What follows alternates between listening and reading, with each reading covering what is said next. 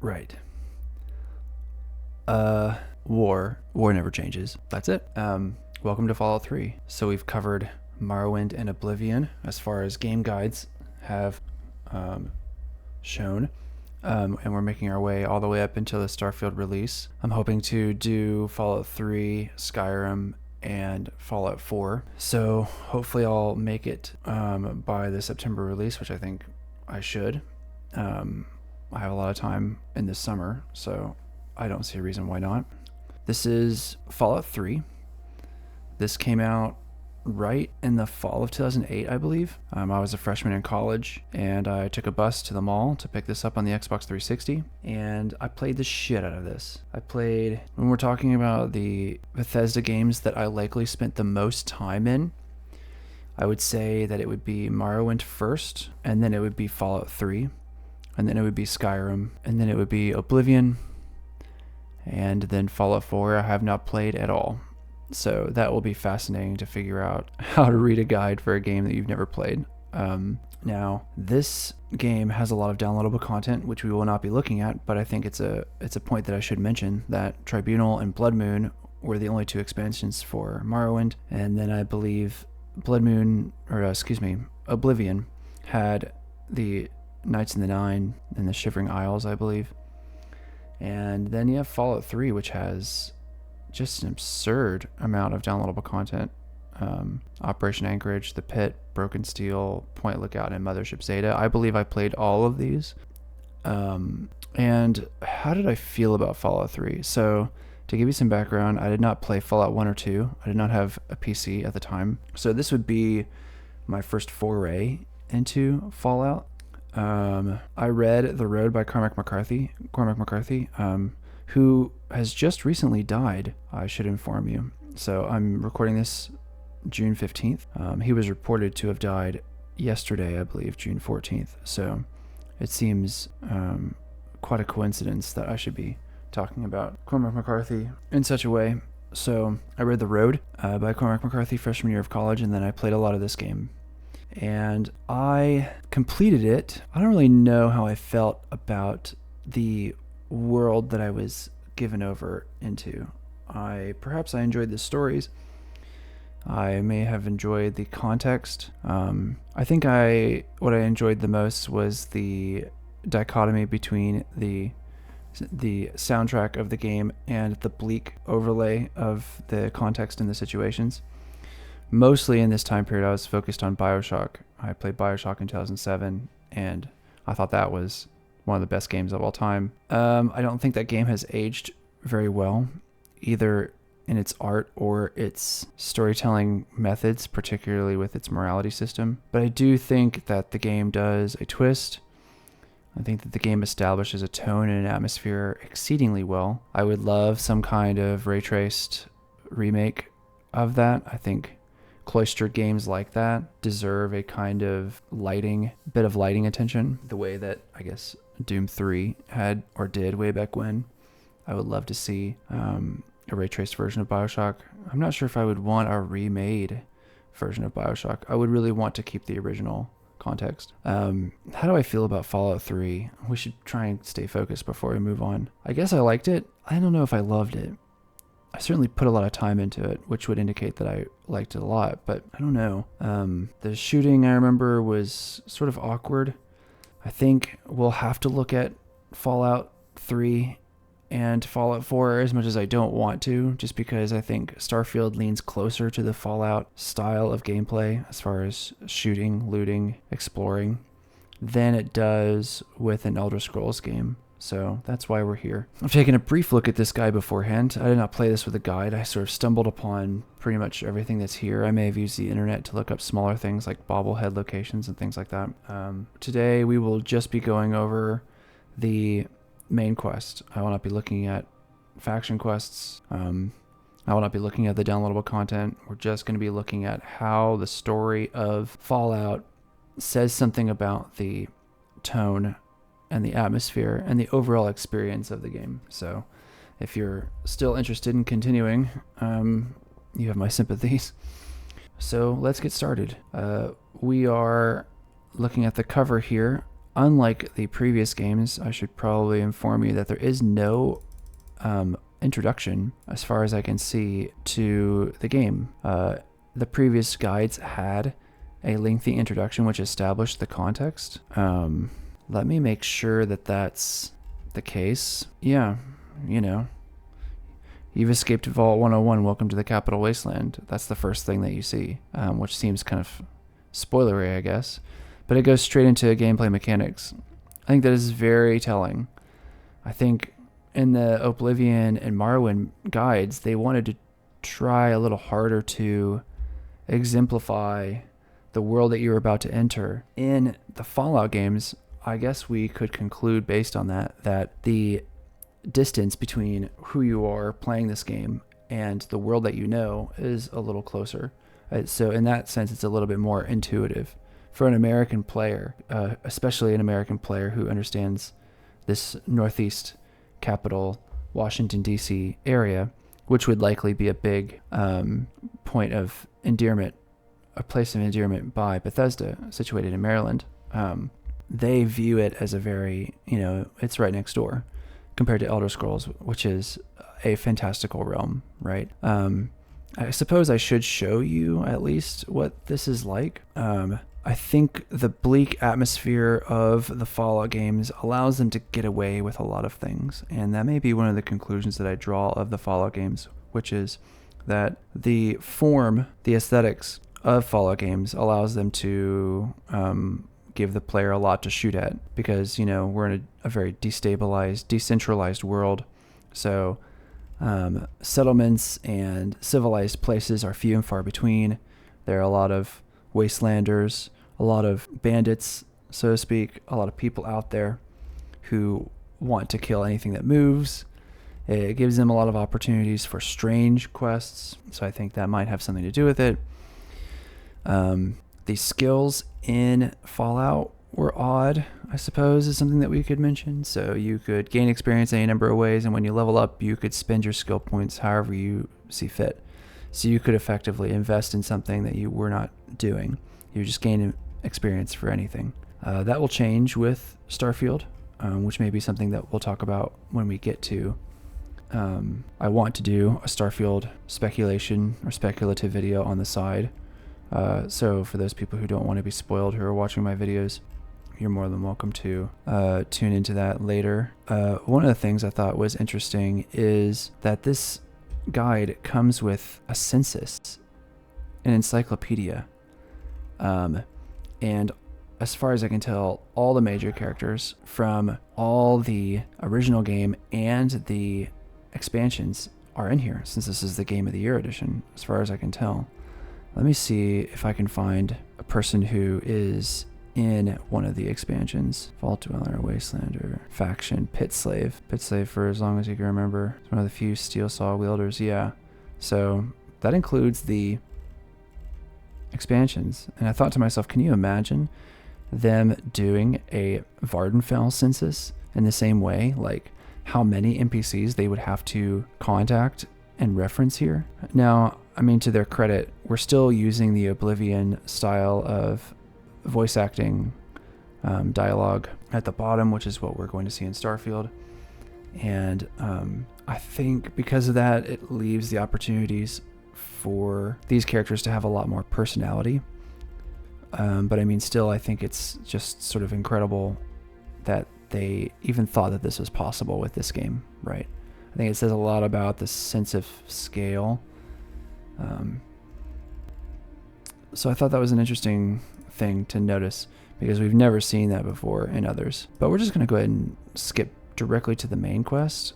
I do remember being really underwhelmed by the ideas in the main quest when I was playing. I did finish the main quest, which is better than I can say for Oblivion, right?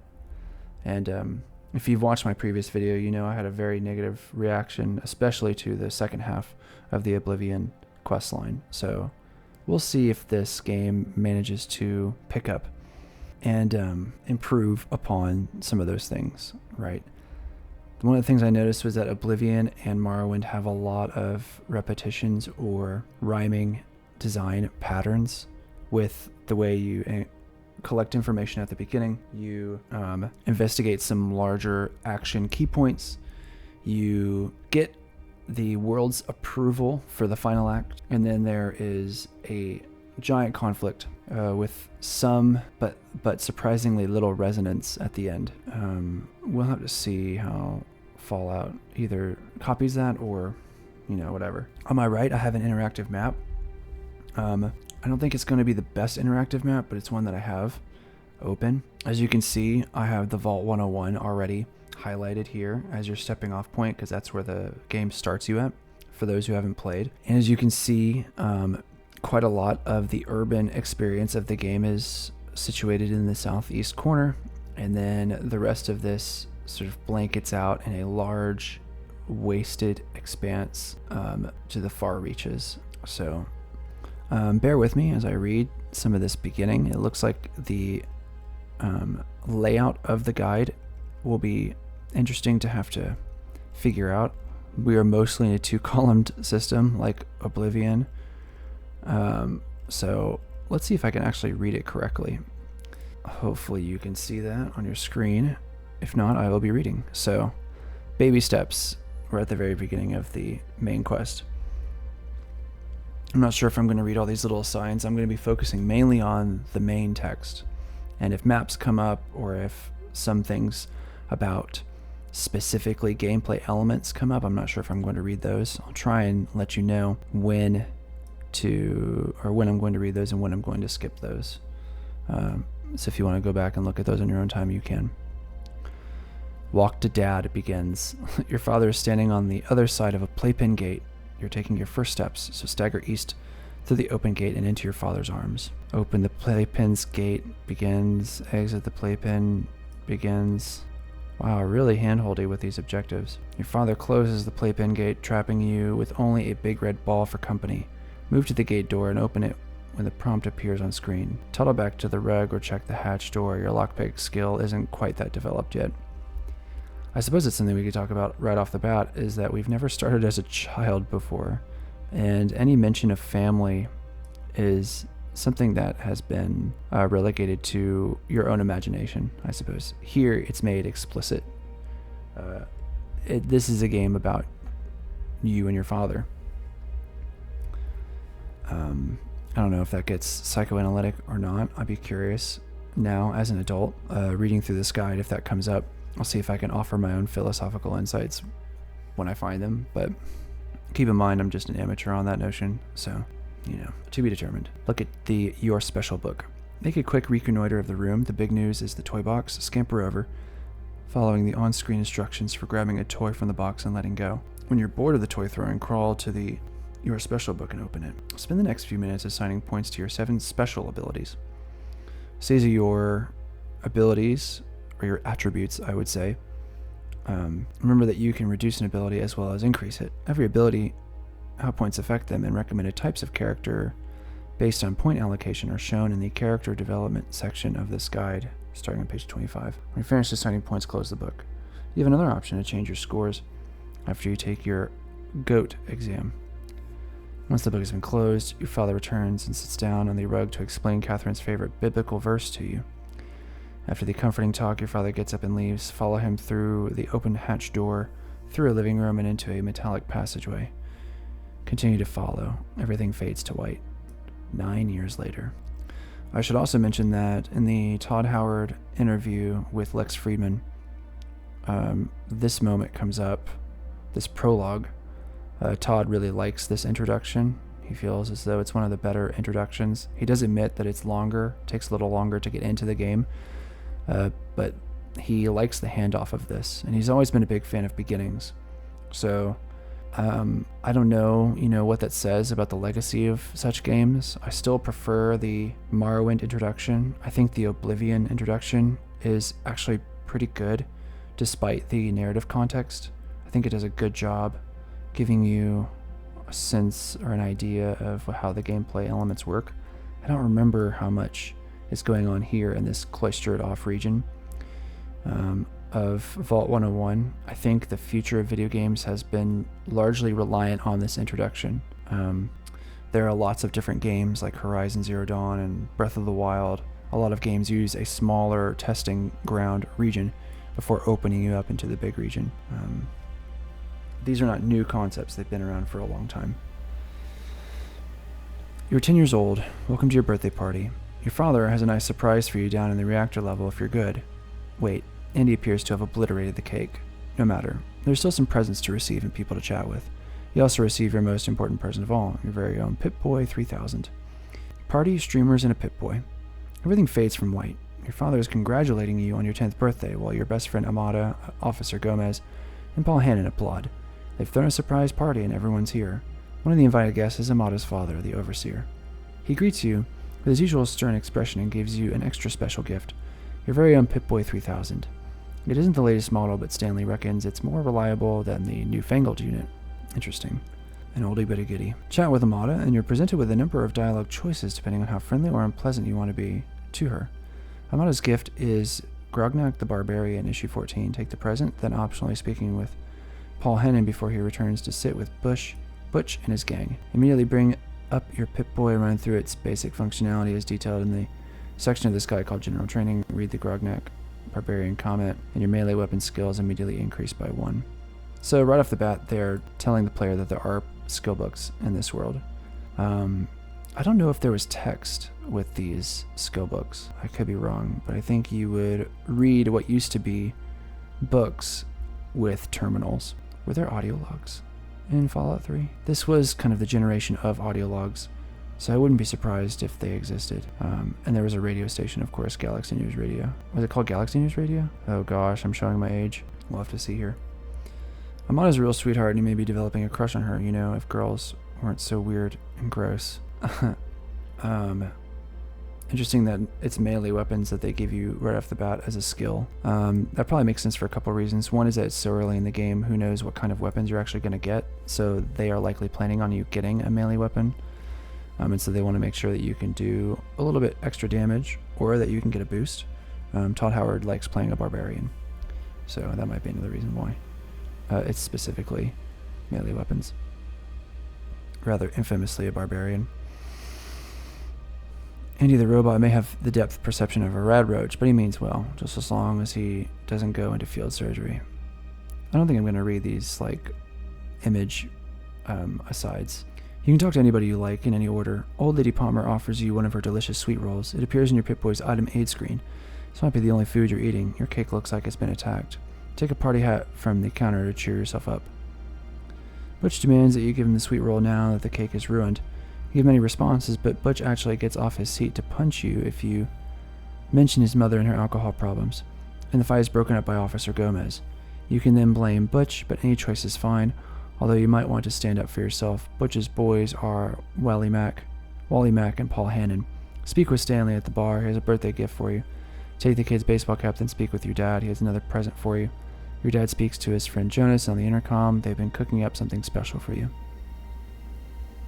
One of the things I guess we could talk about is that the game is trying to get you to interact with your Pip-Boy by looking at the skill book, by looking at the sweet roll, by understanding how health works, taking a look at things that you can wear. Okay, it continues. Meet Jonas at the reactor level. Suffocation, little hands, groping, and subterranean uncertainty. Your dad opens the diner door to the west. Be sure you use the Pip-Boy's compass, shown all the time, at the screen's bottom left. Before you can depart, Beatrice gives you a birthday poem. Read it in your Pip-Boy's data notes screen. Okay, so there's skill books assigned to items, I suppose, and then there are notes where there are readable materials. Head north out of the diner, along the corridor, and make the first left turn. Walk west, looking for the sign pointing right toward down to the reactor. You can speak to Officer Kendall coming down from the upper level, but he isn't very pleasant. Instead, descend to the connecting room near the reactor where Jonas is waiting for you. When your father arrives, he gives you an old BB gun.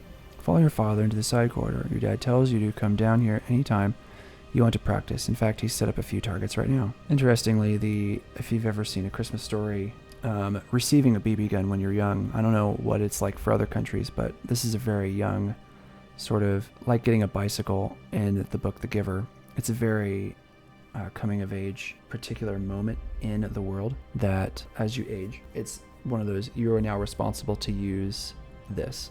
You're now responsible to ride a bicycle. You're now responsible enough to use a BB gun. So it's a very big moment of responsibility given to you in the guise of a gift. Move to the southern end of the side corridor between the crates and peer ahead. There are 3 targets. Bring out your BB gun and fire, optionally using the aim functionality to get a better view. So this is the first time in a Bethesda game where you're shooting a firearm. So it seemed right that Bethesda would try and teach you how to do that. Because just because video games are sort of built on a foundation, including first-person shooters, shooting in Fallout may not be the same as shooting in Doom, for example. They have slightly different behaviors. Not to mention that this has the VATS system, which is coming up. If you have any problems, read the on-screen instructions. When all the targets are struck, a rad roach scuttles out from the right. It's time for your first live kill. Bring your BB gun to bear on the rad roach or into the VATS system, which allows you to pinpoint the rad roach's different appendages for a slower but cleaner kill. When the rad roach has been peppered with ball bearings, head back to your father, who beckons Jonas over to take a picture. Whoa, that flash is white. Very white. 6 years later. Famously, cockroaches are the things that would live after a nuclear apocalypse. So, rad roaches is a sensible enemy to be one of the early ones. Greaser teasers.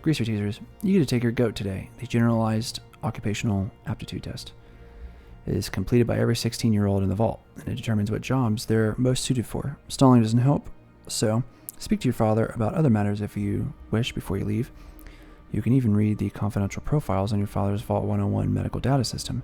His patients make interesting reading, but most intriguing is his other work, and the hint that he may have been outside the vault. Leave your dad's surgery, but not before a quick check of the area. There is a bobblehead medicine on the table. Pick it up and then inspect the wall plaque with your mother's favorite biblical passage. Bobblehead medicine. Your medicine skills permanently increased by 10 points. So bobbleheads are things that are highly valuable that encourage you to explore. Giving you the medicine skill early makes sense because they want you to have a little boost in your survivability. So melee weapons for the ease of finding weapons that you can use to hit, and then survivability in the form of getting a free 10 points for medicine. It is locked. Perhaps you should head back here later. Head out and then west and take your test. Note there are 19 more of these limited edition bobbleheads scattered throughout this world, each giving you a substantial and permanent bonus to a particular ability. Each location is shown. So one of the things that they encourage you to do, and they being, I guess, the internet, is that you shouldn't max out your skills all the way to level 100 if you haven't found the bobblehead yet. So skills go from 1 to 100, and you can add points as you go along. And so the trick is to use skill books and to use bobbleheads to sort of maneuver your skills to where you're not wasting any skill points and you're not wasting any bobbleheads or skill books if you intend on playing this game for a long time to max out your character. Head down to the corridor where the Tunnel Snakes, a gang of greasers led by Butch, are harassing Amada. You can ignore this petty squabble, step in to help Amada, or join in the bullying. Your choices are as follows. Okay, nice. Different options in the middle of the quests, which is something that we've seen before. I think this is pretty normal, as I've seen in early role-playing games, is that there's a squabble and you can intervene, and by intervening on a certain side or not intervening at all, it says something about your character. Doing this early kind of is a character establishing moment. Settle in, speak with Butch, and convince him the Overseer is going to come down hard on the Tunnel Snakes. If successful, he agrees to deal with her later. Note this option doesn't require a speech challenge if you already fought Butch during Growing Up Fast. That's nice too, so there are ramifications for previous things that you've done. So, in this opening prologue, there's already things that you can change, so far so good.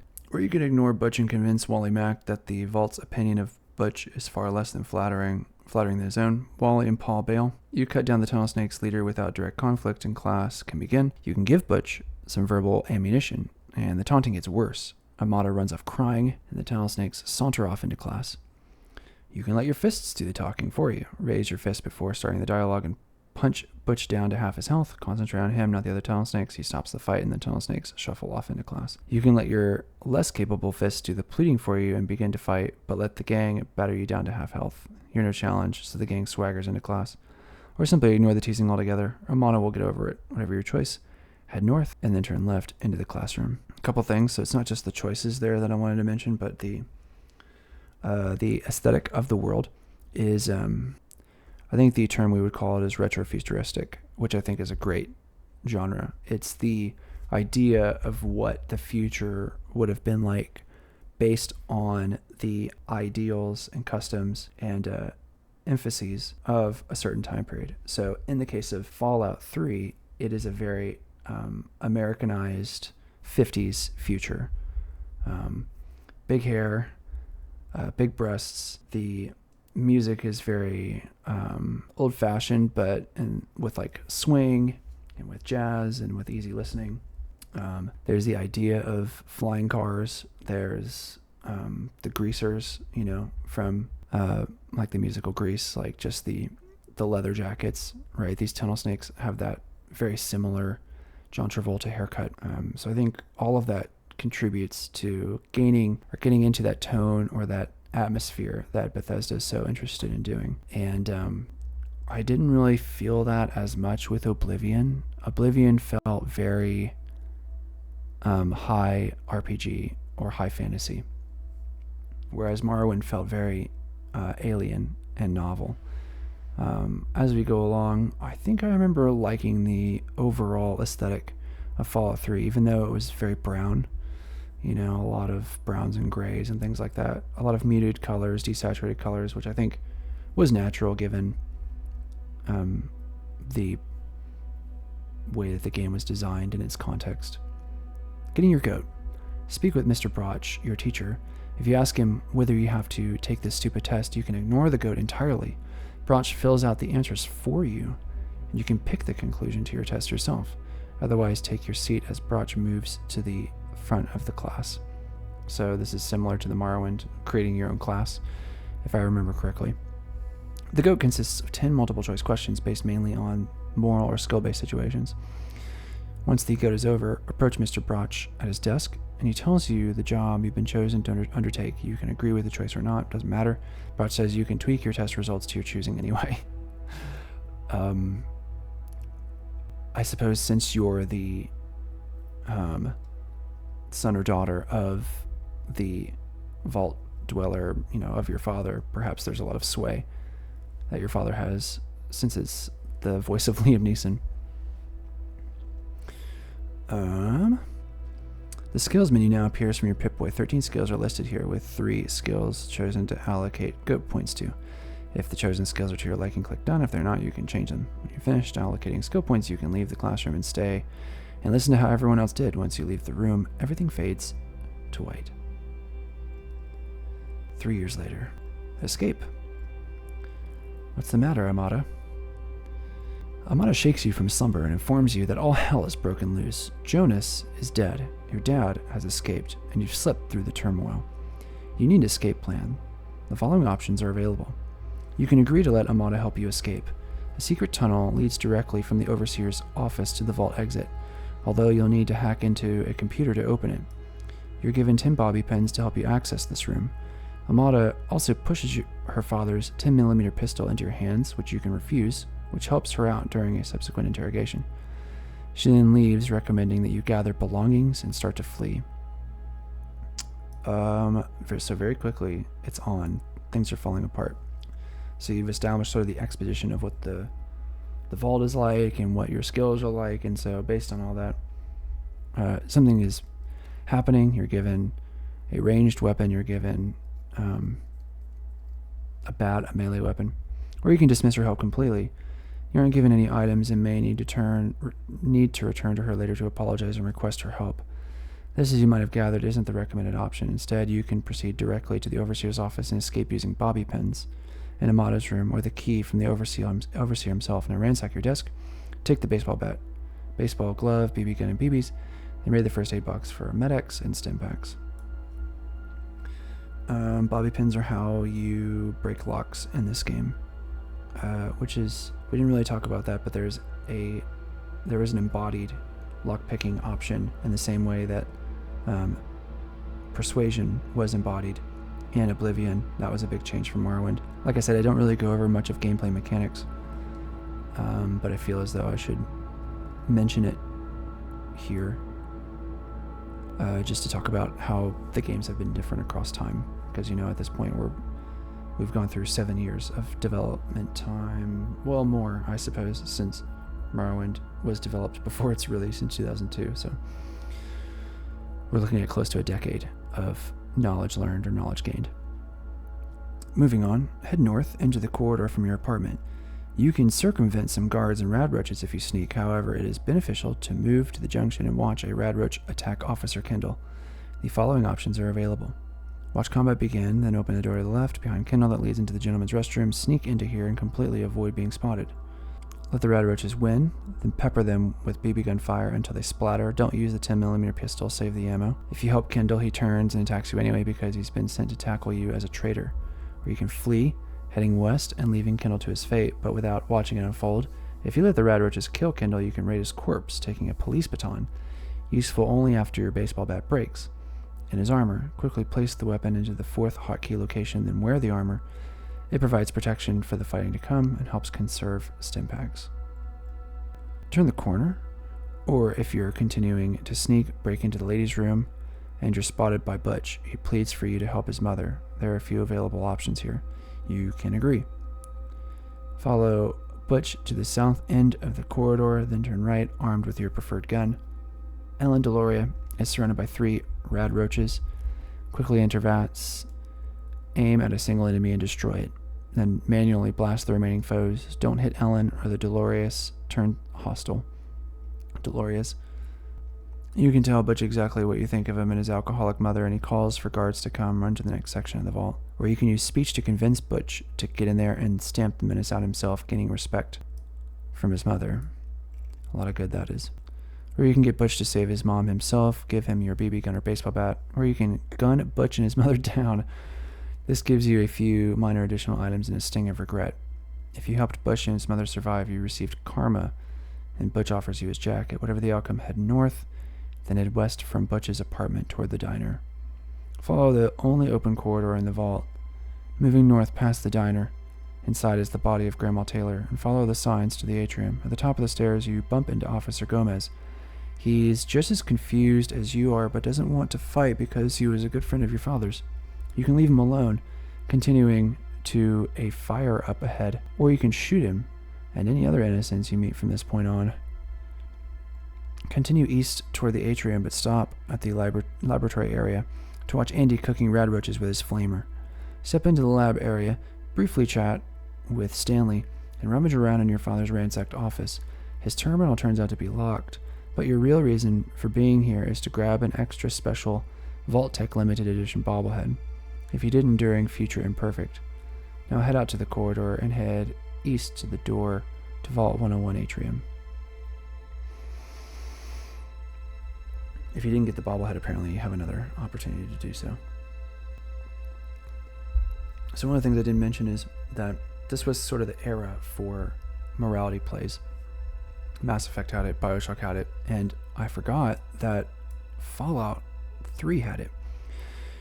It had different karmic balances between good and bad, and I happen to think that this is one of the worst systems. I really despise this kind of system in a video game, for the reason being that typically these sorts of games, when they offer moralities, they also offer bonuses for reaching a certain threshold of good and evilness, and there really are few bonuses for neutrality, I would say. Not only that, but it just colors all your decisions based on what the explicit rewards are for this, when really a player should be allowed to do things for idealistic reasons, for pragmatic reasons, for utilitarian reasons, for consequential reasons. Like, there are so many other philosophical reasons based on laws, based on justice, based on personal ideas of sovereignty within a community or individual responsibility, that any of these particular karmic points, I think, run in the way of that. And I don't think that Starfield will have any of this. I think that trend has come and gone. Bethesda has not been immune to following trends that have appeared and disappeared throughout time. I think a lot of the settlement making has come from a survivalist Minecraft influence. I think that the dialogue trees that you see in Fallout 4 are clearly a response to something like the Mass Effect series. I think, or I hope, that Bethesda will regain some of their confidence in what they've done before. Todd has mentioned that the phrase players are ready for a lot more hardcore role-playing mechanics. And I don't know if he's saying that in an idealistic way, like he's trying to create a self-fulfilling prophecy where he is saying something and hoping that that void is filled, or if he really does see a world where hardcore role-playing mechanics are coming back. I have a theory that they are, just largely because there seems to be a growing trend of people interested in tabletop role-playing games with a lot more in-depth choices in mechanics and a lot less hand-holding in games. So this may be something that we'll see in the future with a lot less hand-holding and a lot more explicit rewards for morality like we see here. It's something that I wanted to mention early on. Let's move on. I don't want you to follow me. Enter the lower level of the atrium, and you bump into Tom and Mary Holden. Tom sprints off toward the door to the vault exit in fear and confusion. Try switching your Pip-Boy's flashlight on. A computer room to the northeast holds some minor items. In the locked vault exit corridor, Tom Holden is viciously shot down by officers O'Brien and Richards. They both have 10mm pistols. They're great rewards, so defeat them. The door to Vault 101 entrance is locked, so move to the door with the locker preventing it from closing and head to the upper level. Move to the corridor at the top of the stairs where Security Chief Hannon spots you. Bring the fight to him and knock him unconscious or worse. Continue west, past the circular window, which is where the Overseer's office is, and pass Alan Mack, Wally's dad, knocking on the window. Run into the admin area in the server room. The remains of Floyd Lewis, the technician, lie in a heap. You can optionally grab his tinted reading glasses and Vault 101 utility jumpsuit, but only if you're collecting outfits. I have a hard time believing that this would actually happen, just because when you've lived for as long as they have in such a cloistered area together, I feel like it'd be very difficult to just gun down someone you've known for that long, even if you were told that no one can leave the vault. So I think that's just a way to add stakes to where your character is at that given time. I mean, maybe I could be wrong. Maybe these officers hated whoever they shot. Who's to say? Continue into the atrium corridor, then look west through the security room window. Amada is being tortured by her own father and his lackey, Officer Mack. Okay, well, maybe this is a different world than I realized. You have a variety of choices here. You can leave them to interrogate Amada and continue to escape. You can open the door and storm inside. Amada immediately flees, while the officer backs up and lets Officer Mack attack. Beat or shoot him down and then approach the Overseer. If you let Amada keep the 10mm pistol earlier, she uses it on Officer Mack. Or you can sneak in and pickpocket the Overseer's key and password from him. Run for the Overseer's office if they catch you in the act. Once you're alone with the Overseer, you can talk or attack him. If you talk, he reveals nothing. Threaten to harm Amada, though, and the Overseer's office key and Overseer's terminal password are yours. You can foolishly surrender to him, and he takes your weapons and using them on you. Yikes. A better plan is to leave him be. Search the lockers to find batons and security uniforms if you haven't lifted them from guards you've dispatched. There's some 10mm ammo inside one of the lockers too. Or you can kill the Overseer and take the key and passwords from the body. This won't make Amada happy though. Run north from the Overseer and turn right into the Overseer's office. Search Jonas's body to uncover eyeglasses, a stim pack, and a Vault Lab uniform, as well as a note from Dad. Play this on your Pip-Boy in the data note area.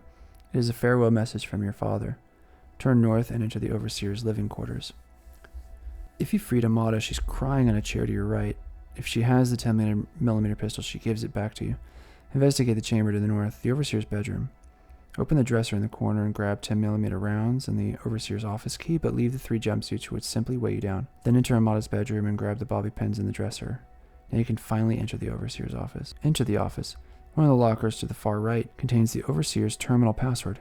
Now move over to the terminal behind the Overseer's curved desk. The following options are available. Using your science skill to hack into the terminal. If you don't have the Overseer's terminal password, follow the on-screen instructions. If you're successful, you can access the computer records. If you fail, move to the locker and take the password. Is that really much of a choice, though? Or access the terminal using the password? Like, just go get the password. Like, if you were just searching around the place. I don't know. It's like an illusion of choice. You know, if you hack it with your science skill, I suppose you get the experience for it, which is a nice touch, but I don't really buy that that's a real choice in the same way that, you know, breaking up the Amada fight with the tunnel snakes was. And even then, you know, I know that that's like kind of an early karma thing, but still narratively it says something about your character. I think using science here to uncover this terminal just means that you are pretentious and you didn't want to use the password. Maybe the player doesn't know it's there, but in these games, we've been taught in this training tutorial to have a look around. You have 4 attempts to hack into the terminal. However, if you quit out of the terminal when you have 1 attempt left, then access the terminal again, the number of attempts resets. Wow, even in the guide, they kind of tell you about these hacks. Use this trick across the wasteland when hacking into every terminal you find. The Overseer's terminal makes fascinating reading. There are 4 sets of entries to pore through. Most are some interesting backgrounds on other Vault 101 dwellers. One reveals, for those who can't see or don't want to see and are just listening to me, they spelled reveals with an ES at the end of reveals, which is insane. I've never seen it. Reveals misspelled that way. Reveales. Reveales. One reveals that there have been people scouting outside and there is some very interesting information about something called Gek. The entry you really want, however, is open Overseer's tunnel. Do this now. With an exclamation point. Do this now. Watch the Overseer's desk rise up and a hidden staircase appears. Descend into the secret passage. Using the electrical switch to open the hatch door, then run down the passageway, turning left and ending up at another hatch door. This leads to a small room with a hidden door in front of you. Press the switch and the wall panel slides up, allowing you to clamber to the entrance chamber. Use the vault door control pod to activate the giant piston that plugs into the massive cog door, spinning it out and allowing your first glimpse to the outside world. As the door grinds open, Amada appears and wishes you the best of luck. She refuses your offer to come along. As the guards charge and run east toward the gate with the light streaming in. Before you leave Vault 101 for good, you have a final opportunity to edit your name, race, sex, special abilities, and skills before you open the gate and step out into the dangerous wilds of a radioactive wasteland. What remains of civilization? You'll find out soon enough.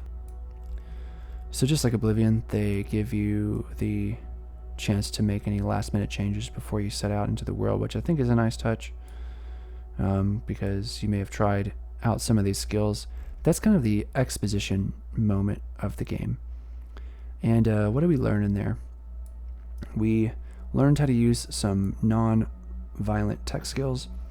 We learned a little bit about the interaction between the character and the Pip-Boy system, which is effectively your inventory and spreadsheets, or your management tools.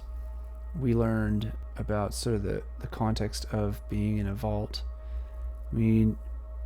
I guess going into this game, we know that it's a post-apocalyptic game, so we are aware to some extent why we're in a vault to begin with. We have a relationship with our father. We were born in the vault. We were raised in the vault. Not a lot of games have done the opportunity for your character to age, which I think could be a really cool game if they could figure out how to create younger and older versions of a character as time went on, and change your character's stats based on how much time has passed and how old they are. We have different quests which showcase the karma system and the multiple ways that you can do some of these quests. Some of them seem like real actual choices, some of them don't. Galaxy News Radio, there it is. Boop. Each one of the major sections of the quest lines seem to come with a flowchart, which is really interesting. This tells you a lot of ways that you can play through. Optional, begin any free-form quests or miscellaneous quests you wish. That's really neat. So there's quite a lot in this following next section, but we're going to move on. We're going to pass through the flowchart and we're just going to get into the text. What do I want to say about the opening that I haven't said before? So I think as far as like the big reveal that a game does, I think that the Fallout 3 one is a really incredible opening. I think it's one of my favorites, actually. The way that the light blinds your eyes, and then as your eyes adjust, you sort of take in the bleakness of the wasteland and just how far you can see, like the draw distances. And there are just so many things that you can see from this point that you can go to later. And I think that that's a great thing about Fallout. The Fallout universe is just how much you're able to see, how far. And it looks like Starfield is going to do that to the nth degree, right? They have created some kind of level of detail system that allows you to see the expanse of planets. And hopefully they have a method for showcasing in your limited view that you can still make out human settlements or places of interest in the distance. So we'll have to see whether that's been confirmed or not. I think I'm ready to start this next section. So I'm trying to think of anything else that I wanted to say. I think that the Fallout introduction is okay. I didn't have any emotional interest in the father character, even though it was voiced by Liam Neeson at this point. I don't recall in Starfield any famous voice actors. In the previous games, there have been famous voice actors, so I'm just assuming that there's going to be one in Starfield. Yeah, I don't have anything to add that is of value. As soon as you step outside Vault 101, you're likely to reach level 2. Consult the character development section to learn about allocating points to your skills. Immediately a new quest begins. Find the nearby town of Megaton to investigate where your father might have gone. Step to the scenic overlook and you can actually see Megaton. It's the large mound of tin and rusting metal glinting to the southeast. So there it is. So the sense of space, that gives you an idea of how far away the first place that you're visiting is compared to the whole world, right? I could zoom in. I don't think I'm going to throughout this process. If I click on things, then okay. So we are heading towards Megaton. The world certainly felt large in this one compared to Oblivion for sure. Now Vardenfell, I'm not sure. The wasteland is certainly flatter, which, you know, is good for draw distances so you can see kind of what's in the distance. Is there anything else I wanted to say? Yes, I did. So your character levels up in Fallout compared to Oblivion and Morrowind, not just by gaining skills, but there has been a more abstracted version of leveling up, which is more like other role-playing games. And that comes from simply gaining experience. So as you find locations, you gain experience. So you gain experience for exploring. So exploring is made an explicit part of the game. Killing gets you experience, which can then be used to level up, which is sort of different from Morrowind and Oblivion, where you earn skill points, and after you gain 10 skill points, then you're allowed to level up. So I believe Starfield is going more with the Fallout system of an abstracted tertiary leveling, where certain levels you need to get a certain amount of experience. You can use those levels to spend on skill points. There is an added set of conditions for Starfield, which we can talk about in that video, which feels fundamentally different from Fallout, and I think it's a good choice, but we'll talk about it more then. Here in Fallout, once you have enough experience to gain a level, you level up by spending skill points into certain skills, regardless of whether you've used them or not. So you can effectively fund or invest into certain skills. So take that for what you will. Let's move on. We're heading towards Megaton. Note, at this point, you can literally go anywhere and do anything you want, as there are infinite numbers of routes to and from the various locations across the wasteland. The following routes are simply the optimal paths to take. So since we're doing the main quest, we won't be dabbling into other experiences, but they're right. At this point, you have a vague notion of where you're supposed to go next with the main quest, but you are not urged there. You were pushed out. You're not really pushed in. And so in that sense, there are plenty of other places that you could go in this immediate surrounding area, and you could start to make a claim to your story.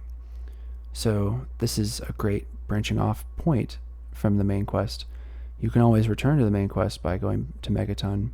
So that is something that's interesting, is that the game pretty early on, it establishes sort of the core fundamental things you need to know, and then it sets you free. And I would say it sets you free even more so than Oblivion. I think it's in the Morrowind realm of, okay, now you can do whatever. So I'm sure people can agree or disagree with me on that, but that's how it feels when looking back on it. The easiest way to Megaton is to travel east along the remains of the tarmac road. As you head out into the open, you pick up 2 new radio signals through your Pip-Boy. The first is the Enclave radio signal, which is an official transmission from President Eden. The second is a broadcast from Galaxy News Radio in the DC ruins. Tunes are spun and rants are recorded by your DJ 3Dog. Both give clues to your adventure ahead. Switch either of them on by accessing the data radio menu, so you can create a diegetic audio experience through your Pip-Boy, which is kind of cool. Something that Elder Scrolls certainly didn't have. Right, Elder Scrolls has more orchestral music as your accompaniment. Head into the ruins of a small town called Springvale. Check the mailbox for some hidden items. Okay, it wants us to go to Springvale instead. Check the mailbox for some hidden items. Everywhere in town might contain useful items and objects. Some are junk, some can be sold, some can be combined to make customized weapons, and some augment your abilities, health, and skills. For now, make a quick sweep of the area. Also floating around here is an Enclave iBot, a recon droid that relays the Enclave radio signal and isn't harmful unless you fire at it. Move to the Red Rocket gas station where a corrugated sign points towards Megaton. Tip, there's a junkie named Silver who fled from her caregiver in Megaton, and she lives just north of here in a small ranch house. You can't know this information yet, but you might wish to investigate her abode to save a back and forth visit later. Skip to conversing with Moriarty. Plan C if you want to know more. Okay, so some miscellaneous quests are already nearby. There is a crafting system which effectively replaces a lot of magic-oriented systems in the previous Elder Scrolls games, like spell making and alchemy, and it's all kind of funneled into this crafting system. When you finish rummaging around, follow the road south out of town and up a rocky path. To the south is an airplane tail rudder and other metal sections pointing skyward. This is Megaton. Head to the front gate. The Protectoron guarding the gate, Deputy Weld, is friendly. Solomon the sniper sits in a nest above the gate to lower your weapon or simply don't fire it, and they'll open the gate. Enter Megaton. Springvale School. Okay, so this includes some of the DLC locations. Here you can see Holy Light Monastery, which comes from the Broken Steel expansion. Okay, so we took a slight roundabout way to Megaton, but here we are. Note, you may pass or interact with a thirsty man named Mickey, or one of the few traders that traverse the wasteland. When we mean thirsty, do we mean like literally or figuratively? Because thirsty has connotations. Megaton and Moriarty's The Reconnoiter. Once inside the ramshackle confines of Megaton, head south down the main pathway. Speak civilly with the man in the cowboy hat. That's Sheriff Lucas Sims. I miss him. At this point, you can begin miscellaneous quest The Power of Adam if you wish. However, you should definitely ask him if he has any information about your father's whereabouts. If you agree to disarm the bomb, he directs you to Moriarty's saloon on the southern balcony, overlooking the town. Now's a good time to thoroughly explore the town, getting backstory on the settlement and the different inhabitants. When you're ready, head toward Moriarty's saloon. Enter via the locked door. It's a lot safer and more practical than trying to lockpick the back door. This tells you a little bit about stealing, the stealing mechanic. Similar to other theft attempts in Oblivion and Morrowind, Megaton reminds me quite a bit of Balmora, or, I don't know, what are some early. Interestingly enough, Oblivion doesn't really take you necessarily into a major town immediately right off the bat. In fact, you enter Kvatch, which has been totally destroyed, and you spend a lot of your time between Cloud Ruler Temple and Bruma, which I suppose is the closest. But you'll go back to the Imperial City. Here, Megaton's a pretty large town with a lot of different houses, and it feels like a great starter town. And honestly, Fallout 3 is a little devoid of such larger places like this, so Megaton is actually one of the larger settlements in the game, if I recall correctly. Step into the gloomy interior of Moriarty's and you have a host of inhabitants to quiz. The two most relevant to your quest are just to your right. If you're civil, a redhead named Nova can point you to the barkeep, Gob, who might know more about your dad. Also see you to your right is Lucy West. She has a sealed envelope she'd like you to deliver to a town called Arafu. Accept and you begin miscellaneous quest Blood Ties. It looks like Gob's seen better days, but his amazing skin conditions are the result of the background radiation. He's a ghoul, and they're usually treated like second-class citizens. That's right, this is your first time probably seeing a ghoul if you're playing the game. Buck this trend and speak to him with politeness. He offers you cut-price drinks as a result. Continue to be polite and ask about your father. If you succeed with your speech challenge, Gob reveals that Moriarty has a computer terminal in the back of his office, which has all the goings-on in town. A gossip rag. If you fail the speech challenge, you're simply pointed in the direction of Colin Moriarty. This is probably the first time outside of Vault 101 that you've had a chance to perform a speech challenge. There's a typo there. If you want to succeed every time, and the same rule applies to lockpicking, simply save your game before you begin the conversation. If the speech challenge fails, reload the game and try again, or simply face the consequences instead. I mean, it is a game guide, so they are guiding you through how to play. But damn, have the games provided not a permadeath system, but like an iron mode, I suppose, where you're only allowed one save and the game saves no matter what? I suppose for Bethesda games that would be a really bad idea in case your character glitches into something that they can't get out of, so separate saves become important. But I would be very fascinated to know if a system like that has been created for these games. I'm sure some mod has been created and will be created for future Bethesda titles. Conversing with Colin Moriarty. There are 3 separate ways you can glean information about your father's whereabouts from Moriarty. Plan A, the Fast Talk Challenge. Okay, cool. Multiple ways to do this quest, similar to before. So there's actually some role-playing going on.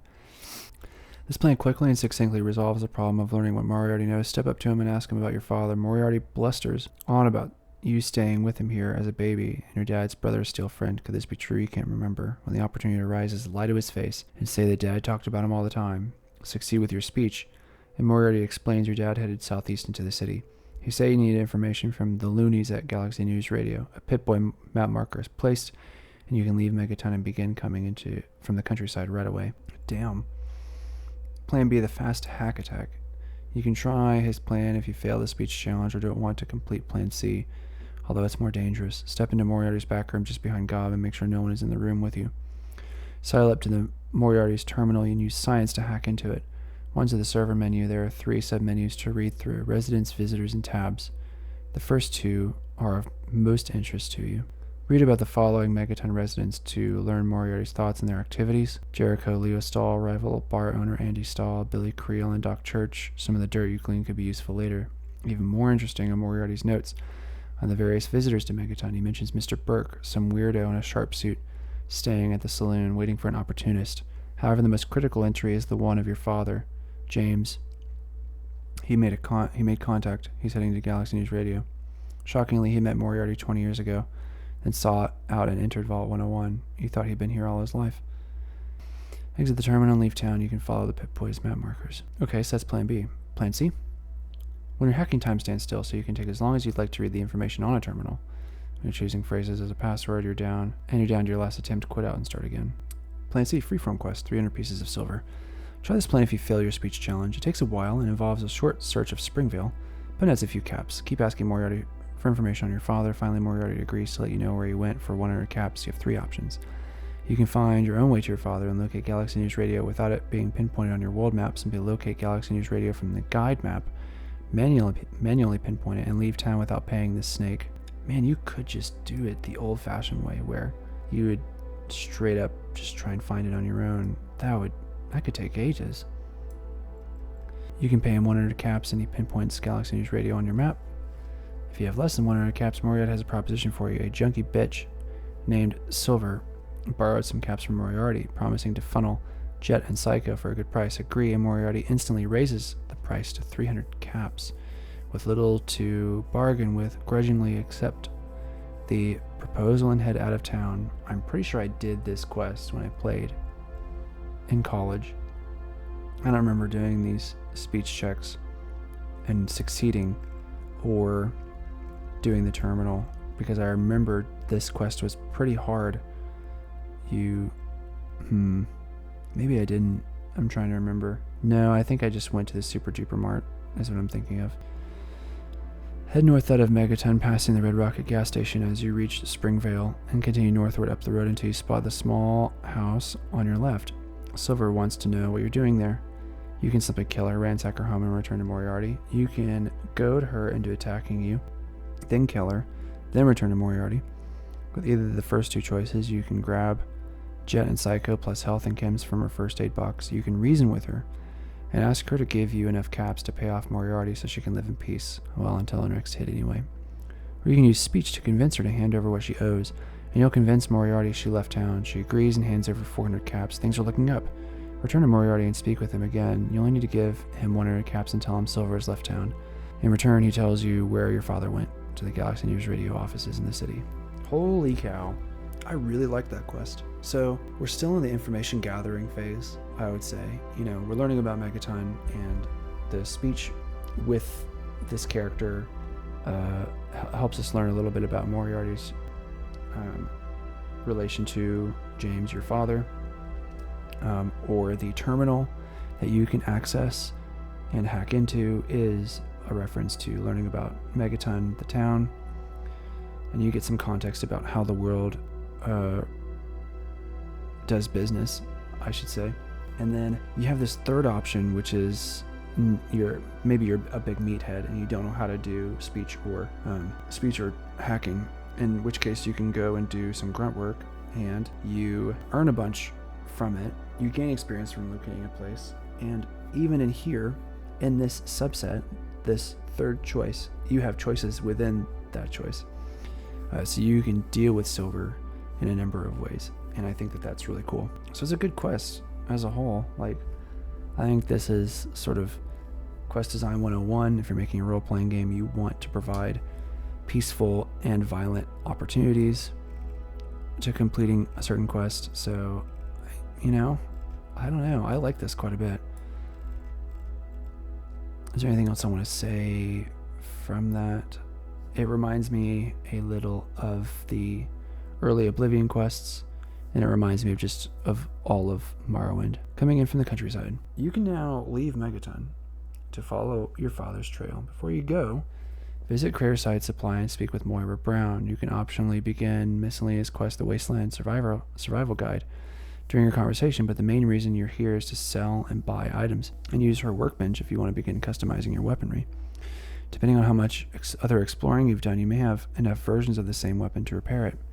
Refer to the weapons training section for a complete understanding. When you've tooled up with an arsenal of at least 2 or 3 good quality weapons, some ammunition, and a set of sturdy armor, head out of town.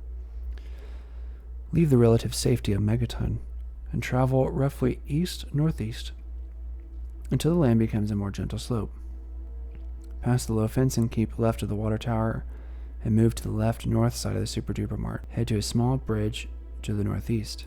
However, instead of running along the top of the bridge, drop under it. It's safer, and on the far side is a booby-trapped ammo box, usually filled with grenades. To reach it, move toward the prepped frag mine and quickly disarm it. The larger your explosive skill is, the more time you have to react. Well, that seems kind of dumb. Like, when you just want the explosive skill to be your chances of disarming it at all? I don't know. We're not talking about gameplay mechanics, but I just think that that's weird. You have 2 main options: going underground. Locate the Galaxy News radio offices via the fastest route through the linked underground metro tunnels. Is it the Farragut West metro station? Finding friendships, continue overland looking for the Friendship North metro station. Friendship Heights. Interesting. Should I search that up? The former plan is slightly shorter and safer, and it begins to unlock the labyrinth of sewers, passage, and train tracks that still exist in the DC ruins, allowing you to fast travel to these destinations in the future. Yeah, that's probably right. Moving right along.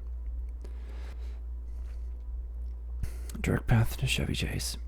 Going underground into the small office area and begin a quick search for items inside the lockers, filing cabinets, and desks. You should find some caps and ammo in small quantities. Of more interest is a Metro security terminal mounted to one of the walls. Use your science skill to hack into the terminal. Here you can activate Metro Protectron. The other choices are offline. This boots up the Protectron standing in the nearby pod. It starts off neutral but becomes hostile if you fire your weapon. There's no other reason to activate this other than to destroy it for XP and energy cell ammunition. When you're done here, move down to the entrance concourse to the turnstiles and begin dropping mole rats. Exiting from a doorway to your right, ransack this office, then locate the maintenance tunnel entrance to the northwest wall. Head northeast down the tunnel steps, blasting mole rats as you go, past the flaming barrel into the generator pit area, and climb the metal stairs. To the northwest is a mesh gate with some ghouls roaming around. Ignore them for the moment, and open the metal door to the southeast. Inside this office, there's a first aid box on the desk, next to a terminal and a safe on the floor. Ransack the first aid box for a Metro utility gate key. Activate the MDCTA service access terminal. No hacking or science skill is needed. And stop the gas flow test. This shuts off escaping gas farther into this tunnel structure, which means you can fire weapons without the surrounding area exploding. You can unlock the floor safe from this terminal too. So something else I guess we should talk about is the environmental influence of the game in a similar way to Oblivion. And I think much better than Oblivion, I think Fallout managed to continue this environmental relation to the game a lot further. A lot more traps, a lot more explosives, a lot more environmental influences like gas. That's all I want to say. Who knows if that will be the case with Starfield. I have some thoughts on that. I'll see if I can remember. Or if you have enough bobby pins, you can use lockpick on the safe for a small XP boost. The safe contains various items, such as caps and weaponry, plus a few interesting objects. Lots of, a skill book, +1 to energy weapons. You may have not seen an energy weapon before, so having an energy weapon skill book, well, I guess it's a skill, so you know that you can expect energy weapons in the future. That was stupid. Head northwest toward the utility gate and unlock it, either with the key or your lockpick skill. The moment the gate swings open, 4 creatures race to maul you. These are feral ghouls, once human, driven mad by radiation. Naturally, you can wait and get mauled and hopefully survive, or you can shut the gate and pop their skulls from safety. Just make sure you're on the right side of the gate, or you can shoot out the generators to your right, catching the ghouls in the explosion and severely weakening them. That's pretty cool, to have some choices even in combat. You can take them head on, you can cheese it a little bit and close the gate, or you can use a moment of opportunity. Flaming barrels usually direct you to the correct route, so look out for them. Signposting. Very nice. With the threat of drooling lumpy skins abated, stop and check out this chamber. Stairs heading down from the gantry and at a door. Pantry? What is gantry? Am I just an idiot and I don't know what that means? In the southwest wall under your feet, descend there. If you can, Jimmy, open the hatch door using your lockpick skill. Inside is a treasure trove of armaments. Ignore the coffee mugs. They simply add to your encumbrance unless you have room to spare and can sell them quickly. Some people like to collect coffee mugs. I'll be curious to see what people collect in Starfield. A la sandwiches. Not a la sandwiches. E.g. sandwiches, example given. And instead open up the 4 ammo boxes and collect their contents. Then head up the stairs to the metal door in the northwest wall. Use lockpicking or the utility gate to open it and ascend the stairs. At the top, open the door to Tinley Town, Friendship Station. You can get, wow, this is like a Fallout 3 starter kit. This is insane.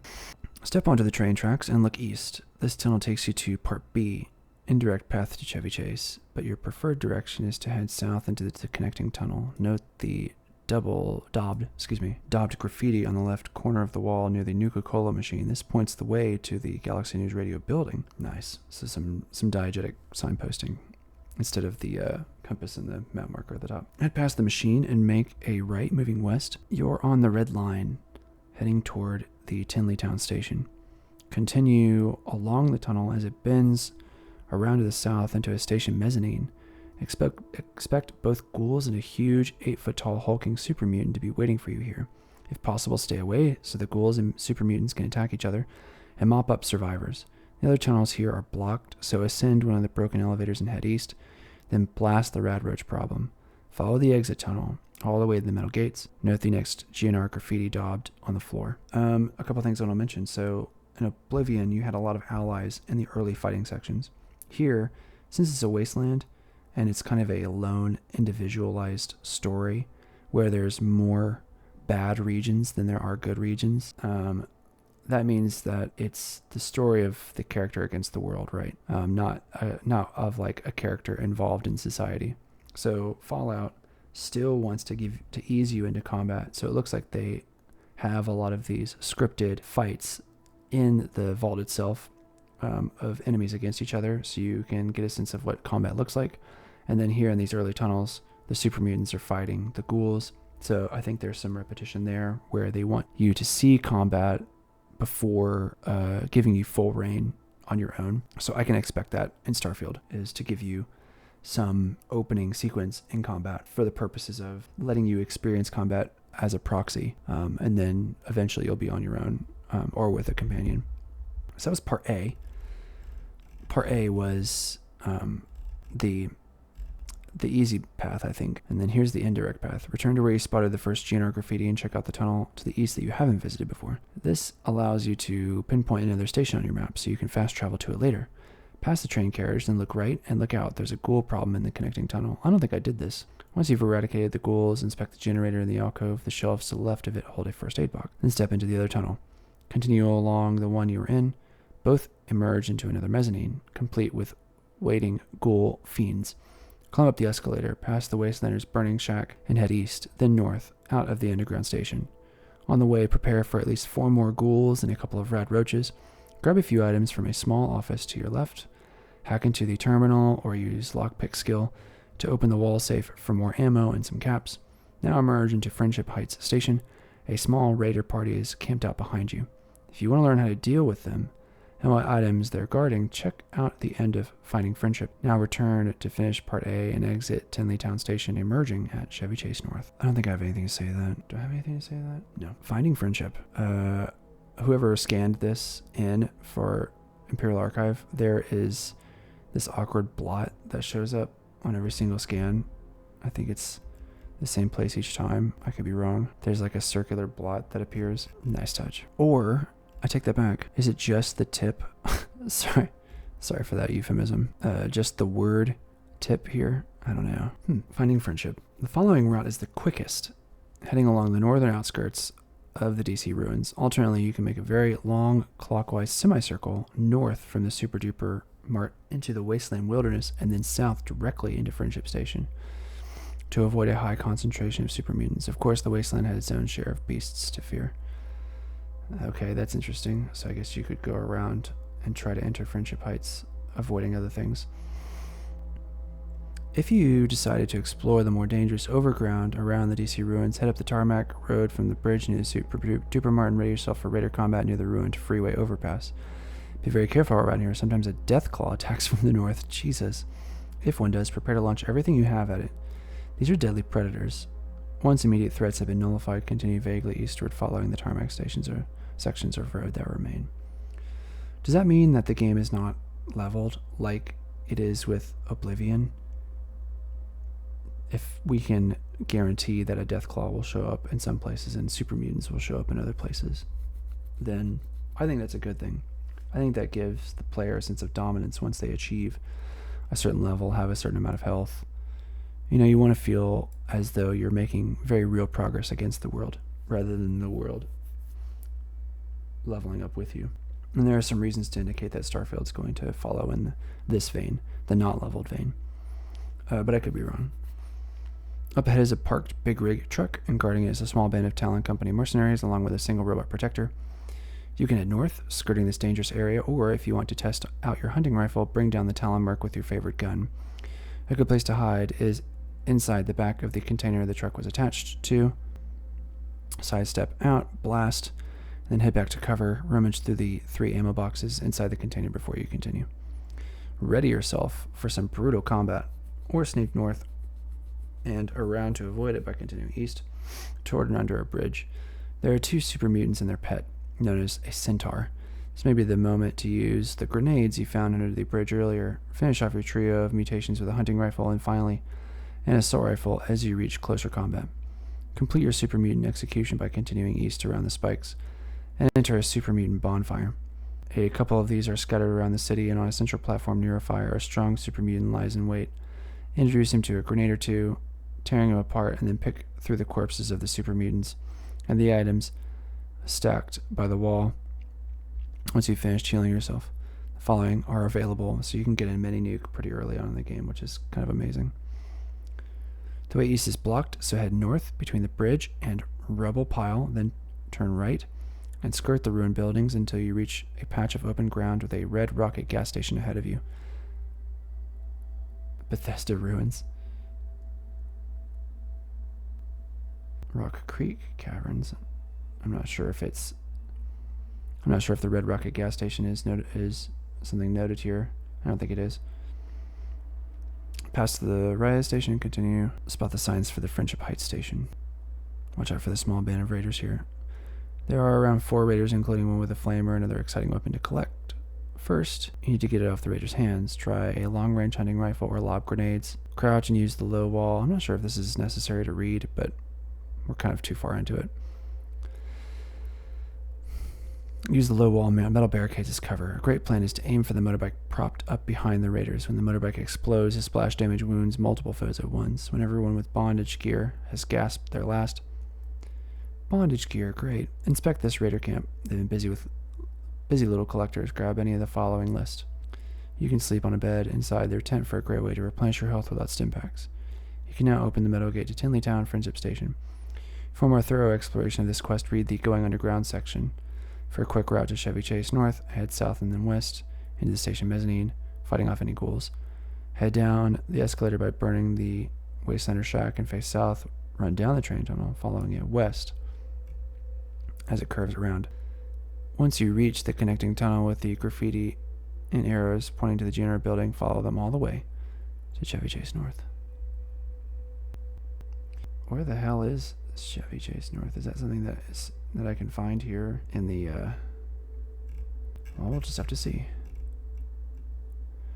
Yep. Ugh. Okay, so it's like okay, yeah, it's right here.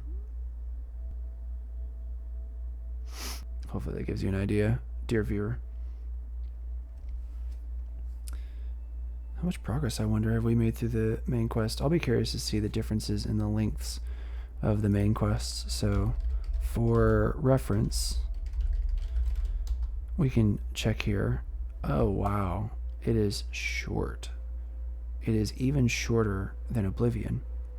So 22 and a half hours. You guys can't see that because of where it's situated. So yeah, 22 and a half hours. To compare that, 32 hours for Oblivion, 44 hours for the Morrowind main quest. So we're talking literally twice as long for the Morrowind quest, which is fascinating. So we might have already made some significant progress, considering that it's a shorter game with a longer prologue. So, So we've talked about this a little bit, but like, here's the amount of distance that you've traveled. You know, you're effectively going through a dungeon that leads you out to another place. This is the whole world, so that's a pretty small amount. That feels like the movement from Seydanine to Alderaan, I would say, as far as like the same ratio of movement. So I think that is, I could imagine that for an early player. One of the things that's interesting about this guide is that it doesn't contain the maps that it contained for Oblivion. I think a lot of space was given over to schematics and maps of the dungeons, which I think was a waste. I guess otherwise the guide would be quite small. So maybe they were nervous about a guide not containing too many words. So I don't know. I'm sort of curious about the process for each of these guides and how they decide what gets looked at closely and what gets ignored. I like that there are no maps in this, as I feel like they're doing good with descriptions here and the language. But also, I think a lot of the great aspects of the Fallout games, probably even much more so than Elder Scrolls, is exploration. I think the Elder Scrolls games have exploration as a component, but I don't think it's nearly to the extent that Fallout is, which is why I think that Starfield, being about space, is very much following in the footsteps of Fallout's idealized exploration concept. I'm under the impression that quite a lot of space is either uninhabited or inhabited by monsters or inhabited by combative people.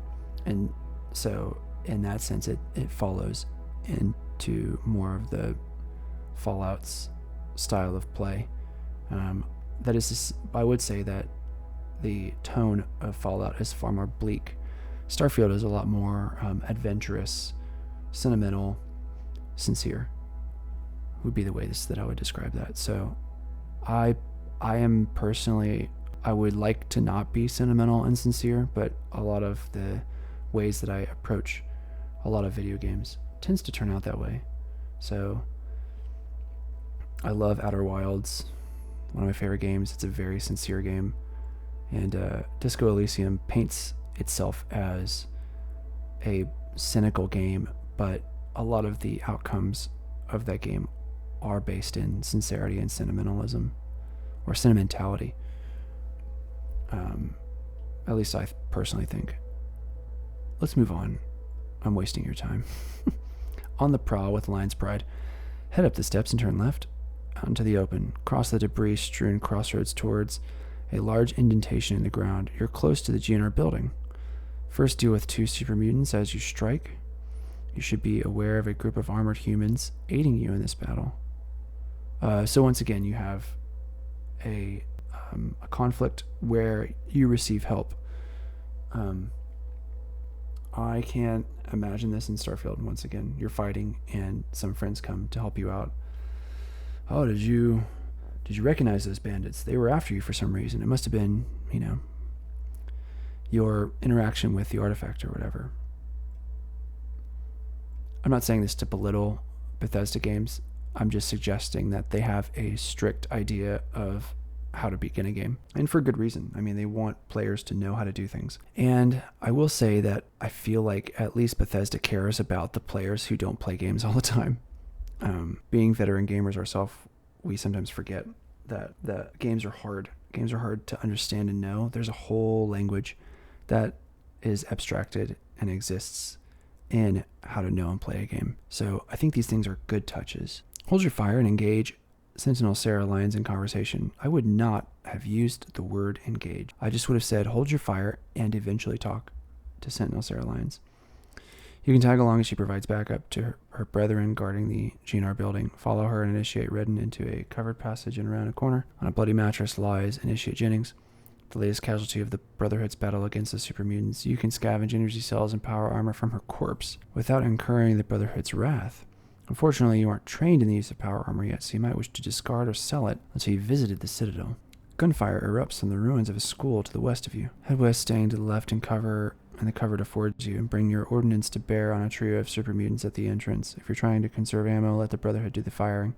Follow the Brotherhood as they weave through the remains of the elementary school. Okay, so another thing that I should probably mention is that the in medias res moments that they hope to build upon from Oblivion are present here, right? A lot of these scripted cinematic or scenic moments didn't really happen all that often in Morrowind. They have begun to happen in Oblivion, and they have been accentuated upon in Fallout. So this is kind of an upward trend. Stay on the ground floor as you systematically check every room for super mutants, then for ammo boxes and stashes of items on shelving.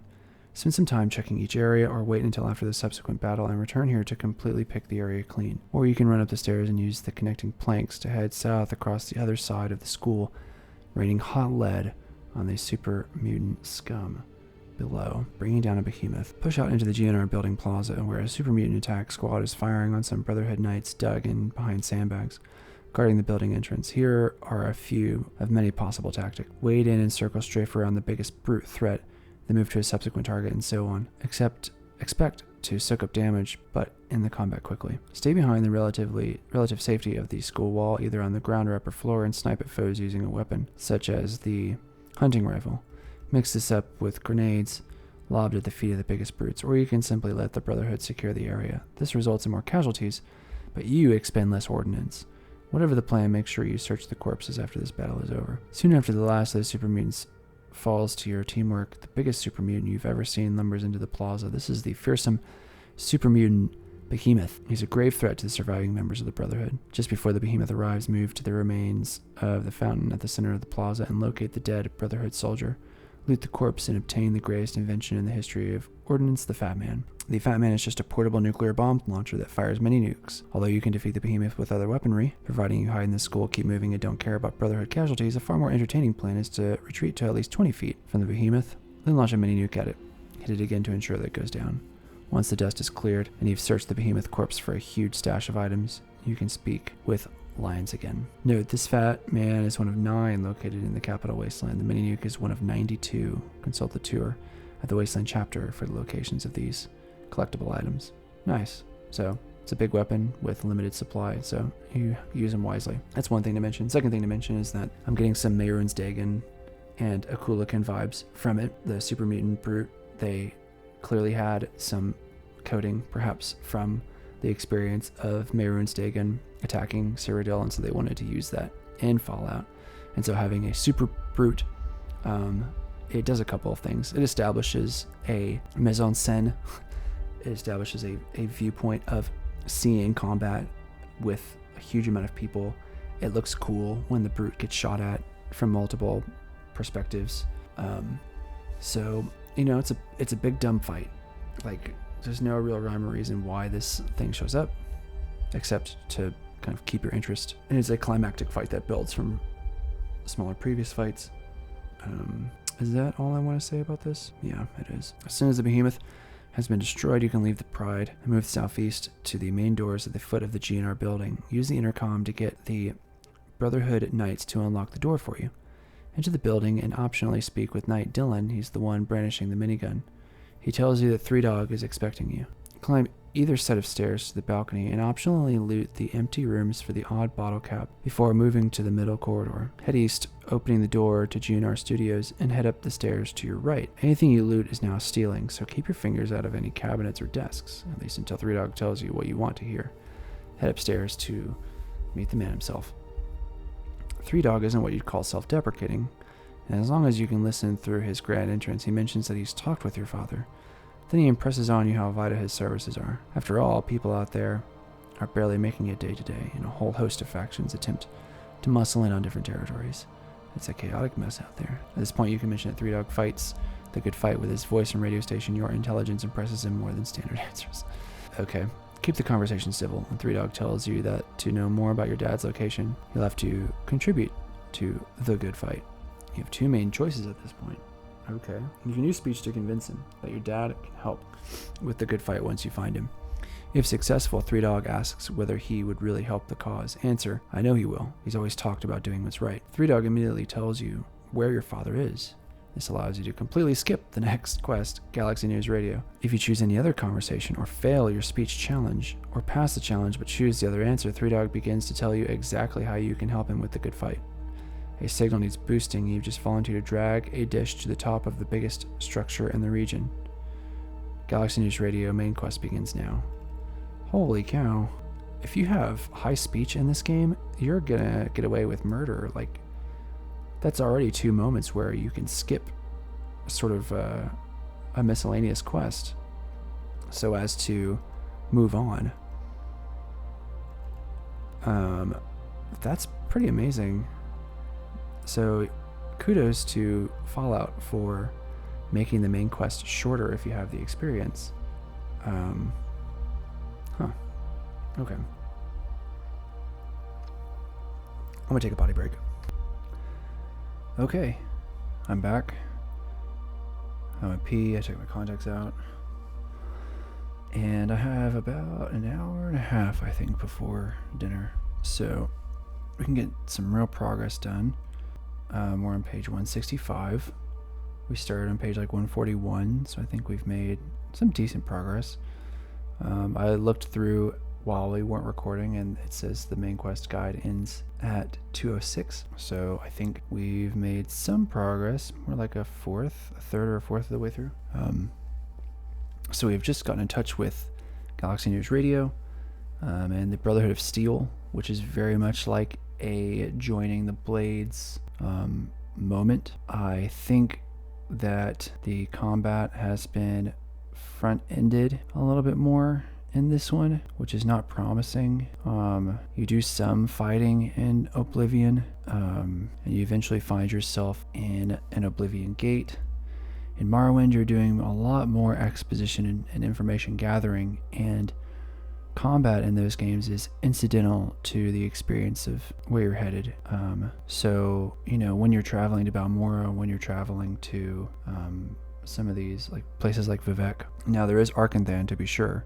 You're trying to recover the Dwemer puzzle box there.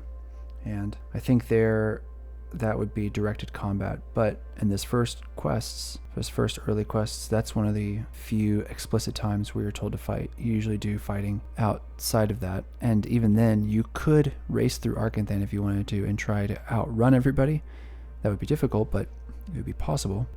I would say that Oblivion is very much a forward a combat forward experience because you're going into the Oblivion Gates, and it is expected that you fight and close the Oblivion Gate so as to rescue Martin. Here we have a similar bit where we are participating in a combat scenario, fighting all these super mutants.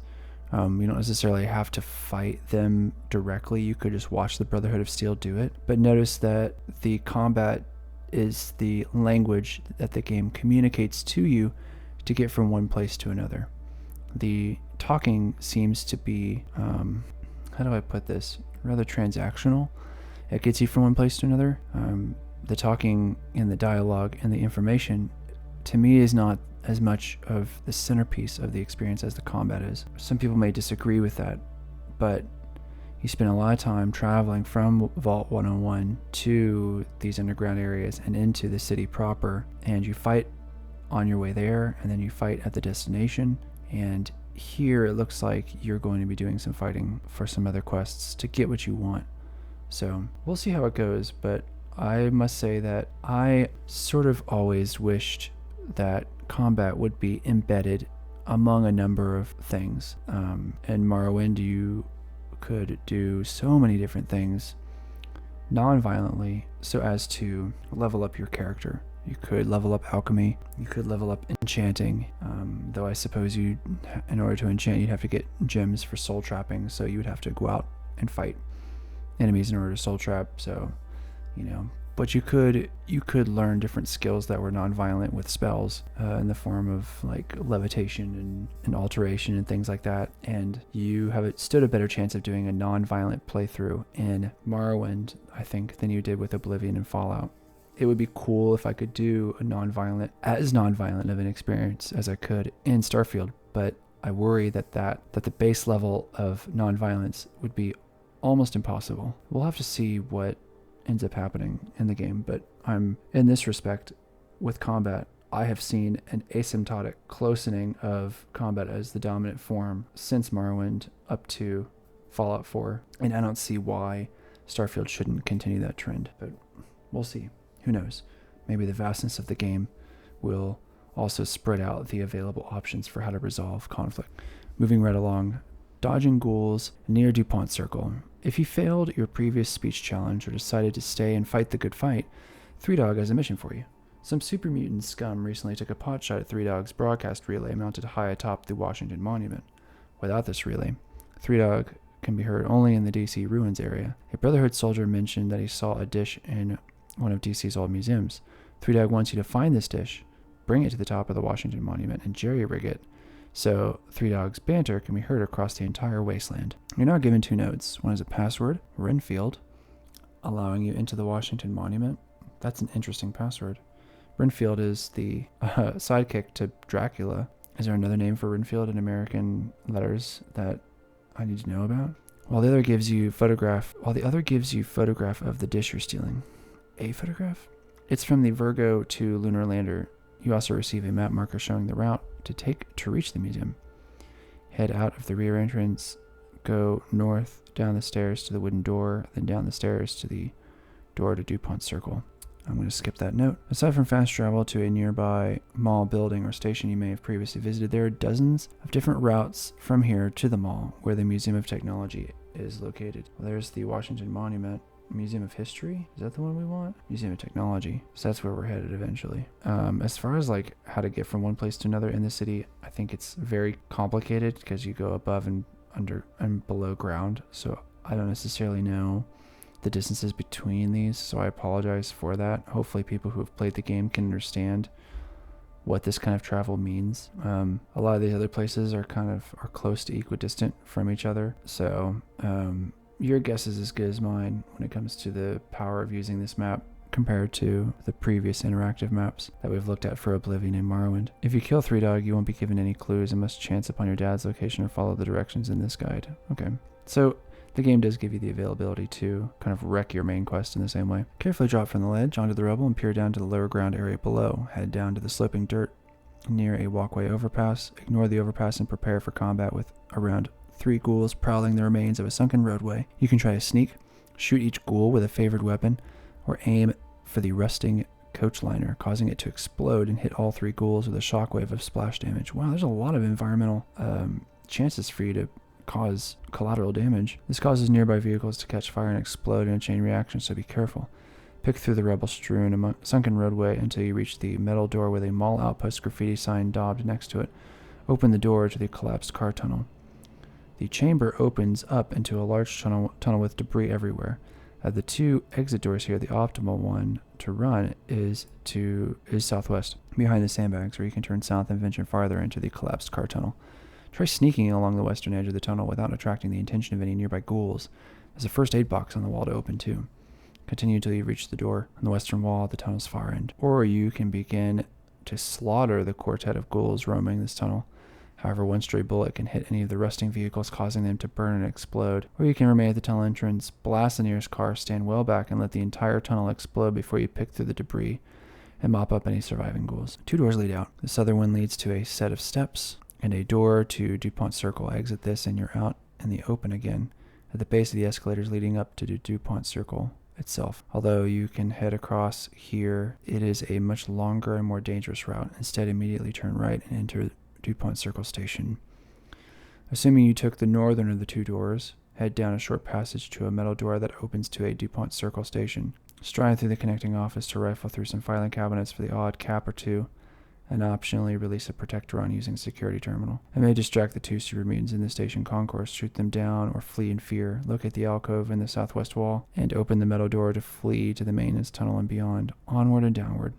Something I will say that I don't like about the abstracted experience system is that running away is discouraged because every kill gives you experience. And if you don't collect experience as you head farther and farther into the game, you have this worry that as you go into higher level places, the game will overpower you. So exploring and killing offers a huge benefit to experience in a way that just exploring and running away probably doesn't. Hence the challenge, I think, of a non-violent run or of a low violence run. Descend the maintenance tunnel steps to the hatch door and step into a train tunnel. Head left, but immediately turn right and cross onto the other tracks, turning north to investigate a small alcove with metal barricades propped up. If you're quick, you can startle a raider and kill the fool. Loot the corpse in the shelves near the bed for some ammo and other items, then continue south to the door with the red light near it. Step into a connecting chamber, heading down the steps to slay another raider, then look right and grab more items from a small alcove stash. Follow the corridor south and down to a small office that opens up into an underground cavern. Before you dash into combat, you may wish to employ your science skill to hack into the wall terminal and disarm the turrets. That's a nice touch. Moving on, now head onto a gantry. Okay, it's the second time that they've used gantry, so I think that's a legit word, and I'm just an idiot. That winds downward and stay back while you tag 2 ceiling turrets and some raiders. Slay the psychopaths ahead or below you. When the coast is clear, continue heading downward through a low zigzag gantry to a utility gate at ground level. This leads to a small connecting sewer tunnel. Head south to the door to Metro Central. After a small connecting corridor, step into a subterranean chamber and watch a pitched battle between 2 raiders and ghouls. You can wait until the ghouls overpower the raiders and then mop up or just mow everything down if time and XP are factors. Then inspect the weapon caches here. Head east out to a rubble-filled metro tunnel where radiation levels are higher than normal. Another graffiti daub points out that the mall is to your right. Continue along either of the parallel tunnels toward the mezzanine section, dropping some isolated ghouls on the way. Continue pressing southward, ignoring the escalators and looking for the tunnel's marked museum station. Head down the tunnel to the right of the half-buried carriages and prepare for a pack of vicious dogs and a ghoul. Check the nearby tripod light for some ammo boxes, then press on to the tunnel's southern end and the graffiti pointing to a short passageway. This leads to the door to the museum station. So much more of these guides after Morrowind is dedicated to how to get around and how to fight things, and where to expect to fight things. Whereas I don't feel as though the Morrowind guide did that nearly as much. It was much more interested in talking about social options, where things were in general. I don't know. The tone, not the tone, the goal or the purpose of the guide seems to have shifted since Morrowind. Exit the small storage room and head for the illuminated stairs, attacking a ghoul in the process. The top of the stairs are blocked by a trap door that opens upward. Activate the electrical switch on the right wall to open the door.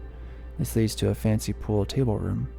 Slay the raider and scrabble about looking for items. Among the cherry bombs and chems is a comic you might wish to read.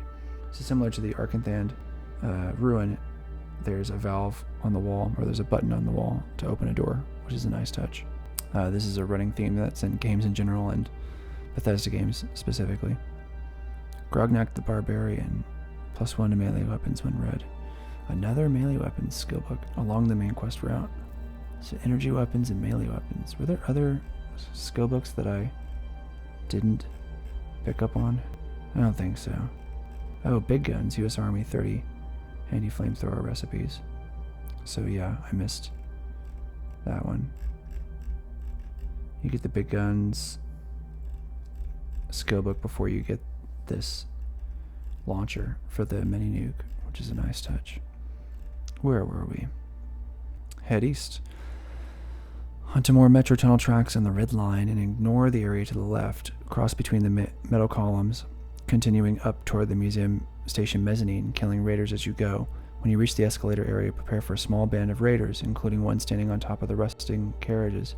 Drop down from the mezzanine balcony and slaughter him, and take out any remaining raiders on the escalators. Head east and out the metal gate to the mall. Head up and out into the mall. Ahead and in the distance is the Capitol building, a haven for super mutants. To the left are the mall's grounds, a warren of open trenches with super mutant horrors at every corner. You can remain outside under super mutant gunfire or turn right, southeast, and immediately run to the wooden double doors of the Museum of Technology. Head inside the main foyer, mayhem in the museum. As you enter the atrium, use any of the crumbling columns as cover. It's amazing that you can skip this quest. I can't get over that. So if your speech skill is high enough, you don't have to do any of this, which makes me wonder, would you want to do this speech check? Like, if I'm playing Starfield, I don't want to miss out on an opportunity to experience the Museum of Technology. Like, I think this is even though it's a lot of combat, at least it's a cool quest to bring you closer to the history of the United States. I don't know how I feel about this. Like, you kind of want a speech check to give you something different. You may not necessarily want a speech check to always take away things, and so far some speech checks have taken away opportunities to do a quest in the main quest, which could shift the amount of time it takes to complete the main quest. So I don't know. I feel like that's unprecedented in the game so far. Investigate the area, passing the destroyed biplane and the stairs to all the exhibits, where you'll head shortly. In the western corner, read the Research Lead's terminal for some old messages, then move to the ground floor entrance desk for a small amount of food. Of more interest is the Museum Information Terminal kiosk with the curved plastic dome surrounding the terminal. Access this now. The Museum Information Terminal has some old info and an odd little menu item marked number 000. It's a strange message from a person named Prime to a compadre called Jig. Prime left a series of clues to unlock a weapons cache. Return to the main menu and select number 001. You're presented with a brain teaser. There are 4 additional numbers to choose from. Pick the one you think is correct. Interesting. I don't think I ever did that. Continue your sweep for goods by entering the doorway in the northwest corner. Spin around and open the first aid box on the wall, but you can ignore the 2 bathrooms. Head up the stairs to a small security room where the 2 terminals can be accessed. You can activate or deactivate the museum's turrets and read about the museum. Now head up the stairs to the exhibits. Past the blocked double doors and the 2 terminal kiosks. There are no odd numbers to access in these. And head into the corridor to the vault tour. The remainder of the balcony is impassable. Begin your Vault-Tec approved official tour. Listen to the narrator extol the virtues of this fantastic survival bunker. Continue south down the stairs, exit the exhibit, and you're now back on the atrium balcony across from the rubble you couldn't navigate past. Open the door to Museum of Technology West Wing. I will say that a lot of the aesthetic sameness of Fallout allowed them to make a bigger game. I'm surprised it all fit on one disc, but one disc it did. It would have been pretty remarkable to have the game separated onto 2 discs, one being the capital and the other being the distant wastelands. I think it could have been done. Like I said before, I have been in favor of multiple discs during this time period. But, they managed to make it work with the systems that they had in place. And I suppose it was a plenty large enough game. But when it comes to Bethesda games, they want to make big games. And so a lot of other companies, a lot of other game developers were interested in using multiple discs before the Xbox got some kind of high definition disc player optical drive like the Blu-ray player. The awkward HD DVD, which is no longer in use, was something you had to buy extra. Step into a large balcony area ahead to the west through the collapsed ceiling and rubble pile. You can make out the Virgo 2 lunar lander but can't reach it. There's a short hallway leading to the Delta 9 exhibit. If you don't have competent lockpick or science skills, this is the place to head to once you sweep the area for items and information. Expect to cut down another couple of super mutants in this area. Before you continue, access the museum information terminal kiosk on the balcony. The relevant terminals on the right. The menus are familiar to you, but there's a number 2 to access. You're presented with 4 numbers. Choose the correct one to continue. If you choose incorrectly, the puzzle resets and you have to return to the first kiosk and begin again. Now begin a thorough search of the area. Check the doorway in the northwest corner. This leads to the planetarium, which whirs into action and 2 super mutants. Super has 2 U's here, by the way. No one proofread this. Take them out and continue exploring. To the east is a planetarium office area complete with 2 terminals and a locked gun cabinet. Mayhem in the museum dish of the day reveals what's contained in the cabinet, although you can unlock it now if you've poured most of your points into lockpick or if you've already solved Prime's puzzle and collected the key. There is a Nuka-Cola Quantum, a delicious and collectible drink on a high shelf in this chamber as well. Save this if you're going to attempt miscellaneous quest, the Nuka-Cola Challenge. With a modicum of hacking, you can access the wall terminal and unlock the planetarium exit on the opposite side of the chamber. This allows you to quickly reach the Virgo 2 lunar lander exhibit after a quick run down a narrow passageway passing a metal door on your right. Dish of the day also reveals what's through this metal door. That's pretty cool.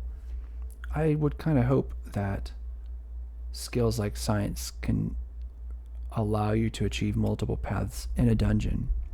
I don't really think we've seen that so much, except to say that in Morrowind there are a lot of opportunities to use levitation in a way that can get you around certain designs of the dungeon layouts, which was a nice touch. Perhaps that exists in Oblivion, but I don't recall in the main quest ever having a chance to do that, like Fallout here and Morrowind. Or you can try picking the planetarium exit door. The effect is the same. Nuka-Cola Quantum. Head through into the Delta 9 exhibit and begin a vicious firefight with the super mutants here. Expect attacks from above and below. Hug the wall to avoid most of the gunfire. The terminals here allow you to fiddle with the lights and other exhibit elements. After the fight, thoroughly explore this exhibit room. You can head down the balcony steps to the base of the rocket. There's scattered food on the balcony. They move through the double doors, readying your weapons for a firefight up the slight incline corridor and up into the Virgo 2 exhibit. Or you can head all the way to the top of the Delta 9 exhibit chamber and use lockpick to open the metal door. Enter the small maintenance office, where you can open the desk and grab the custodian key for Tech Museum from here. Open the nearby door and head out onto a balcony overlooking the Virgo 2 exhibit. Good lord, this is such a long quest. Prior to leaving the Delta 9 exhibit room, make sure you access the kiosk on the ground floor near the double doors for the next part of Prime's puzzle. Choose 3 and input the correct number. If you're successful, you receive a new menu option, Get Passcode. Choose this, and you're given a congratulatory message from Prime. The loot is stored in the security office, and you'll head there in a moment. Prime mentions that Jig should meet him at the Drury Street metro station. Mayhem in the museum dish of the day. You should now be in the Virgo 2 lunar lander chamber. You can enter here from one of 3 areas. The planetarium via the locked metal door, the Delta 9 exhibit via the ground floor double doors, the Delta 9 exhibit via the upper balcony and maintenance room. Cool. That's cool. Commence firing on any super mutants in the vicinity. Once they're down, move over to the Virgo 2 lunar lander itself. Take the communications dish from the exhibit at once. You can now exit this building or stay and secure the loot that Prime left behind. Jig's loot part 4-4. I'm going to skip that, I think, because, oh god, they're spoiling the numbers right there. An express elevator from hell going up. Something I want to mention before is the thought that I had as I was reading through this is that there seems to be a lot more choice, not necessarily, or not as much with how to approach quests, but how to resolve them once you get there. There's typically multiple paths, and you can use your non-violent skills and your violent skills to choose your way through that, and I suppose that's where they feel the bulk of the role playing is going to go. You could enter this room, as I said, from multiple places. You could enter the Capital Wasteland from multiple directions, which is kind of neat. So I think there is something to say in that regard for not necessarily information or narrative, or the tone and the atmosphere or the culture of the world that they're creating. It has more to do with the navigating spaces in a three-dimensional polygonal world. So maybe I'll have more to say about that later. Expect some gunfire as you exit. That's got to be like the motto to the entire game, right? Turn and head west, passing but not entering the metro station you used earlier. Try sneaking if you want to avoid combat. You're heading for the familiar Washington Monument. Continue to skirt the trenches, either running from or engaging and retreating from the super mutants. There are numerous enemies here, so you might wish to attempt a tactical withdrawal. When to fight and when to flee. Continue west and move to the Washington Monument gates, which are guarded by 2 Brotherhood of Steel soldiers. They help you if super mutants are attacking, and access the wall terminal by the gate. You automatically use the passcode that 3Dog gave you earlier, otherwise this monument is impenetrable. Head west to the door to the Washington Monument. Okay, that's interesting. So, in previous games they have tried to protect the main quest in certain ways. So, now it's not necessarily, you can still get to Vivek and kill Vivek and do the main quest by another way in Morrowind. I sort of wonder in Oblivion if you reach some of those main quest locations before you're supposed to, if they are also impenetrable like this. And even though Starfield is vast, I wonder if a player can incidentally stumble upon one of those locations. That'll be something to talk about for Starfield, because the way I think that they draw in certain quests is going to be different and different for each player. But I don't know if that's just the Radiant quests or if that is also the main quest, because I believe ever since Skyrim, some Radiance is inferred, and that will be probably the big thing to talk about when we move on to the Skyrim quest design in its main quest, compared to the very handcrafted, scripted scenarios of Morrowind, Oblivion, and Fallout. Activate the elevator control once you're inside the monument and step into the elevator. Hit the control again and you'll ascend to the very top. You are actually quite safe up here, so inspect the area around the central elevator.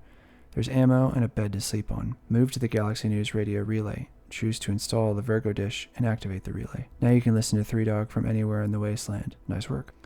You can elect to fast travel back to the Galaxy News Radio Plaza. This is thoroughly recommended because you can almost instantly complete this quest. If you don't, you must travel all the way back to Friendship Station or Chevy Chase North. Back at 3Dog's room, the man is truly impressed. He reveals that your father was heading to a place called Rivet City, south of here. Pinpoints this on your map. That's your next port of call. Wow, Rivet City is like way down there in the bottom right hand corner. Okay, how do I feel about all of that? So I think one of the things that we can talk about is the fast travel. So when you're done with that quest, there's not really a nice, pretty way of getting back there on your own without fast travel. There's simply, if you've explored it, you can go back to it. And I think in this case, you would just you would trace your steps all the way back. And that could be difficult, as a lot of markers or places, a lot of these underground areas especially look very similar. So I do wonder if that would be feasible for a player to avoid when doing a not fast travel playthrough, how difficult that would be for this game. So far I've been reasonably impressed with the way that you do quests. You're not traveling very far. It's all very locally based, here with Megaton and the Springvale and the house nearby that Moriarty sends you to. And then from Megaton here, there is a bit of traveling here. But as you can see, there are only a couple things like the Super Duper Mart or the Sewerway Station, Willem's Wharf, which would take you to, I guess, certain points of interest, but there's few and far between before you get to the main quest place that you need to get to. So, I'm not sure, how I feel about fast travel yet in this game. I felt in Oblivion that it was kind of ugly, the way that you maneuvered back and forth between quests and the main quest, so I'm not sure. If you plan your routes a little differently, you can attempt an exceptionally recommended freeform quest. Here's how. Find out about your dad's progress by visiting a place other than Galaxy News Radio. You have several options. Head to Rivet City and speak with Dr. Lee. Head to Vault 112 and enter Tranquility Lane. Where's Vault 112? Or agree to complete this quest and obtain the Virgo Lander dish. But before you repair the dish at the top of the Washington Monument, execute plans 1 and 2 above, because Three Dogs reward where your dad is now unimportant. He sweetens the deal. He doesn't want you to leave empty-handed, so he offers you the cash as compensation. Head to Hamilton's Hideaway. Follow the map and instructions in the tour chapter and locate the barred gate. Open it using Three Dogs' cash key and stagger out with any or all of the following. Wow, that's pretty cool. This is the only way you can retrieve this loot, so plan ahead. Guns and bullets. I'm assuming that's a skill book. A mini nuke. There's only 92. A stealth boy, which is pretty neat. Yeah, it's not bad. It's a pretty nice effect, right? Scientific pursuits. Moving right along here. The town of Rivet is really cool. So Megaton is built around a bomb. Rivet is built around a ship. Project Purity begins. So something we haven't talked about really is radiation. So in the game, if you step in water or if you're in a heavily radiated location, the game will let you know with the sound of a Geiger counter going off. And it's a way to create spaces that are dangerous, kind of like lava. You don't want to stay in there for too long. I think how the radiation works in the game is pretty elementary. I think it's more of a way to describe the world with a little bit more complexity and detail. Obviously, in nuclear fallout, you have to create a system that respects the idea of radiation, because if everything was just fine and normal, I don't think society would look like this. There wouldn't be ghouls, there wouldn't be super mutants. So just in that way that you visually convey that there has been nuclear fallout, you have to create a sort of radiation mechanic.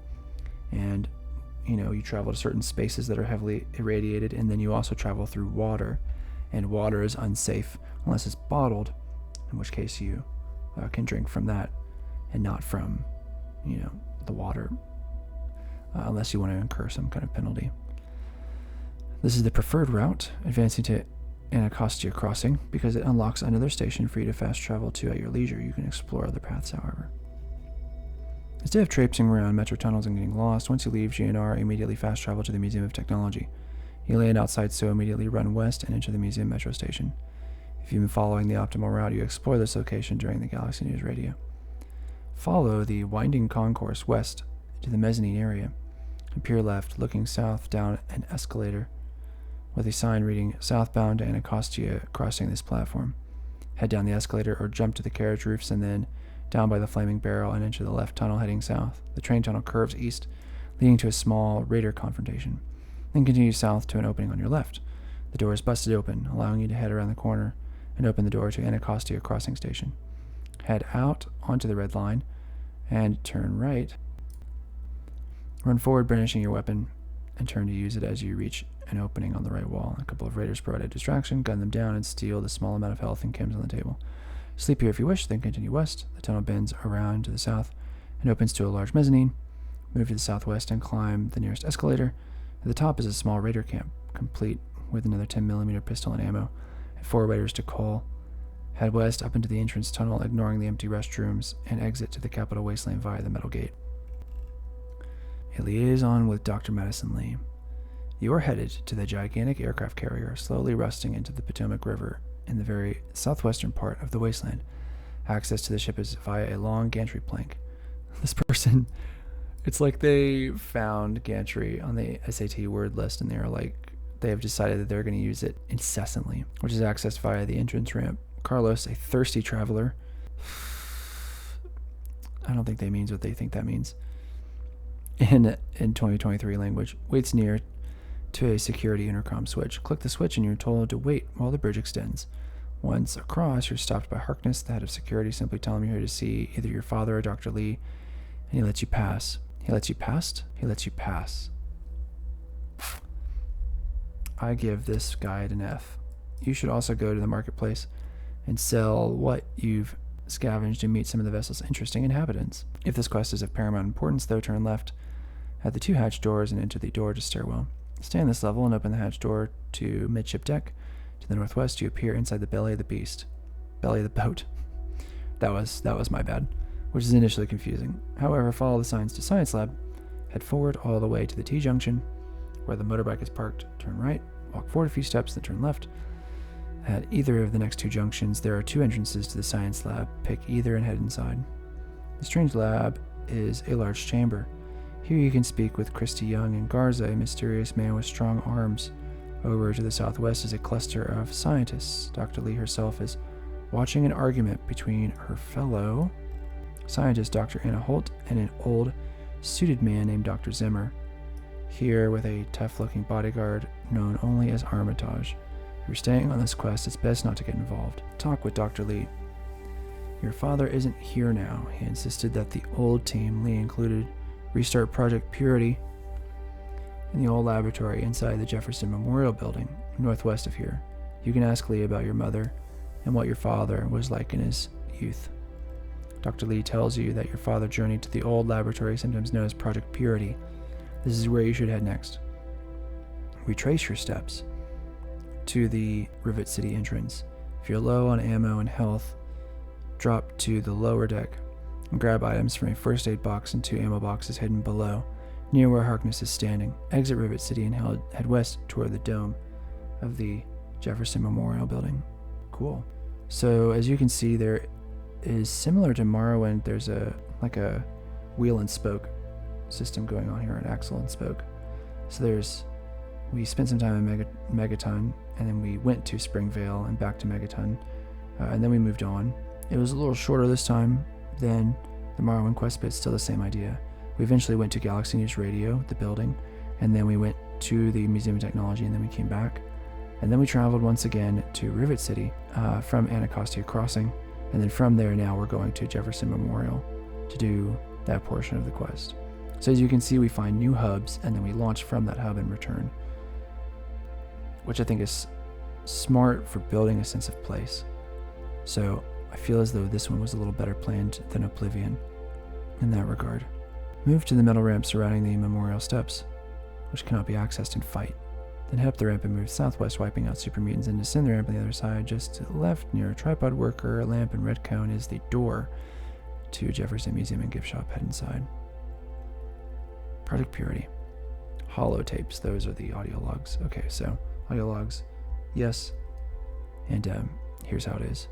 Will there be audio logs in Starfield? Almost certainly. I'm hoping for a Morrowind level of text, even though there is no text heavy or text focused dialogue without voice acting, right? It's all voice acted, but I'm also hoping for the same amount of writing, the quality of which we'll have to see, you know. I have my doubts. Expect super mutants and their pet centaurs as you proceed through this gift shop. Begin by cutting down a frothing foe as you head east to the first junction. You need not continue to the end of this corridor. Instead, turn right at the junction and watch as the automated turret attacks a couple of enemies in the main foyer. Foyer? With the immediate threats in the foyer abated, turn east and enter the gift shop. There's a first aid box on the outer wall and 2 ammo boxes. Take what you need, then head south to an area of scattered lab equipment and exits to your left and right. Head left to a door in the corner. It's one of 2 that allows access to the rotunda. I have a thought, but I'm going to finish this selection. Head here next, but after you've coaxed 3 super mutants out to battle you. Only after, excuse me. Before you head into the rotunda, carefully explore the remaining parts of the gift shop. There's a door to the sub-basement and a manhole to Taft Tunnels. The manhole cannot be entered yet. Head into the rotunda via either door. Head west, then up the stairs to the right as you enter the rotunda. Your father and his team built this gigantic tank and surrounding structures inside the rotunda and called it Project Purity. You've reached the control room, but your father is nowhere to be seen. Well, yeah, clearly it's being held by somebody else. There's also the small matter of 2 super mutants. You may have to back down the gift shop to the gift shop doors and use the columns as cover. Don't get caught in a dead end. When they're finished, step back up to the entrance and look west at the auxiliary filtration input. Grab the 3 holotapes on it. The only vital holotape to listen to is Journal Entry 10. Your father mentions another Vault 112, which is hidden under some kind of garage deep in the wasteland. That's your next destination. Exit this building the same way you've entered. Oh man, part of me wonders if I should be listening to these in the same way that I read the notes in Morrowind, as a way to build understanding of the main quest and what it's trying to teach you. Oh no. I'm sure those would be easily accessed.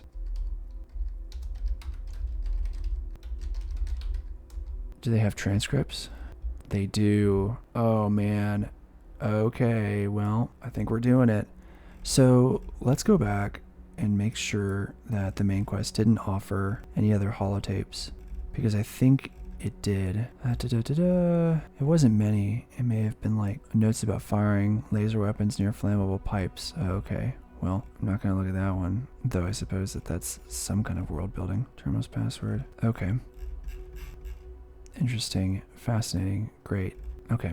And we're back. So I'm going to try and get this to where you can see it on the right hand side here. We're looking at Personal Journal of Project Purity 5. I'm going to read these out loud. The team has made plans to scale back our work once the baby is born. We're also trying to compensate for the increase in mutant attacks. No one is really talking about the implications of it. There are more of them than before. We know it, and the Brotherhood soldiers know it. Our relation with the Brotherhood is straining. They're concerned by the lack of concrete results from the project, especially in light of the mutant attack. They haven't come out and said it, but we all know what's going on. They're questioning whether their involvement in our project is worth the trouble it's causing them. They lost 2 good men this week, with 3 more injured. Number 8. It's time to go. The project was in trouble before, both internally and externally. Progress has come to a halt, both because our recalculations have gotten us nowhere and because the mutant attacks occur several times a day. I regret that it has come to this. I know that if I leave, our work may come to an end. Madison has never been on the best of terms with the Brotherhood, aside from Scribe Rothschild. She'll tolerate none of them. If she's the one dealing with them, who knows what will happen. It breaks my heart to go, but I must put the needs of my child before my own. Such an emphasis on you, the character. You're to blame for the lack of purity in the water supply. I'm off to Vault 112 to search for anything of bronze that might help me get this purifier running. All I know is that it's west of some place called Evergreen Mills, and it's well hidden in some sort of garage, but I'll find it. I have to. It's so close, but that's the story of Project Purity, isn't it? An eternity of almost theirs. Let's see if Braun has the missing puzzle piece. So, more scenes and events and a little bit of character building, but it's all very light compared to the massive world building that Morrowind was trying to do with the amount of notes and books that it had. You can begin the search for Vault 112 immediately, dealing with pests out west, or you can stay and search for more holotapes. The end of the next section also lists what each holotape contains. Optional, Project Purity holotapes, the complete collection. I'm going to skip this section because it's not tied to. A complete search is only necessary during the main quest Waters for Life. So maybe it is? It's a single holotape with different markings. Better days. Now that all relevant holotapes have been collected, you can exit the sub-basement despite not having visited every room. Okay, so it has to do with visiting every room, I suppose. You must listen to holotape 10 to know where your father went. All the others are optional. This is a complete list.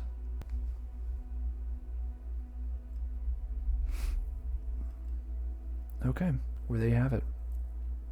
So, I suppose what I like about this is that in Morrowind, and maybe in Oblivion, although not as much, there were opportunities for follow-up quests in the main quest.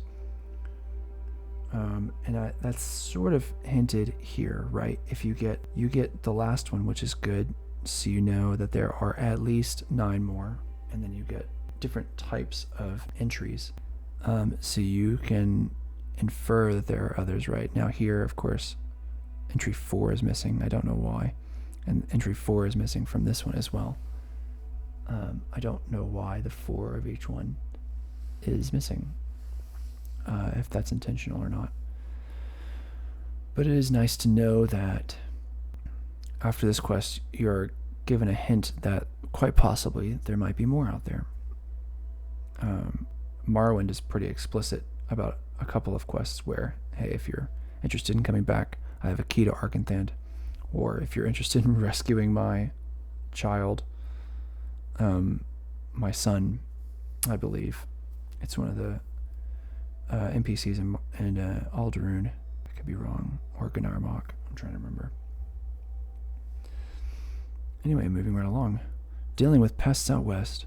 As soon as you head outside, deal with any nearby enemies, and then fast travel, because Vault 112 has appeared on your world map. It's underneath Smith Casey's garage, so don't be confused that the vault itself doesn't appear, depending on how many areas you've uncovered. Whoa, you can just outright fast travel to that? Where is it? Well, we are going to consult. Oh, right. Smith Casey's garage.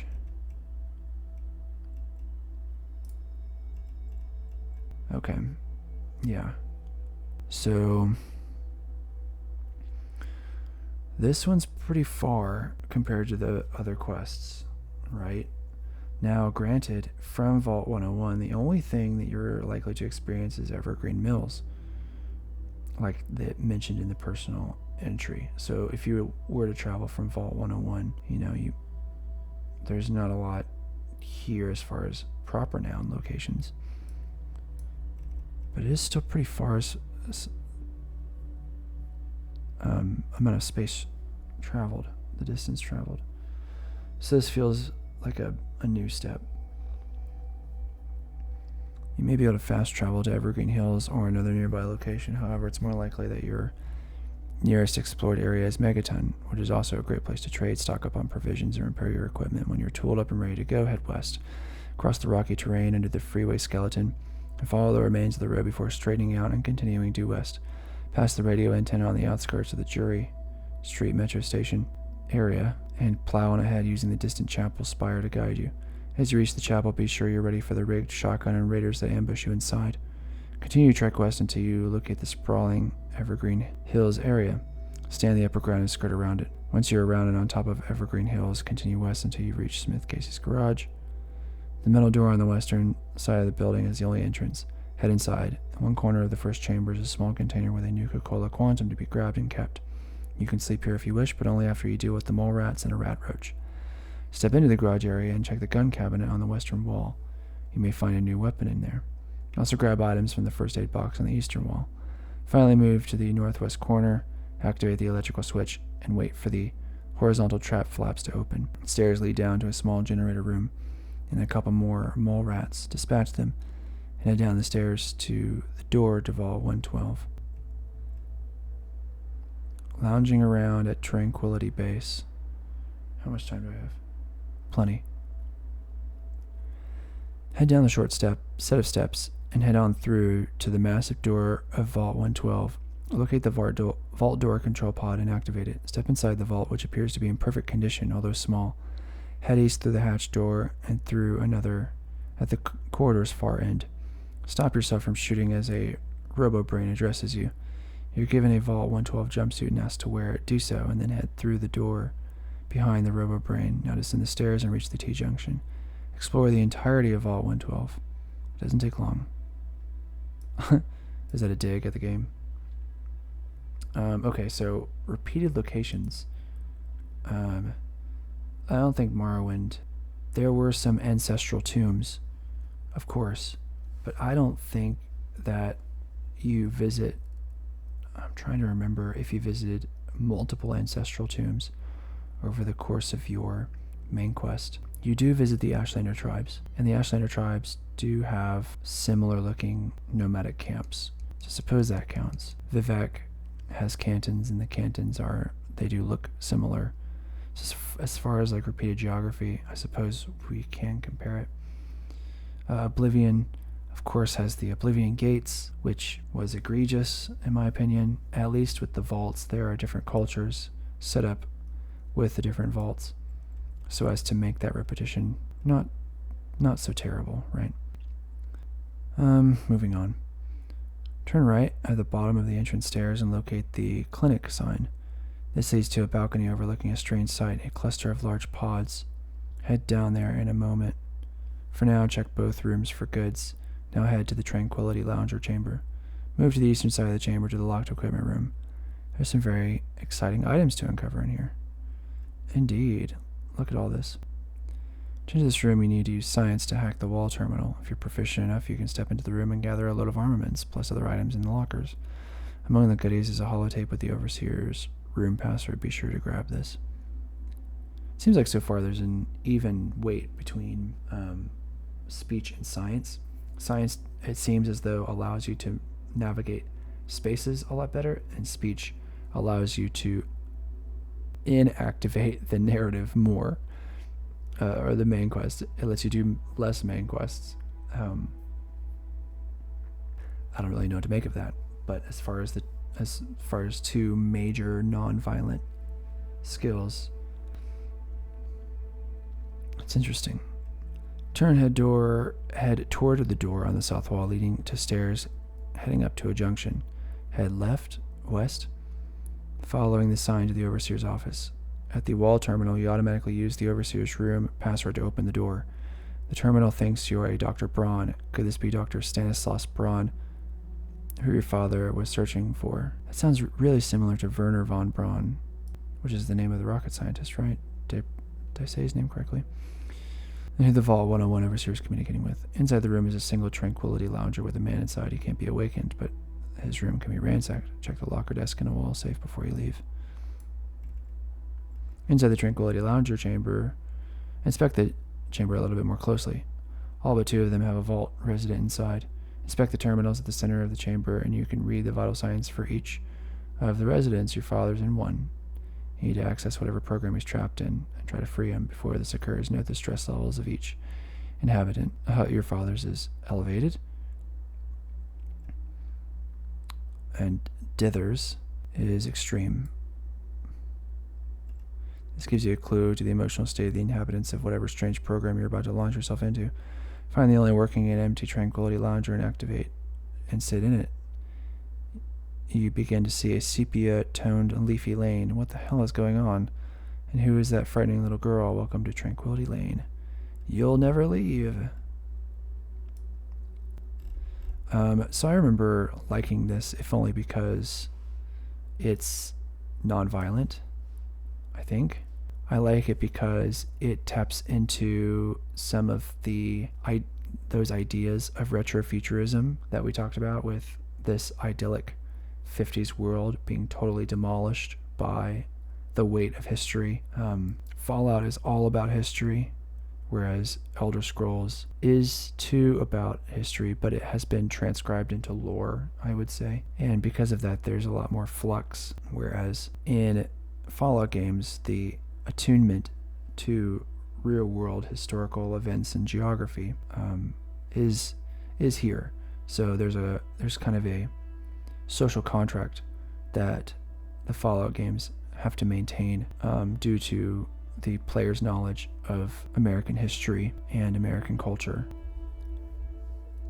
It's a beautiful day in this neighborhood. Welcome to Tranquility Lane.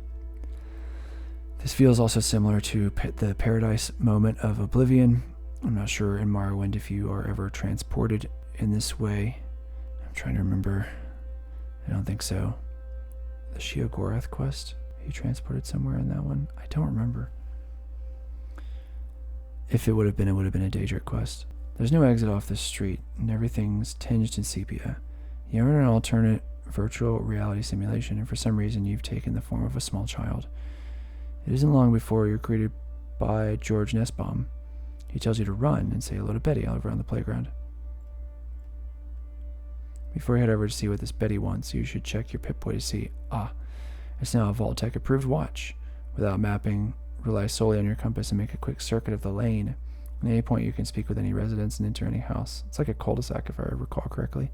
Memorize the road crossing, marking it to your right, and start a counterclockwise tour. The first house is the Nussbaum residence, where George, Pat, and Timmy live. It is the bench lamp post and the lemonade stand. The Rockwell residence is next, where Roger and Janet live. There's a gnome on the front step. The next house is the Simpson residence. This house has a fence. Then the Henderson residence, where Maybell and her Mr. Handy robot live. There's a lamppost, no fence, and a single car. Over on the shady side of the street is where old lady Dithers lives. The Dithers' extreme emotional state. House has a picket fence, 2 cars, and a fire hydrant out in front. The final house is the abandoned house. On the shady side of the street, too, with a lamppost and speed limit sign in front, and no name on the mailbox. Bill Foster, Betty, and Doc, the dog, don't have a fixed address. Everyone wanders around the neighborhood except that shut-in old lady Dithers. You can optionally enter each house. When you know your way around Tranquility Lane, head to the central playground. Speak with Doc, the dog, if you want. Then locate Betty, the odd-looking girl. She asks if you want to play a game. Answer in the affirmative, and she tells you all you have to do is make little Timmy Nussbaum cry. Accept or refuse without penalty. A moment of karma. You have 2 possible scenarios you can play out. The first is to agree to Betty's game, therefore each taxing your cunning and morals more than the last. Begin, it's a terrible time for Timmy in this neighborhood. The second is to disagree with Betty's cruel fun and find help, and your dad by other means. Start, it's a communist invasion in this neighborhood. Pretty sure I did the communist invasion one. This is nice, 2 optional paths to completing this quest. They seem a little bit more involved. Oblivion did this somewhere in the middle. I'm not sure if it was so morally related.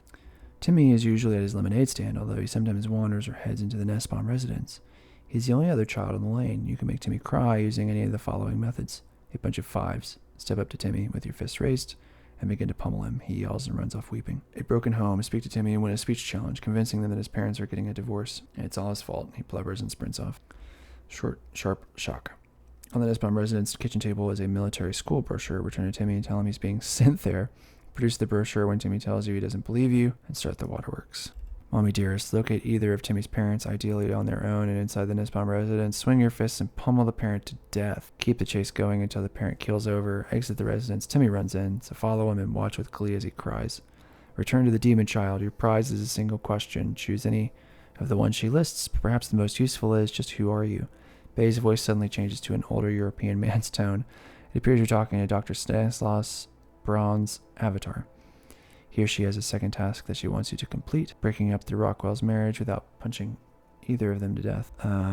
Okay. I don't have much to say to that. Do I have anything to say? Not really. Roger and Janet Rockwell, there's a rocky marriage to break apart in this neighborhood. Anyway, these two are usually in their residence. Head there, but before you act, you might wish to snoop around upstairs in the Rockwell's bedroom. Janet Rockwell's diary makes interesting reading. Here are some highlights. Roger is always in his stupid basement, where he's sweet-talking Martha Simpson. She found a pendant on Roger's basement workbench once. Some days, she wishes she beat Martha to death instead of just scaring her. Oh, she feels such a fool. Now plot a marriage breakup. Martha the Trollop. Locate Janet Rockwell and begin to speak with her. Complete a speech challenge telling her that you saw Roger kissing another woman. Janet screams at Roger and leaves the house. Roger appears a little dazed. Martha the Hussy. Head over to the Simpson residence. Head out to Martha's upstairs bedroom and locate the lacy underwear on her bed. Head to the Rockwell's residence and enter the basement. It's the metal door between the front room and kitchen. Place the lacy underwear on Roger's desk and return upstairs to Janet. Tell her there's something she needs to see in the basement. When she inquires what it is, tell her to trust you. Feign shock that the underwear isn't Janet's and exclaim that he's cheating on her. She storms off upstairs and the argument begins. That seems very involved. Would the player know automatically to do that? It's a nice touch. Roger the transvestite. Oh dear, we're going to get into some awkward territory. For this variation on Martha the Hussy, locate and place lacy underwear on Roger's desk, but instead of convincing Janet that her husband is cheating on her, tell her the outfit is probably Roger's. For those times when no one is looking, Janet races upstairs and the argument rages. I suppose in a very heteronormative world like the one pictured here, of a quote-unquote idyllic suburban town, that would be something that would disturb the gender roles of that society. Given the politically trying times that we've had with LGBT and trans rights since 2016, that is an interesting thing to remark on. Now, I think it is probably true based in the history of this world. So if you're asking the question whether this is earned, but yeah, definitely a harsh moment in the quest line. Totally possible. Martha the Mangled. Head inside the Rockwell's abode and head into the kitchen. Take the rolling pin from the kitchen table and depart the house. Heading for the Simpson residence, enter and then bludgeon Martha to death with the rolling pin. Exit and locate Roger Rockwell and tell him he's married to a psychopath. After he nervously laughs off your remarks, tell him again and he heads over to Martha's house. It doesn't end well. I do like the amount of choices you're given here. When you've chosen your favorite method of wrenching apart Janet and Roger, speak to Betty again. It's best to be sycophantic with your dialogue choices. For your next task, Betty wants to raise the stakes a little and have you kill Mabel Henderson. The death simply can't be by your fists, though. You need to be creative. Oh, like Hitman. It's time to murder Mabel in this neighborhood. Your murderous impulses to deal with Mabel occur inside her house, so head inside the Henderson residence. Wow, several opportunities. Chain reaction. After being greeted by the slightly creepy Mr. Handy, look up at the chandelier in the front room. You notice that it's supported by an old chain. Execute a quick fiddle as the chandelier becomes unstable. Don't wait under it. Instead, head to the corner of the room, patiently wait for Mabel to walk under the chandelier, which promptly comes crashing down on her head. Classic Hitman. Twisted Mister. That Mr. Handy looks promising. Head into the kitchen and access the wall terminal. Fiddle the menu options. Initialize security program and disable security screening. This turns Mr. Handy into a killing machine. Keep out of its sight until you hear Mabel's screams. Messy but creative. Burn, baby, burn. Let Mabel bake some delicious pies. Go inspect the oven and fiddle with the pilot light. Now look at Mabel and ask her for a pie. She walks over to light the oven and is consumed by a massive gas explosion. Classic Sylvia Plath. Stepping out. There's a roller skate at the top of Mabel's staircase. Give the skate a hearty push to the top of the first step, then patiently wait for Mabel to head down from upstairs, which is the best time to attempt this. Or you'll have to wait for her to ascend the stairs, then come back down. She breaks her neck in the preceding tumble. Return to Betty. Fully once more, she tells you that after this next task, you'll receive a wish.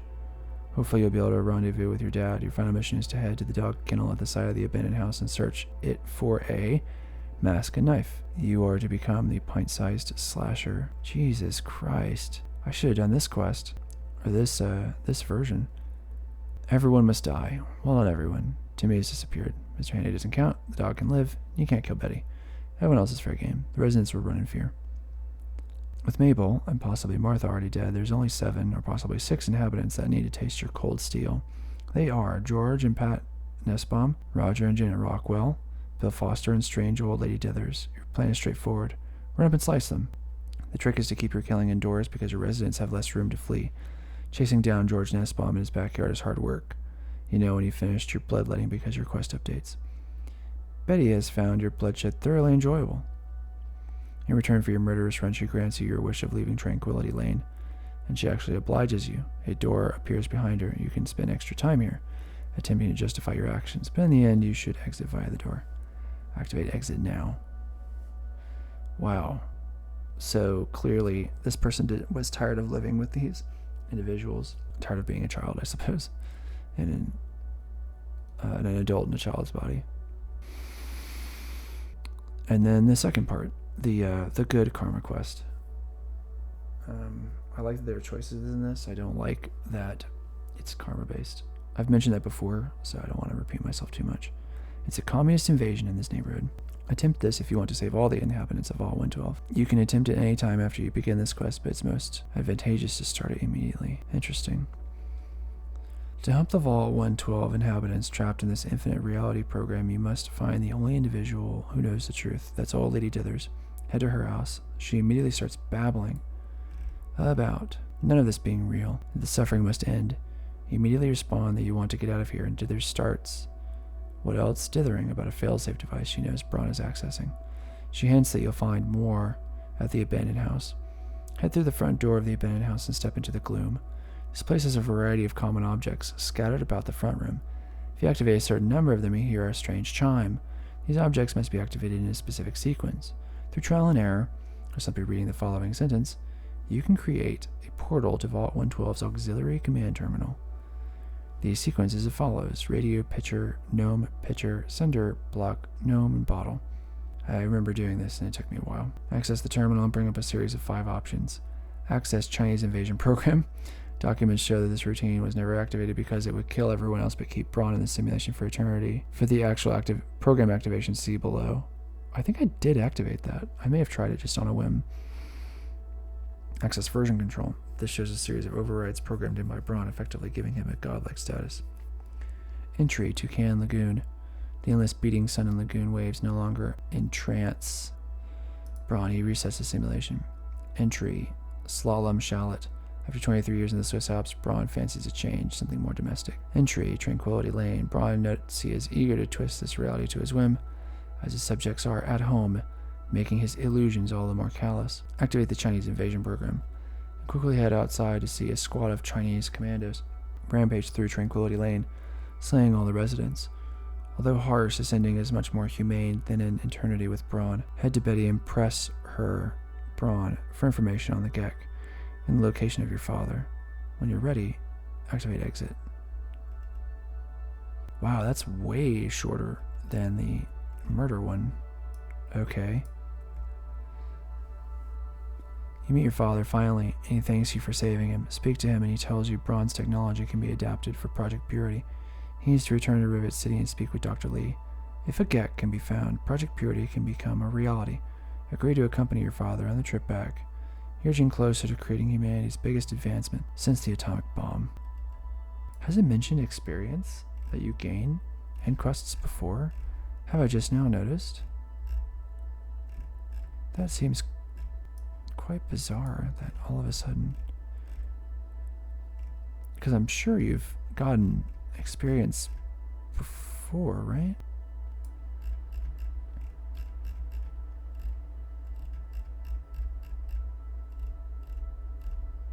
Perhaps not. Huh. Yeah, why would they mention it here? That is quite bizarre.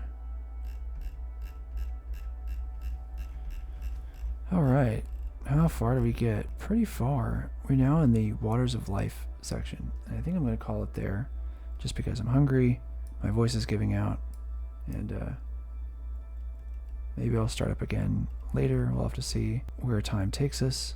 Like I said, I want to try and get these done before Starfield's release, obviously. That would be ideal, just so I can get enough background ideas about these games and recall what I experienced with them. So yeah, I'll check in next time. Goodbye. Through the power of editing, we're back. Okay, so it's a new day, June 16th, and I think I can get through the Fallout 3 quest by dinner today, so I'd like to try. But I wanted to get across a thought that I had in the past 24 hours since I've been away from this. And it's the idea of the stakes in a Bethesda main quest. And that's the idea that over time, as you play Bethesda games, and if you are to partake in the main quest, there is a kind of situation and a story to each one. And I've been trying to think of what the situation and story might be for each game as we go along. So I thought I'd share that now, and I plan on hopefully remembering and using this idea in the future. So in the main quest of Morrowind, you take down Dagoth-Ur, and Dagoth-Ur is the overabundant, overexuberant superego element that is overly obscene, I guess, in the sense that Morrowind is a lot about territorialism, about racism. It's about sort of being invaded and occupied, and Dagoth-Ur is the overreaction to that. It's the superego overreaction to it. So the situation is Dagoth-Ur, but the story is kind of the establishment of the Nerevarine, the ego, over and above the superego, right? It's letting the rational agents take over. And there's this expunging of this parasitic element on Morrowind, right? Vardenfell and Morrowind cannot be the provinces that they deserve to be because of this dated past experience that Morrowind cannot let go of. It tried to get rid of Dagoth-Ur once, the repressed returns, and we have to deal with that. So that's Morrowind. So the stakes are pretty high in the sense that it's the whole world, and I guess a main quest is sort of impossible for Bethesda to make without those high stakes. And we'll get to that when we get to Fallout 3. So Oblivion. I was stuck on Oblivion for a little while because I was trying to figure out what is the situation of Oblivion, except, you got the big bad guy. But I think what I was also forgetting was that Oblivion is also clearly the death of the father. It's the removal of the symbolic order that allows the functioning of symbolic society to take place. So Uriel Septim is assassinated, and right then, at that moment, that is when the Oblivion gates open, right?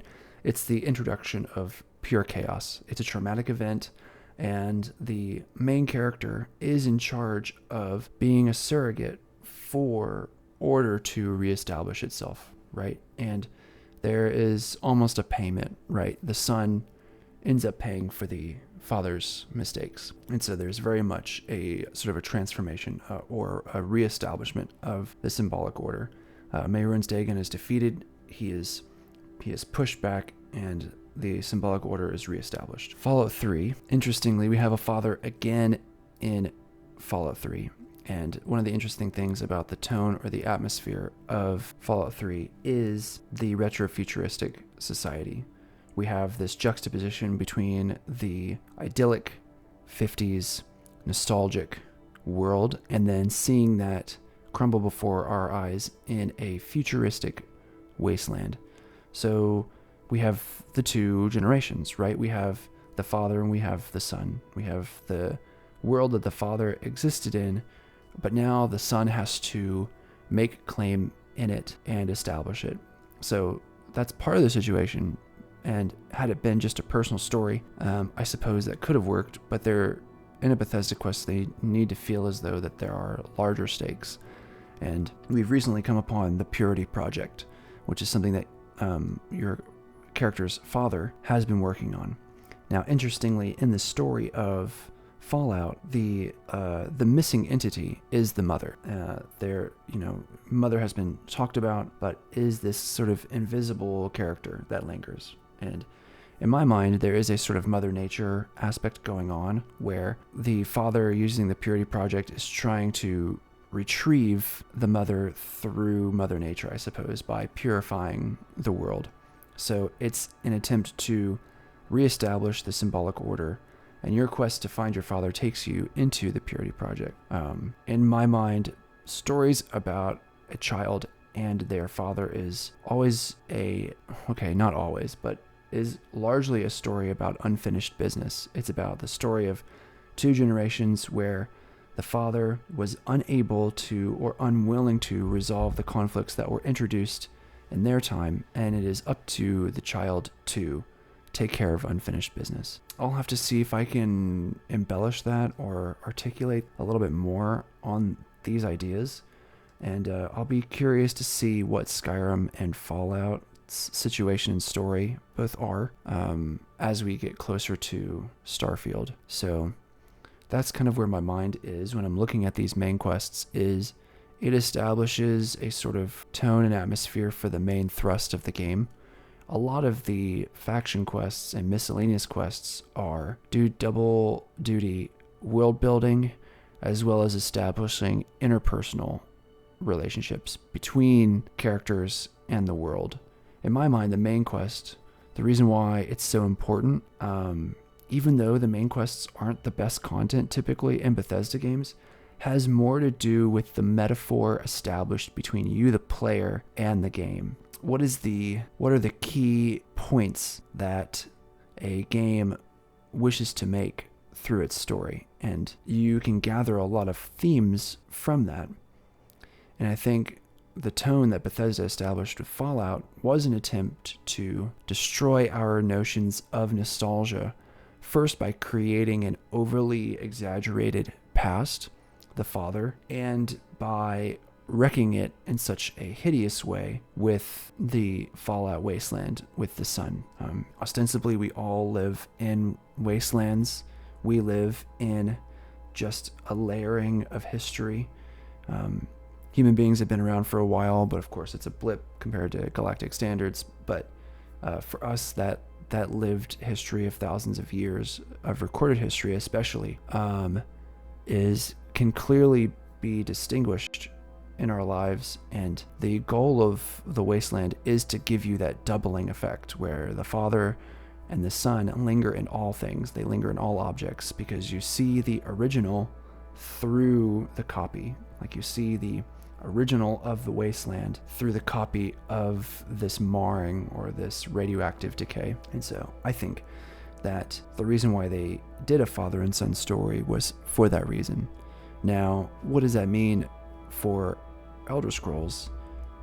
I'm not sure, because I'm not sure if the metaphor can go that far into the mechanics of the world, just because the role-playing mechanics of Elder Scrolls had been largely established in previous iterations of tabletop, Dungeons and Dragons. There are a lot of previously established mechanics. Perhaps there is something there in the aesthetics of the world. I would have to kind of dig in more and kind of draw some conclusions outside of that. Since today we're talking about the Fallout 3 video game, I don't want to stray too much. I just wanted to introduce this topic. But further on, when we talk about worlds, when we talk about Starfield in relation to the rest of the series, the rest of the Bethesda games, I think there is something that I'd like to unpack from the Elder Scrolls, Morrowind, Oblivion, and Skyrim that I didn't pick out while I was in it. So hopefully through this recursive act of reading a book, thinking about the previous stories and the previous games, and then taking that knowledge and bringing it to the next game, hopefully I'll be able to give you a better summary like I'm doing here for Fallout.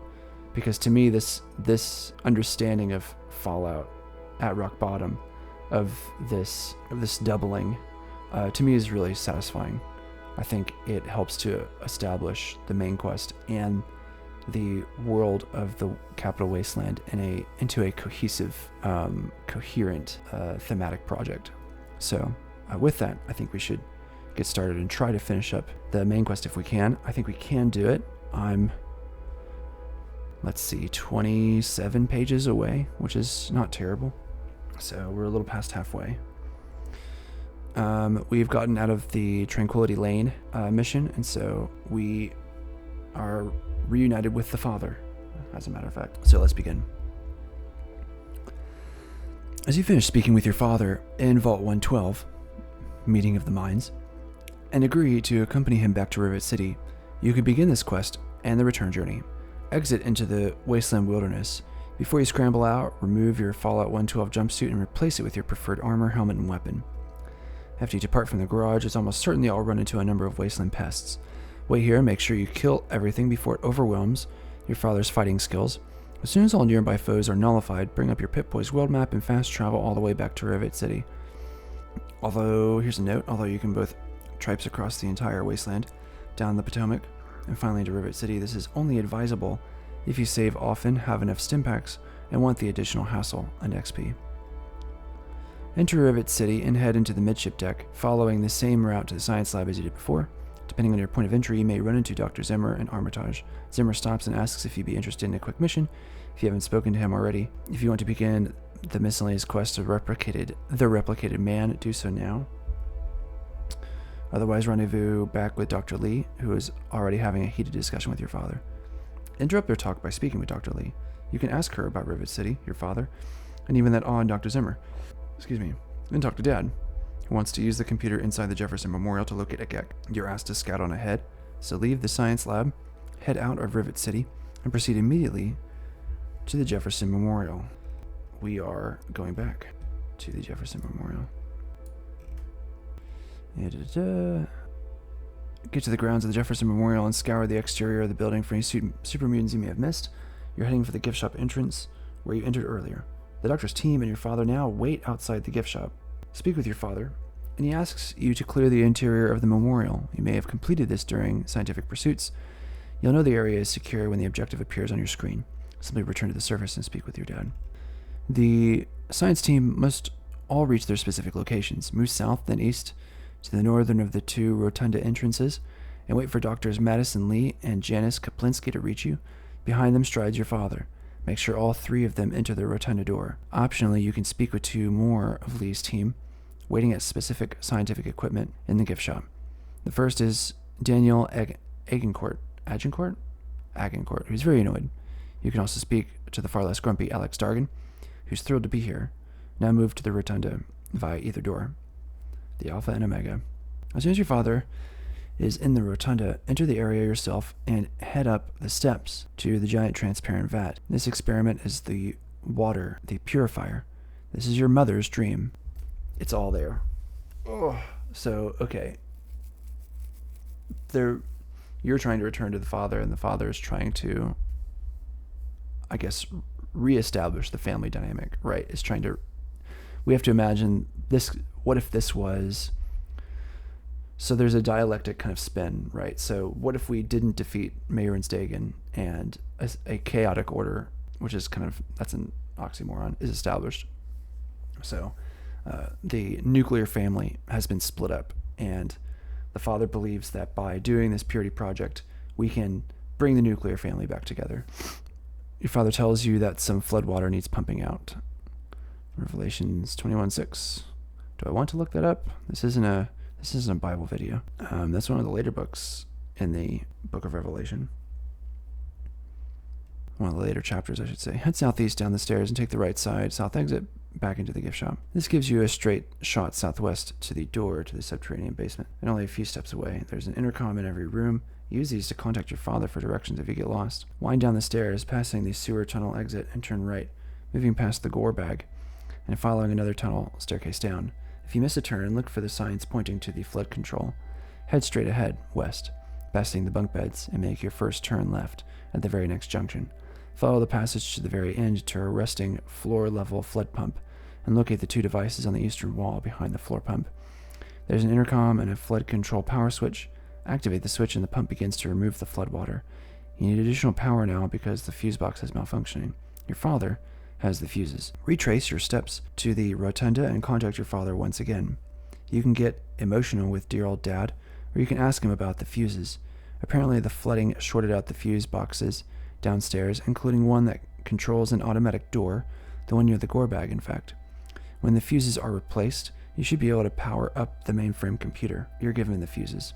Return to the sub-basement, using exactly the same route as before, all the way down to the bunk bed area. Move forward, through the doorway, and at the first junction, turn right, north this time. God, a lot of directions. You enter a large chamber with two small ponds. Ignore this and head west to the doorway, just left of the white sofa, into a corridor marked Fuse Access A1. Look for this sign if you get lost. This is the quicker of the two routes to the fuse box. The fuse box is on the north wall. Place the fuses in here and listen for another intercom message. You must now access the mainframe computer and reboot it. Find the mainframe chamber on your map. It's almost exactly above the fuse room. Backtrack up the stairs to the initial room with the sewer pipe in the gore bag, and continue west to the large utility hatch door you couldn't access here before. The mainframe sign indicates the chamber behind this door. Once inside the room, locate the mainframe power switch on the mainframe itself and activate it. Wait for your dad's response from the intercom, and wait again until the objective appears. Then locate a nearby intercom and see what's next. On your way to an intercom, move up and out of the sub-basement and exit into the gift shop. Janice has found a blockage in one of the intake pipes. You are tasked with draining it. The pipe itself is located at the opposite end of the gift shop entrance chamber. To reach it, head north, around the debris, and through the entrance doorway, passing the wall terminal. But make a right turn, moving up the slowly rising corridor to a collapsed chamber with steam rising from an exposed grating in the ground. Open this grate and enter a confined tunnel to the pump control. At the end of the first section of pipe, open the grate to the Capitol Wasteland. Move to the section of pipe that's rusted away, exposing a mesh fence in the Jefferson Memorial Gantry. The pipe control is on the east side of the broken pipe. Spin the faucet valve to drain the intake pipe. Suddenly you see an explosion in the distance. Radio chatter erupts as two vertibirds drop on the gantry and power-armored soldiers exit. It's pandemonium at the rotunda, with Dad sealing the grate behind you. You need to get back there and help diffuse tensions. So, very similar to novels or fiction, there's always like a tension that's being pushed and pulled in order to create enjoyment for the player, right? We get close each time, and each time as the stakes rise, we are pushed away from that moment. And so there's this kind of this desirous arousal of enjoyment from being closer, getting pushed away, getting closer and being pushed away. And the resolution of the main quest is always sort of disappointing because that push and pull tension is now gone. And you sort of hope that it will be reestablished with faction quests, with miscellaneous quests, or with just your pure relation to the world. The beginning and the end. The grate to sift pump is now unlocked, so the only way is north through the gate and down the pipe, landing on each grate platform to break your fall. The sewer pipe ends at another grate, this one leading to the sub-basement. You appear on the other side of the mesh wall, facing the gore bag and mainframe door. A figure clad in power armor is firing at you, so drop down immediately as you're currently a sitting duck. You land in the large chamber with two pools and the white sofa. Head forward, then make the first left turn you can. You're back at the bunk bed room. Attack the Enclave soldier at the top of the steps. Move back into the gift shop area, where you can defeat 3 or more additional Enclave soldiers. The only unsealed doors lead into the rotunda. Head there at once. Muffled sounds of commotion are coming from the containment vent.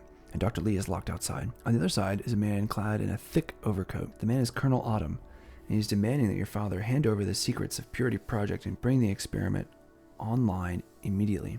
Autumn shows he's not messing around by tagging Janice.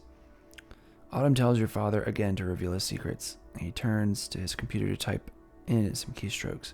This actually releases a massive burst of radioactivity. Your father slumps to the bulkhead, mouthing for you to flee before collapsing himself. Turn and speak to a shocked Dr. Lee. She tells you the only way out is through an escape tunnel they've used before. Dr. Lee and 3 survivors from her team have fled down a manhole. Head out of the rotunda via the door to the north, then turn south and dash into the small alcove. Locate the manhole to Taft tunnels and descend. It's an okay quest. It really progresses. It's the transition between seeing the father and then seeing the father initiate Project Purity. And we also get a transition into the main antagonist, which is this new group that have come in. And it's interesting that the Colonel Autumn, a thick overcoat, is being mentioned here. So there's some ideas that I have about what kind of character this is and why they exist in the way they do. So we'll have to see. Trouble in the tunnels. Dr. Lee needs you to guide her and her 3 colleagues, Alex Dargan, Daniel Agincourt, and Garza. Tell her to follow you and head west to the Taft Tunnel's first junction. Ignore the tunnel to the southwest, which is filled with radioactive barrels, but take the stim packs and chems from the nearby wall first aid kit and the buff out atop the barrel. Shoot the Enclave iBot as it whistles by you. Tip, you have 2 options. Tell Dr. Lee to follow you or ask her to wait so you can scout ahead. The following route details the critical moments for the scientists to hold back, otherwise you assume Dr. Lee's group is following closely behind you. Bad karma. Not everyone has to live. You can put a quick bullet in all 3 of the colleagues' heads. Colleagues is spelled wrong here. Not the doctor, though, because he's important to your cause. Stifle your maniacal laughter as their brains go pop. Jesus. Some of the bad karma moments in here, are outside of logic. They're just evil for the sake of evil. You would kind of wish that the evil and good, quote-unquote, karmas were a little closer together and were a little bit closer to neutral so as to make them more pragmatic or consequential. I'm not quite sure what you would gain from destroying your colleague except just being evil. Very Adalic Doctor Who sort of moment. Head right to the northwest, then straight out as the tunnel slopes down to a doorway. Step into a narrow passage that leads to a hatch door. Stop and optionally sneak, then open the door. In the room beyond, a couple of Enclave soldiers are running left to right along an upper balcony. Stay until they leave via an upper exit, and the coast is clear. Then move into the chamber and head through the doorway to the right. Stop at the next doorway and blast a second iBot. Halt Dr. Lee and tell her to wait. Head into the corridor, turning right. You could venture left, but the room and a small alcove up here are filled with radioactive barrels, meaning it can be ignored. Instead, head north around the corner and face west. Ahead is an open doorway to your left, a wall terminal and a utility door ahead of you. To the right is a first aid box on the wall. Snag the items inside once you've navigated the following area. Using a plan listed below, you can sneak, optionally using a stealth point, past the open doorway to the left. Or you can simply walk to the doorway, peer inside, and you'll see a 2-tier chamber with patrolling Enclave soldiers. There's a chance you'll be spotted, so don't stay at the doorway for long, unless you want to engage them. If you have an incredibly high science skill, hack into the wall terminal. You can open the utility door ahead. Sneak back to the doctor, tell her to follow, and run through the doorway before you're spotted. The other plan requires brute force. Either bring the doctor with you so she can hack the wall terminal and her brethren face the odd laser fire, or just bring yourself. Either way, make sure you're the Enclave's main target. Storm into the room to the left, and use the cylinders and pipes to your left or the girders on your right as cover. Deal with a quartet of foes on your level, and another 2 or 3 on the balcony above. This battle requires good aiming and cunning tactics, such as lobbing a frag grenade through the doorway before all the enemies exit. Do not let the Enclave soldiers into the tunnel to rake fire on your team. Once you've won, inspect the bodies for ammunition and armor, then grab some junk from the small table, including a Chinese assault rifle and the Chinese Army Spec Ops training manual. Read it when you can. Now return to Dr. Lee, who has opened the utility door if you had her follow you. If not, bring her to the wall terminal and let her do the hacking. Head through the utility door, and then turn and tell Dr. Lee to remain where she is. Then weave up to a sloping tunnel structure and gun down a ghoul. Then head to the small barricade and barrels. Defeat, come on now, another ghoul. Then turn right and make a circuit around the central column, blasting everything. When it's clear, return for Dr. Lee, and bring the team around and past the bathtub, and through the hatch door near the baby carriage. Game over for Garza. This is only available if Garza's still alive, although he may not be for much longer. Interesting. Something I do like about the Fallout 3 quest line is that it seems like there are some conditional things that can take effect that can slightly alter your experience with the main quest in a way that I don't think was as prominent in Morrowind and Oblivion. Head through into a small connecting passage and out into a tiny cross-shaped junction with only skeletal remains and a hatch door to the north to investigate. Dr. Lee says Garza has heart trouble and he needs medicine. Lee isn't moving until he gets the care and attention he deserves. Garza needs stim packs. Some solutions to the problem include: Evil, step up to Garza and shoot him, problem solved. You can continue your search in the remainder of the tunnels without the team, although you need Dr. Lee to leave. When you return, Garza has passed away. That's evil? I guess evil by omission? Good, you can give either Dr. Lee or Garza 5 of your hard-earned stim packs. Or attempt one of the following speech challenges. You can speak with Garza and convince him that he's better if he stays behind. You can talk to Dr. Lee and convince her that Garza is a liability. She agrees, talks to him, and he agrees to stay behind. You can convince Dr. Lee that buff out is the best medicine for Garza. She takes 3 from you if you have them succeed in your speech challenge and have 3 buff outs, and Garza is given this concoction. That's evil? I suppose it's clearly the wrong course of action. Into the Lion's Den. I'm assuming that's written incorrectly on purpose because we have a new character. Now that Garza is feeling better or much worse, press onward, opening the hatch door to the north and moving to another small passageway with a door on your left. Tell Dr. Lee to remain here while you investigate the room with the metal gantry steps. Once on the metal platform, swing around to face behind you. 2 Enclave soldiers on a balcony you cannot reach are attempting an ambush. Dispatch them, then climb upstairs to the upper exit and grab the iBot helmet on the desk. Cool. If you're into that sort of thing. Fashion souls. Head into another chamber with gantry steps and face a ghoul attack at the top. Creep forward as another ghoul charges in, and step to a T-junction, looking right and bracing for another ghoul attack. Now that the coast is clear, investigate the small medical bay on the left, with a first aid box in one corner.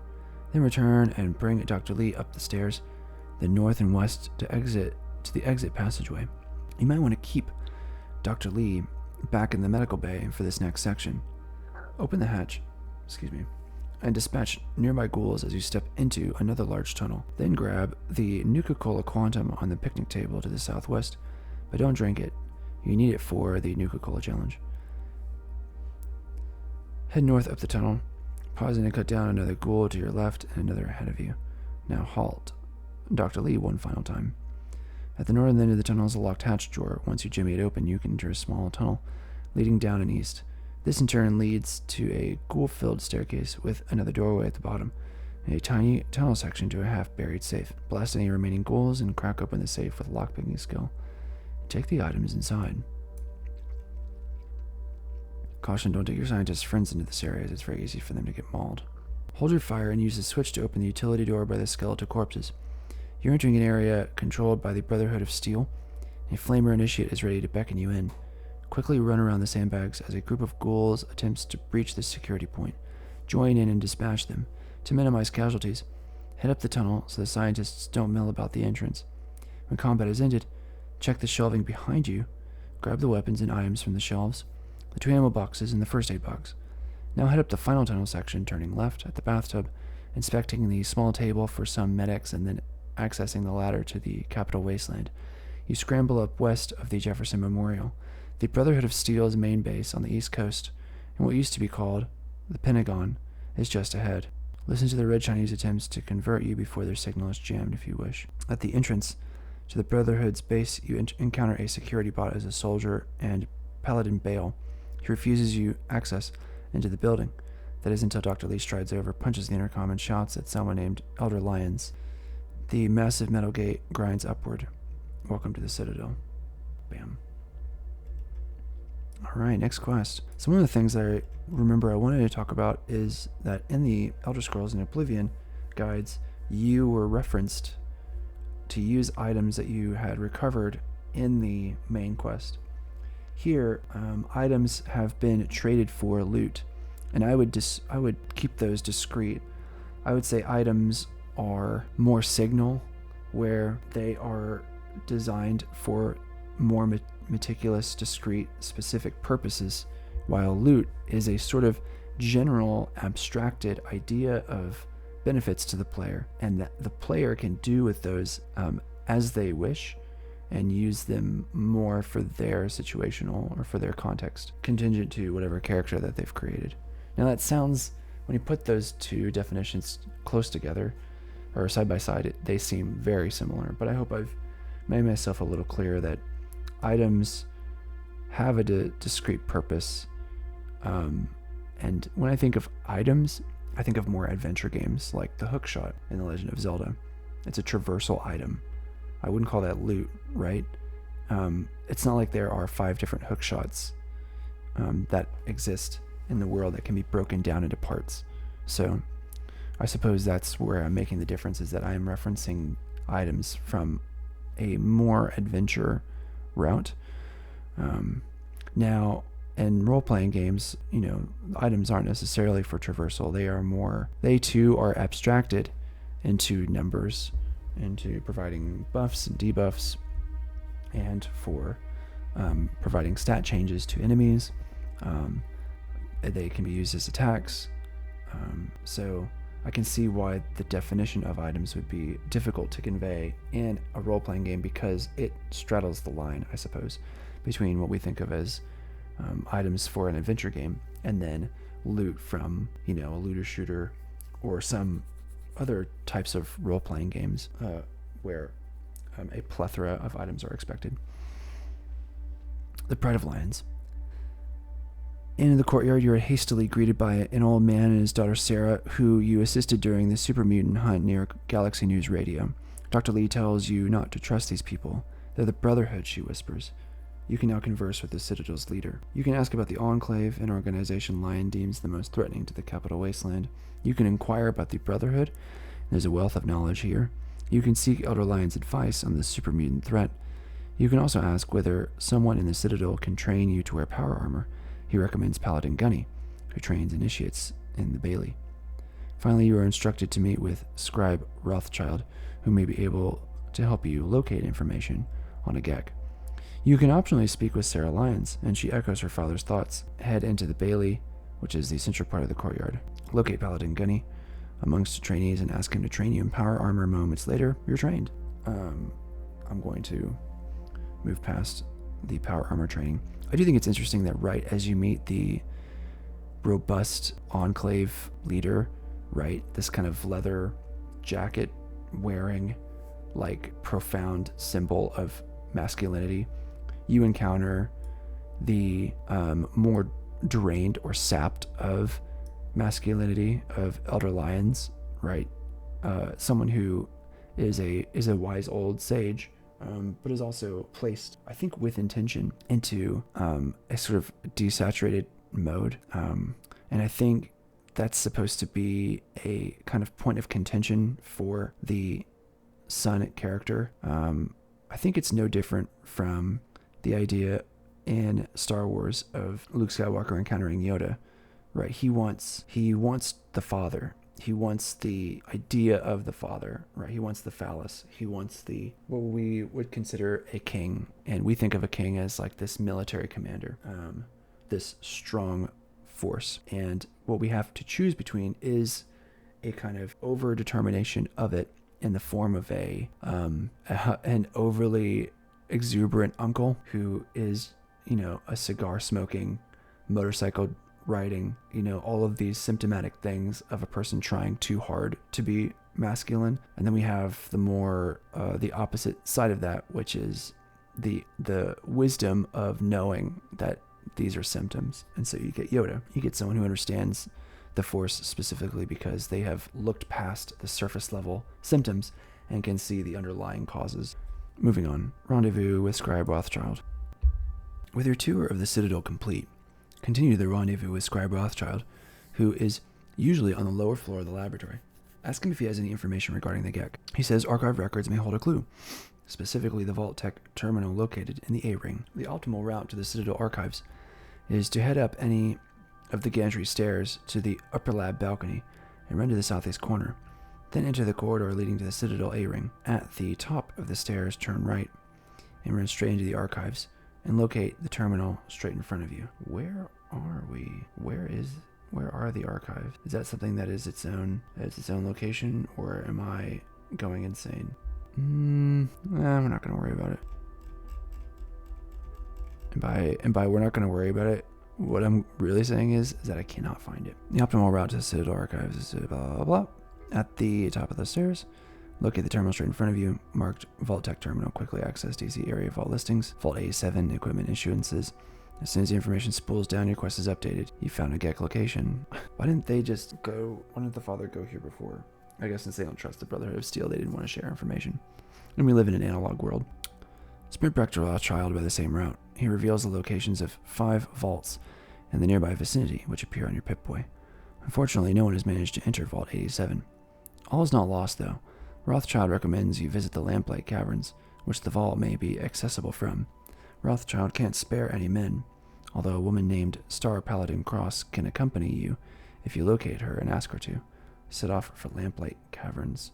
I feel as though that is a specific place. There's a little lamplight. Is that what's being referred to? We'll see. Ascend to the Bailey courtyard and look for the double metal doors that lead out to the Wasteland exit via this location and immediately fast travel. Although you can't directly travel to Little Lamplight. Yep. Unless you've previously explored the Western Wasteland sector, 2 possible options may have uncovered are the Jury Street Metro Station or the Smith Casey Garage, which we went there for the Tranquility Lane quest. Assuming you move to Smith Casey Garage, head north-northwest, avoid the military checkpoint, and run through radio antenna Papa November. From there, it's a short jog and possibly several fights until you spot Little Lamplight's large water tower in the distance. As you get close, past the rusting coach liner and vehicles and step into the entrance kiosk, rummage around to uncover 3 ammo boxes on the back shelf and some food. Then head west down into the cave, the door to Lamplight Caverns. Follow the tunnel to a sturdy gate of scrap metal. You're ordered to halt by a kid wearing a big combat helmet. This tyke is Mayor McCready. Little Lamplight you see is completely inhabited by children, and they don't trust grown-ups. You'll have to convince McCready you can be trusted. First ask about Vault A7, and if you can come in, no mungos are allowed as a response. The following choices are now available. You can do a speech challenge. Out of all the games, this one has been so speech-heavy. I guess that's not true. With Morrowind, you could bribe people to a higher disposition to fast-track a lot of things. So I guess this is a version of that, is your speech skill. If this fast talking works, you're let into the place. If you have the Child at Heart perk, you can reason much more easily with McCready and he lets you in. That's fascinating.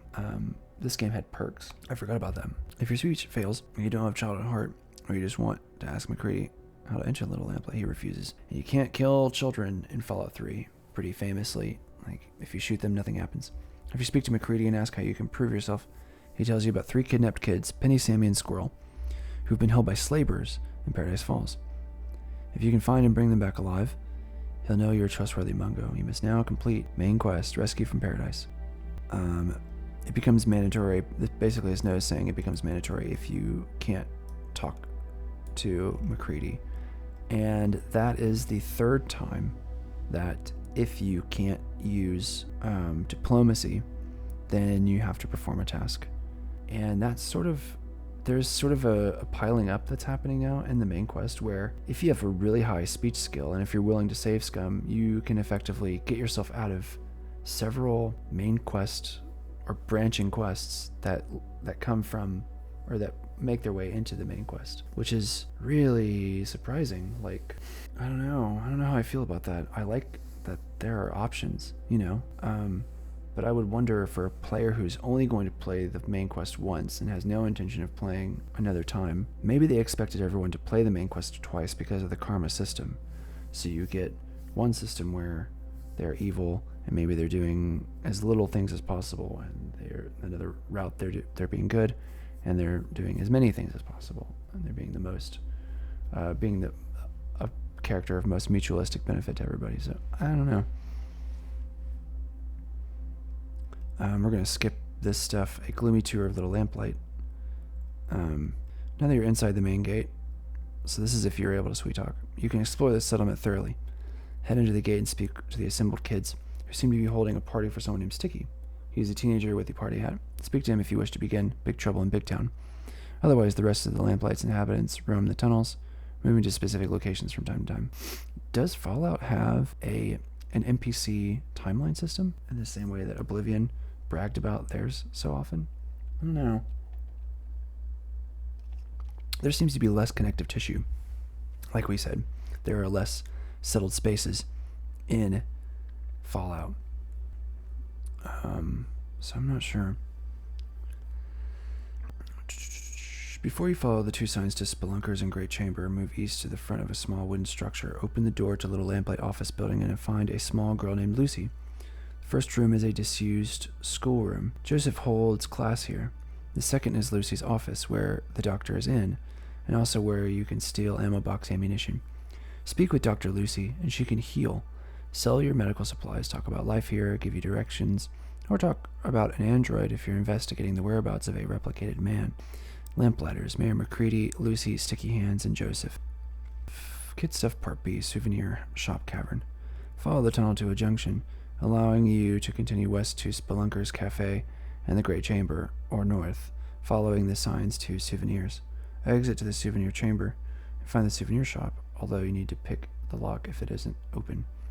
The proprietor of the shop is Knick-Knack, who can repair and trade with you.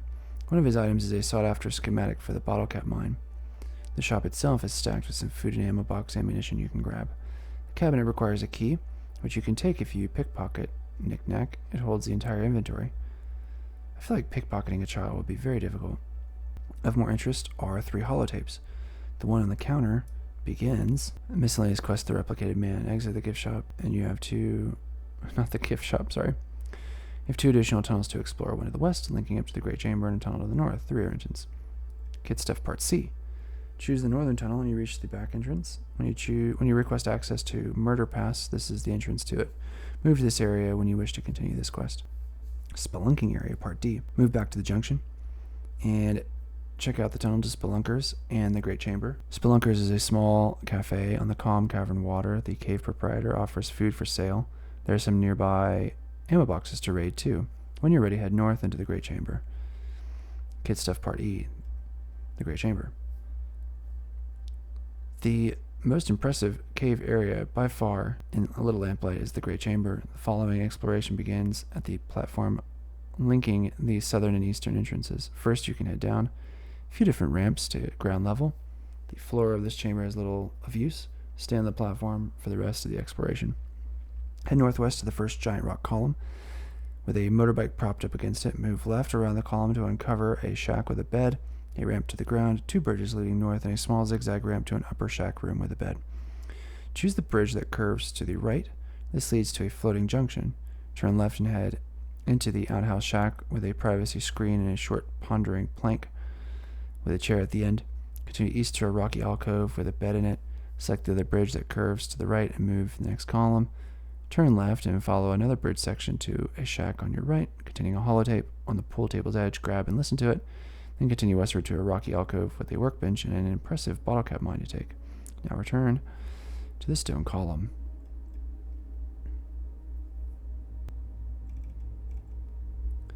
Kid Stuff Part F. Nothing. Move clockwise around the rock column, passing the blue outhouse roof on your right, and stopping at the exit junction. Take the bridge to north. This leads to a debris-filled cavern called Nothing. However, this isn't quite the case. At the northwestern corner of this cavern is a small metal room with a reactor inside. This looks like an entrance to Vault 87. Unfortunately, the terminal isn't powered. This is the alternate way to enter the vault if you don't want to face Murder Pass. 2 ways to Vault 87. So once again, there's a lot of choice in space using the science or speechcraft. Well, I should say the science skill is usually the space skill that allows you to access places, and the speechcraft is the narrative, allowing you to access narratives on your own terms. So it's following in that footsteps. The safe and short way. The first method of gaining entry into Vault 87 is to ignore Murder Pass completely and use the rear entrance. For this, you need to find Joseph, the eldest of the kids. Find him and begin a conversation. Request that he power up the terminal in the chamber called Nothing, and he obliges. Follow him to this chamber and move up to the terminal. He quickly powers it back on. Path B, the long and extremely dangerous way. Ooh, I'm getting a Kagranak. Is this the big stronghold of the main quest? There's usually one, right? The usual method of reaching Vault A7 is to navigate north through the little lamplight to the rear entrance where Princess is usually on guard. You must speak with Mayor McCready, ideally straight after he lets you into Little Lamplight at the first entrance, and inform him you wish to enter Vault A7. Head on through and enter the door to Murder Pass. Okay, here we go. Walk forward a few steps until you reach a junction with a tunnel to your left, with a continuation straight ahead. You face a lot fewer problems staying straight ahead, but you can pick up more items from corpses if you turn left. Continue straight onto a shack and a wider opening, with a couple of nearby super mutants to sneak past or engage, and another farther up, around the corner to the north. When combat is over, be sure to check the shack for 2 ammo boxes on the bed frame, and another by a small outhouse. The toilet itself has some light reading too.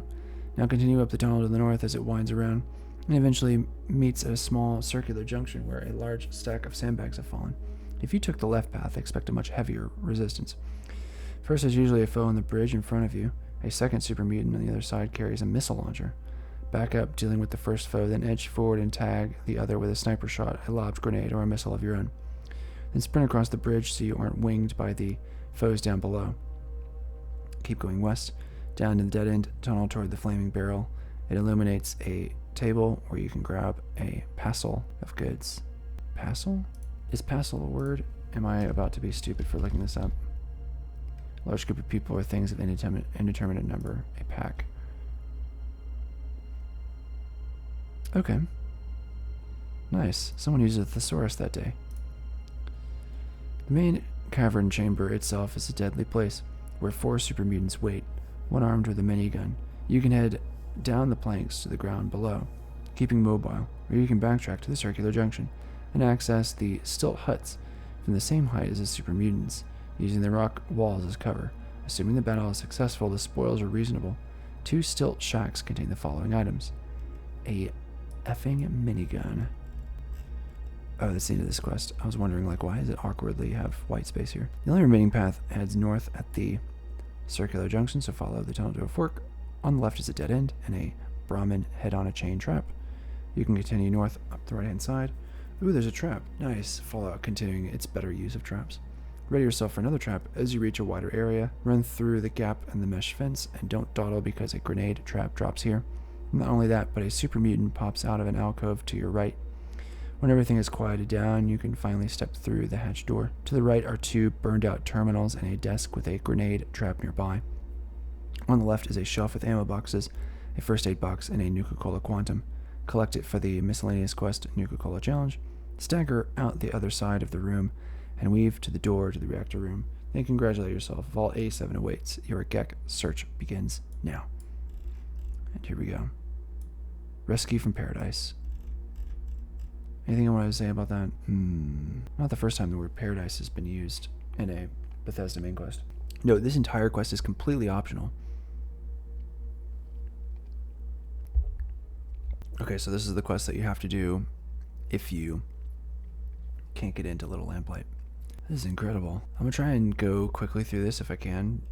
Thorough investigation. What? This is a huge quest. You can miss this?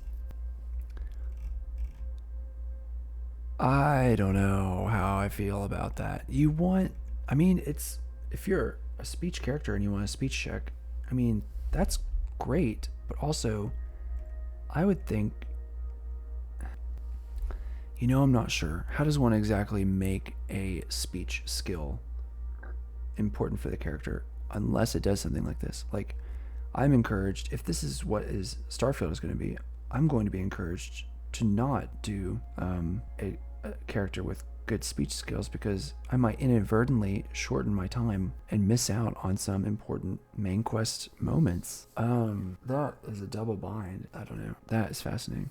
On the outskirts of paradise. If you fail a speech challenge and don't have a child at heart perk, blah blah blah, you need to rescue the children from the slavers. I'm going to skip this paragraph just because we've already talked about that. If you've been strictly following the main quest, your best place to fast travel is back to Vault 101. We have The wasteland now has Enclave soldiers dotted about the landscape, so be prepared for them. Continue northward and head up the main bridge through Big Town. Head across the bridge and head up the main... and skirt the Hallowed Moors Cemetery. Still going north. Because the place is crawling with super mutants. Pass under the monorail and you can see Paradise Falls. You can? Oh, that's actually incredible that you can see past that. I don't think we've ever been above the main river of the Capital Wasteland. I think this is our first time up in there. I mean, the capital here notwithstanding. I'm talking about sort of this section up here. Right, so this is new. Giant Big Boy Burger you can use as a landmark. Big Burger Boy, sorry. Dyslexic. Find the sandbag and makeshift barricade. Entrance to the falls. This is the only entrance you can use. You're greeted by the thoroughly unpleasant Grouse. The following options are available when speaking with Grouse at the entrance to Paradise Falls. Bribery and corruption. Request entry and continue to ask until you try a speech challenge. Ask everyone has a price. Grouse needs a bribe. 500 caps should cover it. Strictly business. If your fast talking fails, Grouse needs some slaves rounded up and will split the profits with you. If you agree to this, you must begin and complete miscellaneous quests. Strictly business. Wow.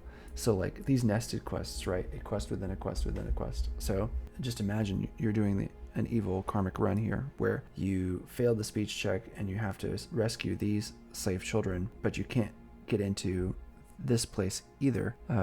Then you have to complete this quest so as to complete the other quest so as to continue the main quest, which is crazy. Grouse shooting. This is good. You can use threatening language, simply annoy Grouse to the point that he snaps, or begin by planting a bullet into Grouse's skull. Naturally, this launches you into a full battle with you and the dozen or two slavers in town. Skip ahead to the slaver slaughter for more information on taking Paradise by force. Or with chillingly low karma, you can simply walk into the place and use your reputation as a disgusting human being to win over the slavers instantly. Okay. So there are narrative benefits that we can see to being really bad and really good. Well, really bad so far. We haven't seen a really good version. When you finally get past Grouse, peacefully head southward. As you near the entrance, you see a slave running at you. This is Carter, and a second later his head explodes. Quickly run forward to the interior entrance. Here a small slave named Sammy had the foresight to stop. He tells you need to speak with you, then quickly backs away. Near him is a slaver named 40. Keep it civil. He tells you Carter was wearing a special collar that caused the cranial implosion. Inside the center, you can begin a thorough search, or you can move all the way to the far end of the settlement and speak with Sammy, who's behind the mesh fencing. From here, you can begin one of 3 different plans to free Sammy and his friends. Jonesing for some slaves involves finding the settlement leader and bartering for the children, or you can speak to Sammy's friend Squirrel and follow his ideas for a breakout, or you can engage all the slavers in a mad and dangerous ballet of bullets. Oh wow, okay, so we've got 3 different types. This is pretty neat, you know? Once again, you have different options for completing these quests, which is, you know, that's more than I can say, I feel like, for Oblivion. Thorough investigation. Pass a stand with a stow your peace sign, and then move around and head east to an abandoned mart, which now houses a place called Lock and Load. Enter and you reach a counter with weapons to steal, including ammo. There's a workbench near the caged party skeleton too. You can trade and repair items with Pronto. Move over to the western side of the initial courtyard and enter the barracks. In the middle is a pool table. Explore the kitchenette area for some minor items, or grab a drink from the vending machine. Then check upstairs. There are some beds you can sleep in, and a bathtub that's tricky to reach for a whiskey bottle. Step back into the courtyard and move south to the adjacent building to the barracks. This is now Cutter's Clinic. The lady in question can heal you, cure radiation, or sell you stim packs and chems. She has keys to chem and health supplies, which you can steal or kill her for.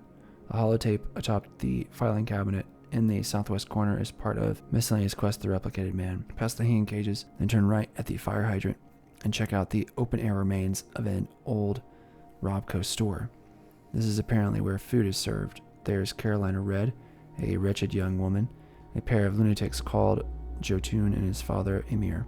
Head southeast and inspect the old cinema behind the roasting Brahmin. Head inside Eulogy's pad. There's an entrance area with a few items to steal. Eulogy himself is usually on the roof balcony with his female slaves, walking his home or wandering around town.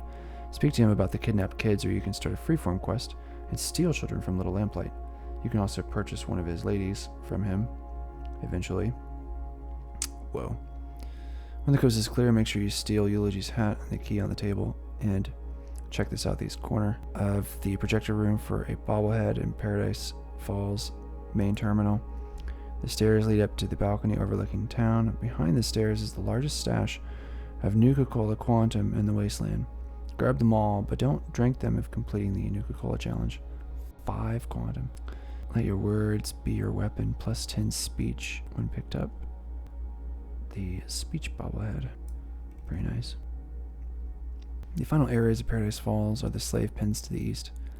Head there and you can see a Pulowski preservation shelter to the west, in which is a slave named Rory McLaren.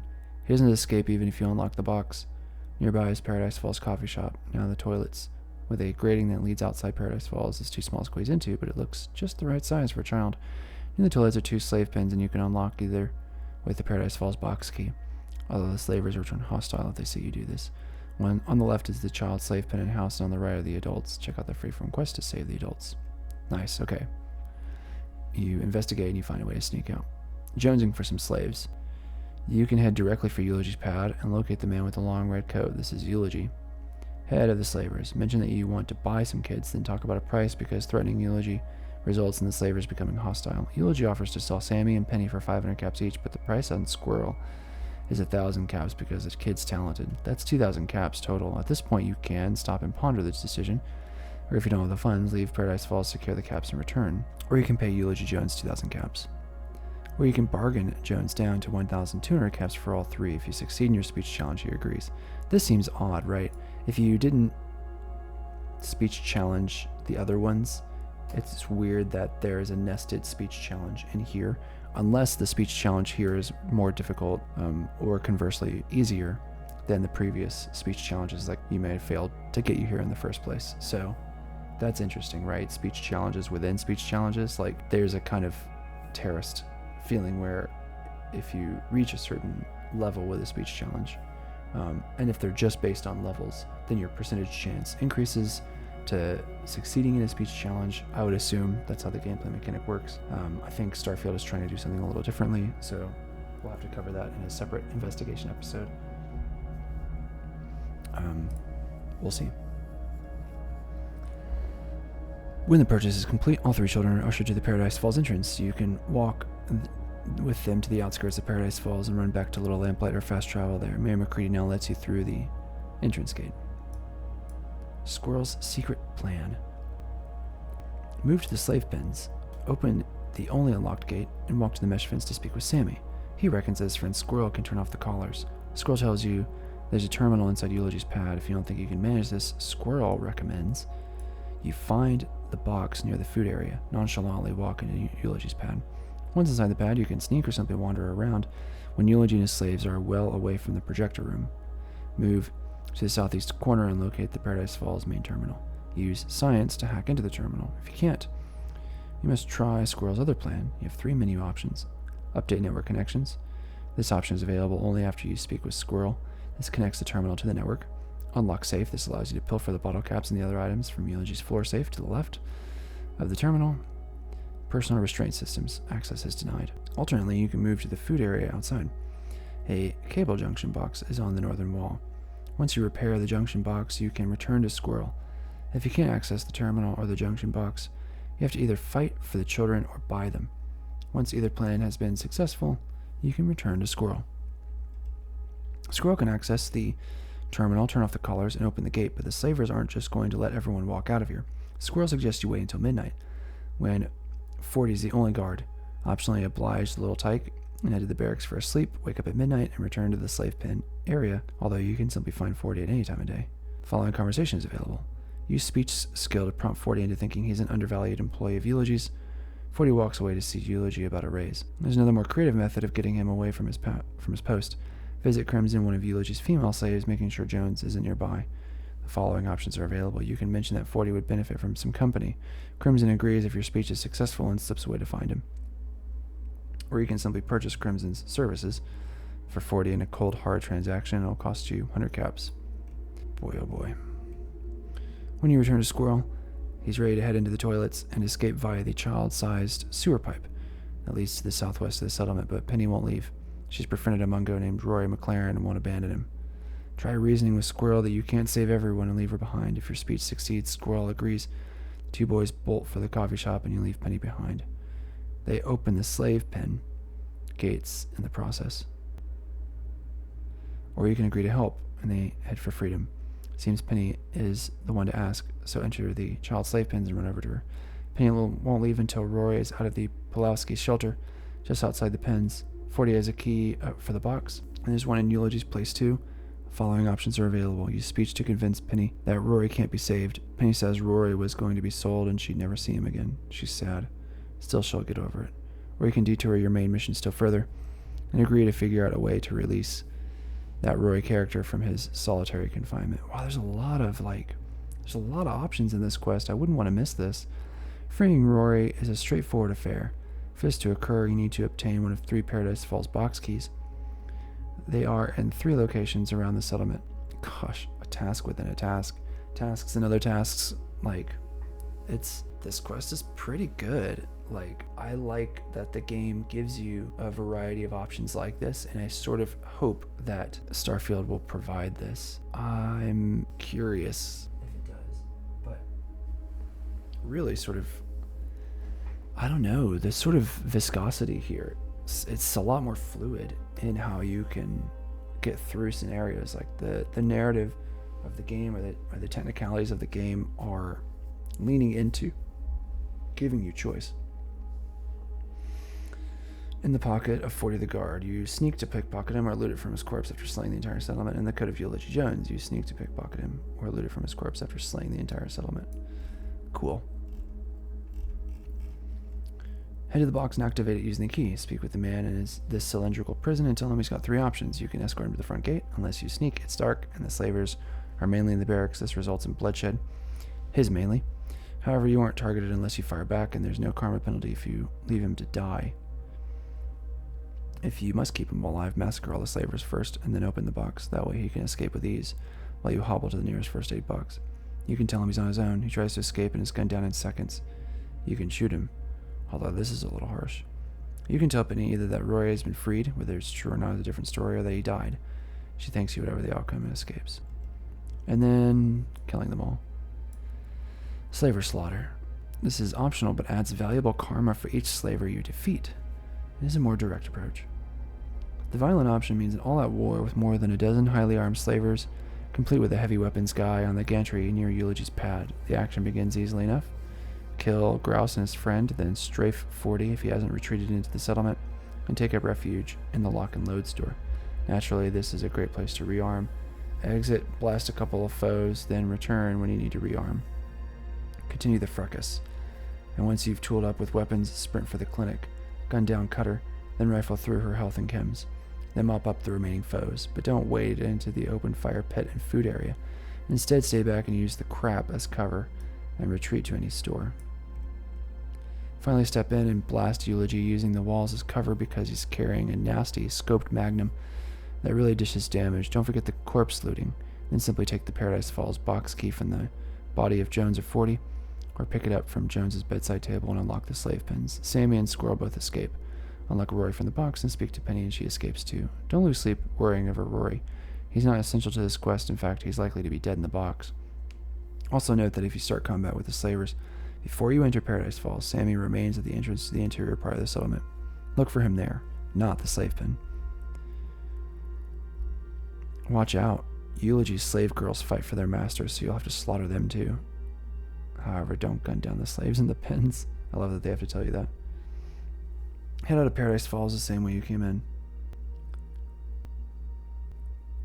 And meet up with Sammy, Squirrel, and perhaps Penny, and they thank you for all your help before racing off to Little Lamplight. Fast travel directly back to Little Lamplight, where Mayor McCready is amazed at your helpfulness. He opens the gate and allows you into the settlement, but just this once. You can now rejoin the main quest already in progress. Finding the Garden of Eden. Okay. So, finding the Garden of Eden is certainly a bonus point for our theory, right? The Garden of Eden, it's Adam and Eve, right? It's this pairing.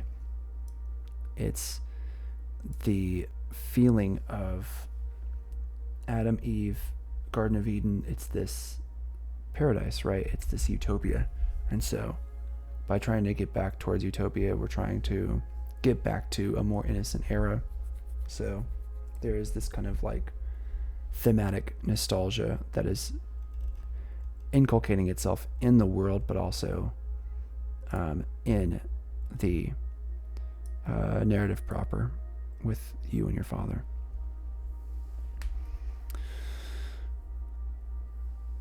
Let's see.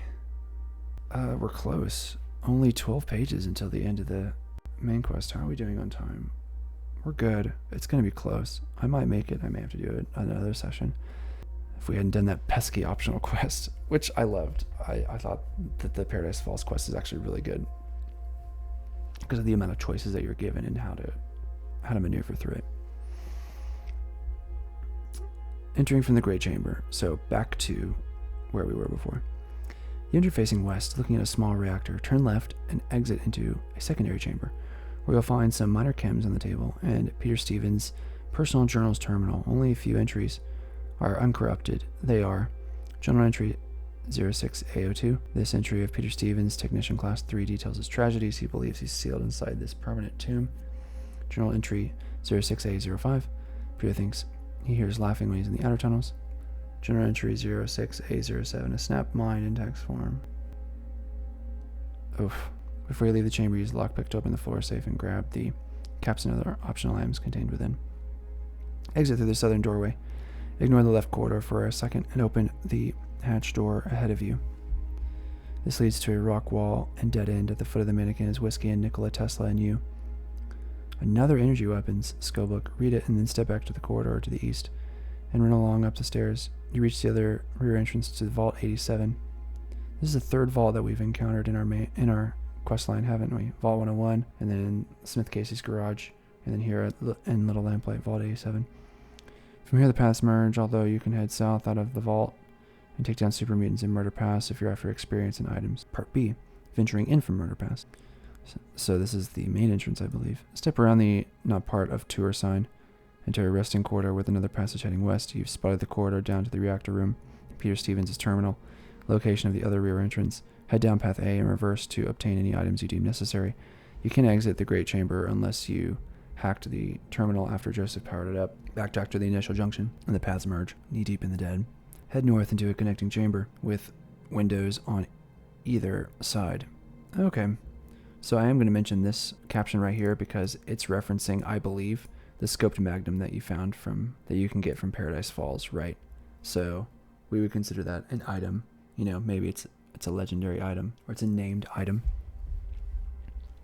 Head to the door on the opposite wall, but make sure you clear the western area of rad roaches, but do it quietly or you attract the attention of 3 super mutants waiting at the top of the next set of stairs. Sneak or use a stealth boy to approach the bottom of the steps and eavesdrop. They plan to search for more of the green stuff and use it to make more super mutants. Head up the stairs and into a small reactor chamber. Unless you're collecting whiskey.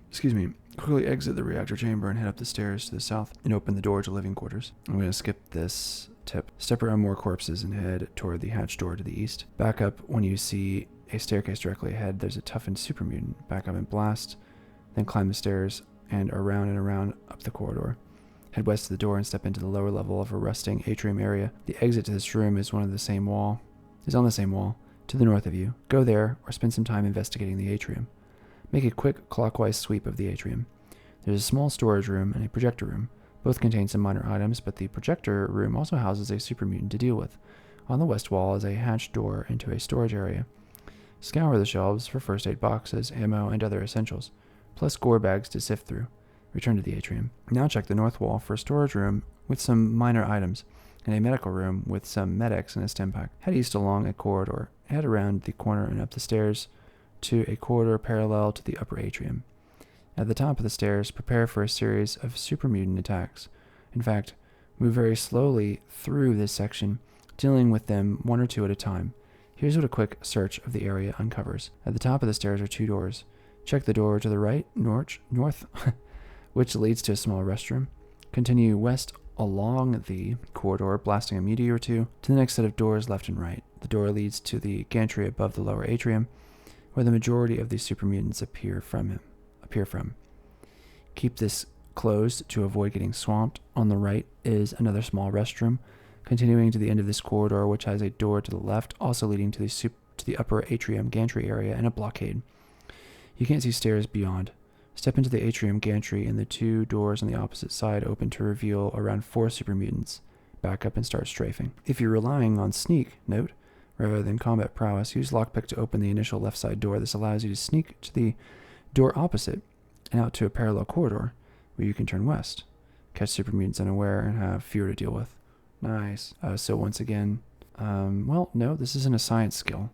Here, lockpick is being used not for loot, but for access. So there's a little bit of a blending there of the non-violent skills into what they're designed for the game. Once the general atrium area is secure, you can inspect the parallel corridor running along the outside of the gantry area. Head east to the end of the corridor where a door leads to the connecting room with a locked door. Of more interest are the stairs heading down and around to another small engineering room. If they haven't stormed the atrium, expect another 3 super mutants in here. There are items on the shelves and engineer Daniel Coster's terminal. This has 6 entries that make for interesting reading, but of special note is the last one that says Service Issue Entry V87007. Something is terribly wrong in the experimental section of the vault. Coster's wife quickly died from an unknown disease. Medical records are missing. Many are dead. Accessing this message opens the nearby wall safe. You can read entry 007 on the terminal or use lockpick on the wall safe, which contains Coster's weapon and other items. Grab what you need and return to the upper atrium area. Should we read that, you think? I probably should, but I'm not going to. I do have a theory about information gathering and how it's a little different in Fallout compared to Oblivion and Morrowind. Move to the locked door on the left side of the corridor and lockpick it open. Search the storage room for various items. Jimmy opens a wall safe inside here too. The upper atrium is explored, so continue up the corridor to the top of the next set of stairs. On your right is a barricade with super mutants behind it. A skill book for +1 to unarmed. Lob a couple grenades in there. I've moved back to here, sorry. There, continue forward, ignoring the blocked passageway on your left. Turn the corridor, walk, and turn again. Dealing with the super mutants you softened up with grenades, then turn right and inspect the room you saw through the window. This small laboratory has a few items to take, a medical wall safe, and a medical records terminal. Use science to access this terminal. Inside are 4 menu options, the first of which is to unlock the medical safe. The entries are somewhat mysterious, but are a piece of the puzzle that is Vault 87, so read them all. The medical wall can also be opened with lockpick skill, but this is much more difficult. Inside, expect a number of items such as purified water and stim packs. Exit and ignore the stairs down. Instead, turn south and locate the door in the left. This leads to a corridor to more stairs heading upward. Pass up around 2 landings, one with another collection of corpses, and reach the door to test labs. The test labs. Mutilated mutations. Okay, yeah. So this quest is the big stronghold quest in my opinion. So we've seen it in Kagranak, which was in Morrowind. And then, what was the place called in Oblivion? I should remember, but I do not. So we're going to have to pull it up. It was over here somewhere. Sancretor, I believe, was the place. So this, in my opinion, feels like that. It's a big, long endurance test of your character with a lot of combat. So Vault 87 perhaps would be that for us, right? In the test labs, realization of exactly what went on in this vault begins to dawn on you. Look into the room on your right where a super mutant is standing. Once he's lying down, inspect the room and grab ammo from 2 boxes. One requires lockpicking to uncover the missiles within, and then wrench open with lockpick more items from the floor safe. Grab any additional items you want, then blast a waddling centaur back into the main corridor. On the door on your left, labeled Test Chamber 1, there's a broken wall terminal, so either peer through the window or open the door and brave some light radiation. There's nothing too horrible until you reach the medical lounger, upon which lies a mangled mutation with growths and sickeningly elongated arms. This is a test subject for FEV, Forced Evolutionary Virus. This is the real reason no detailed deaths were given on the medical records. Turn the corner so you're facing west and inspect Test Chamber 2, which is where the centaur waddled in from. Continue past empty Test Chamber 3 and turn the corner of the main corridor again. Corner of the corridor. To face north. Another super mutant turns its attention on you. Blast it. Then continue on the pair of doors. The left door cannot be entered. The right door leads to a small experimental medical bay with a first aid box on a stretcher, and the chief physician's terminal on a desk. There are 5 entries. Read them to shed more light on the creation of supermutants. The test labs. Fireworks with Fox. I remember Fox. As you reach a junction, I didn't realize that Fox arrived so late.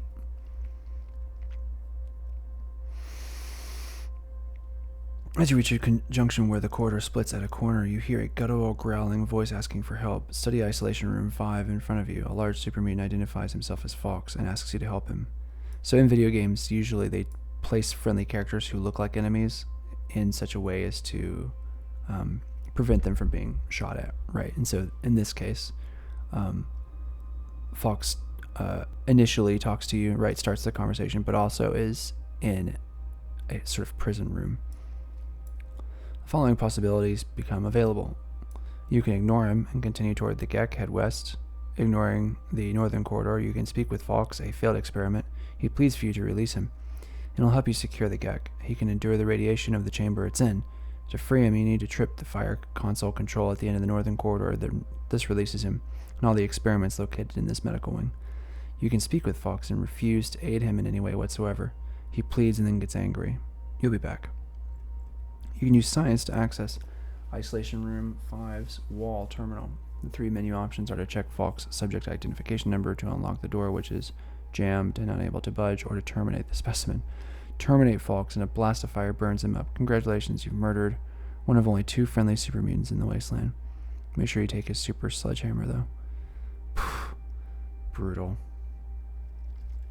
Like I said, like, evil without any clear benefit to you, the player, right? It just seems so absurd.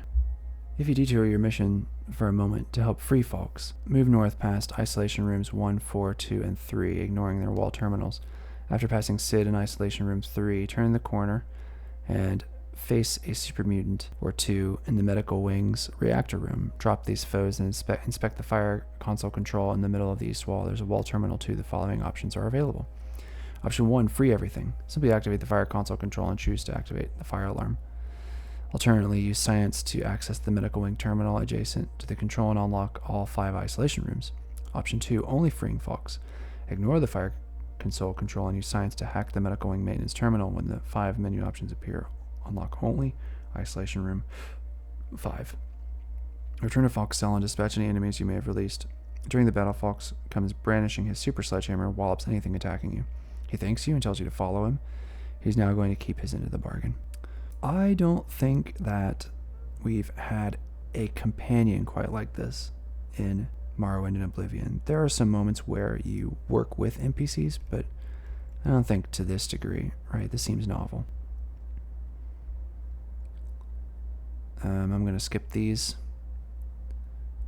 Head west from Fox's cell and climb up some steps to a hatch door. This leads to a connecting chamber with a sunken middle and a couple of foes. Continue west and locate the junction chamber. The door ahead of you is sealed. The only way onward is through the door to the north and up another set of steps to the final upper floor. Turn the corner and open the door on the north wall. Execute the super mutant near this green-hued laboratory, then halt. Head back to the corridor and continue around the corner to a locked door to the south. This leads to a storage room, and there are 2 ways in. You can, of course, use lockpick, or you can enter the laboratory and use science. Lots of uses of lockpick and science. I think that's pretty neat. The remaining entries are as follows. Notice 9, the storage room has been stocked with rad suits. Notice 12, radiation expulsion ducts from the Gek are venting radiation directly into this area. Notice 18, Dr. Merrick has ordered the FEV subjects terminated. The area must be scrubbed to avoid cross-contamination when new subjects begin testing. Move to the storage room at the end of the corridor and rummage around inside. Be sure you grab the items you need, as well as the advanced radiation suit, because this area is highly contaminated. Use lockpick to open a wall safe and take a few additional items. Push forward into the lab room with the window on the right, through which you can see an inner corridor that's glowing with massive radiation seepage. Of the 2 doors ahead of you, choose the right one, which leads to a super mutant. Drop that, then open the connecting doors to a new corridor. Move north and follow the corridor right, through another hatch door, into a maintenance room with more muties to kill. Take the junk parts from the shelves if you need to and open the door opposite. Check your local map. You're making a clockwise circle around the middle chamber of this level. Follow the corridor around to the south, through a door and into a second laboratory. Scour the locker for goods, then press on. Through the south door to a storage room with a super mutant. Finally push through to the radiation chamber entrance where you can grab health and chems from first aid box on the table. If you head through the door in the northwest, you'll face radiation damage of well over 100 rounds a second. How will you access the Gek inside this chamber? There are 3 options. Option 1, head inside unprotected after gobbling down some Radix. Head northeast, north, and immediately turn left at the door and open it, then dart in, open the Gek container, sprint back to the radiation chamber entrance, gobble down Radaway to return your radiation poisoning to an acceptable level, then sprint back in and take the Gek. You absorb less radiation, backing up and waiting for the container to open in safety. Option 2, you can struggle into the advanced radiation suit that you stole from the previous storage room, swallow a Radax, and then trudge into the container room.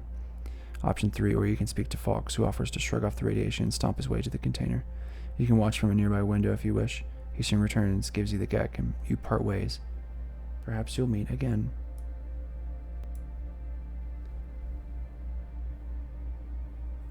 Garden of Eden Creation Kit. Aside from the door you couldn't open, you've thoroughly explored Vault 87. The only way back to the Citadel is the way you came. So backtrack through the laboratory, down the stairs, and into the junction chamber. You're engulfed in static electricity and white light. 2 Enclave soldiers carrying miniguns and wearing fabled Tesla power armor stride in. They are followed by Colonel Autumn. He commends the soldiers on your capture and orders the Gek to be secured on his vertibird. You are to be prepared for transportation immediately. But where? Oh wow. I don't think that's happened in a Bethesda game. This feels very Mass Effect, or this feels very BioWare, where this typically happens in a BioWare game where you complete a couple things according to your choice. You complete a couple planets or you complete a couple locations, and then you and your team are captured and you're taken to a cloistered location, like a ship, the Leviathan, I believe was the name of it, and one of them. And it's a good way to like surprise the player, to shake them up. So I feel this feels a little closer to the end of the game. The Enclave, who probably don't want things to change, they like them as normal. So this is the Duke, this is the uncle of Fallout 3, effectively. You know, there's Hamlet's father, and then there's Hamlet's uncle, who assisted in his father's death, so he could gain power and hold on to it. You awaken some kind of cell 4 in fact. You've been stripped of all your weapons, armor, and other supplies. Colonel Autumn immediately gets to the point. You're going to tell him the code to activate the purifier. The following options are therefore possible. You can tell him using all manner of expletives where he can stick that information, keep it going, rile him up. You can simply play dumb and also infuriate the Colonel. What's the name of this quest? The American Dream. Nice.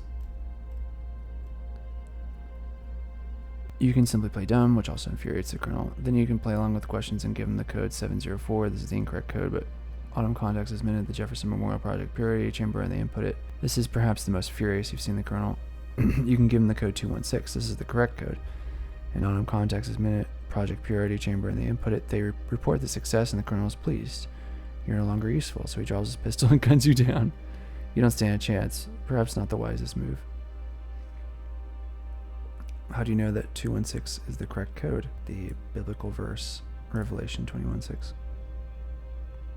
Choose any option except the last one, and a voice booms out around the room. It is President Eden. He apologizes and wants to meet you in his office. You can retrieve your possessions from the nearby locker. It is wise to see what the president has to say. Leave cell 4, entering a connecting corridor. The president. The self-imposed president. Open the cell door. I skipped the notes. You're automatically stopped by an Enclave officer. The following options are available. You can use speech to calm him down, as you're supposed to be here. Fail and he gets violent. Oops. If you have a high charisma, you can tell the guard you're off to the president. I don't recall a charisma check in this. And there's a strength check.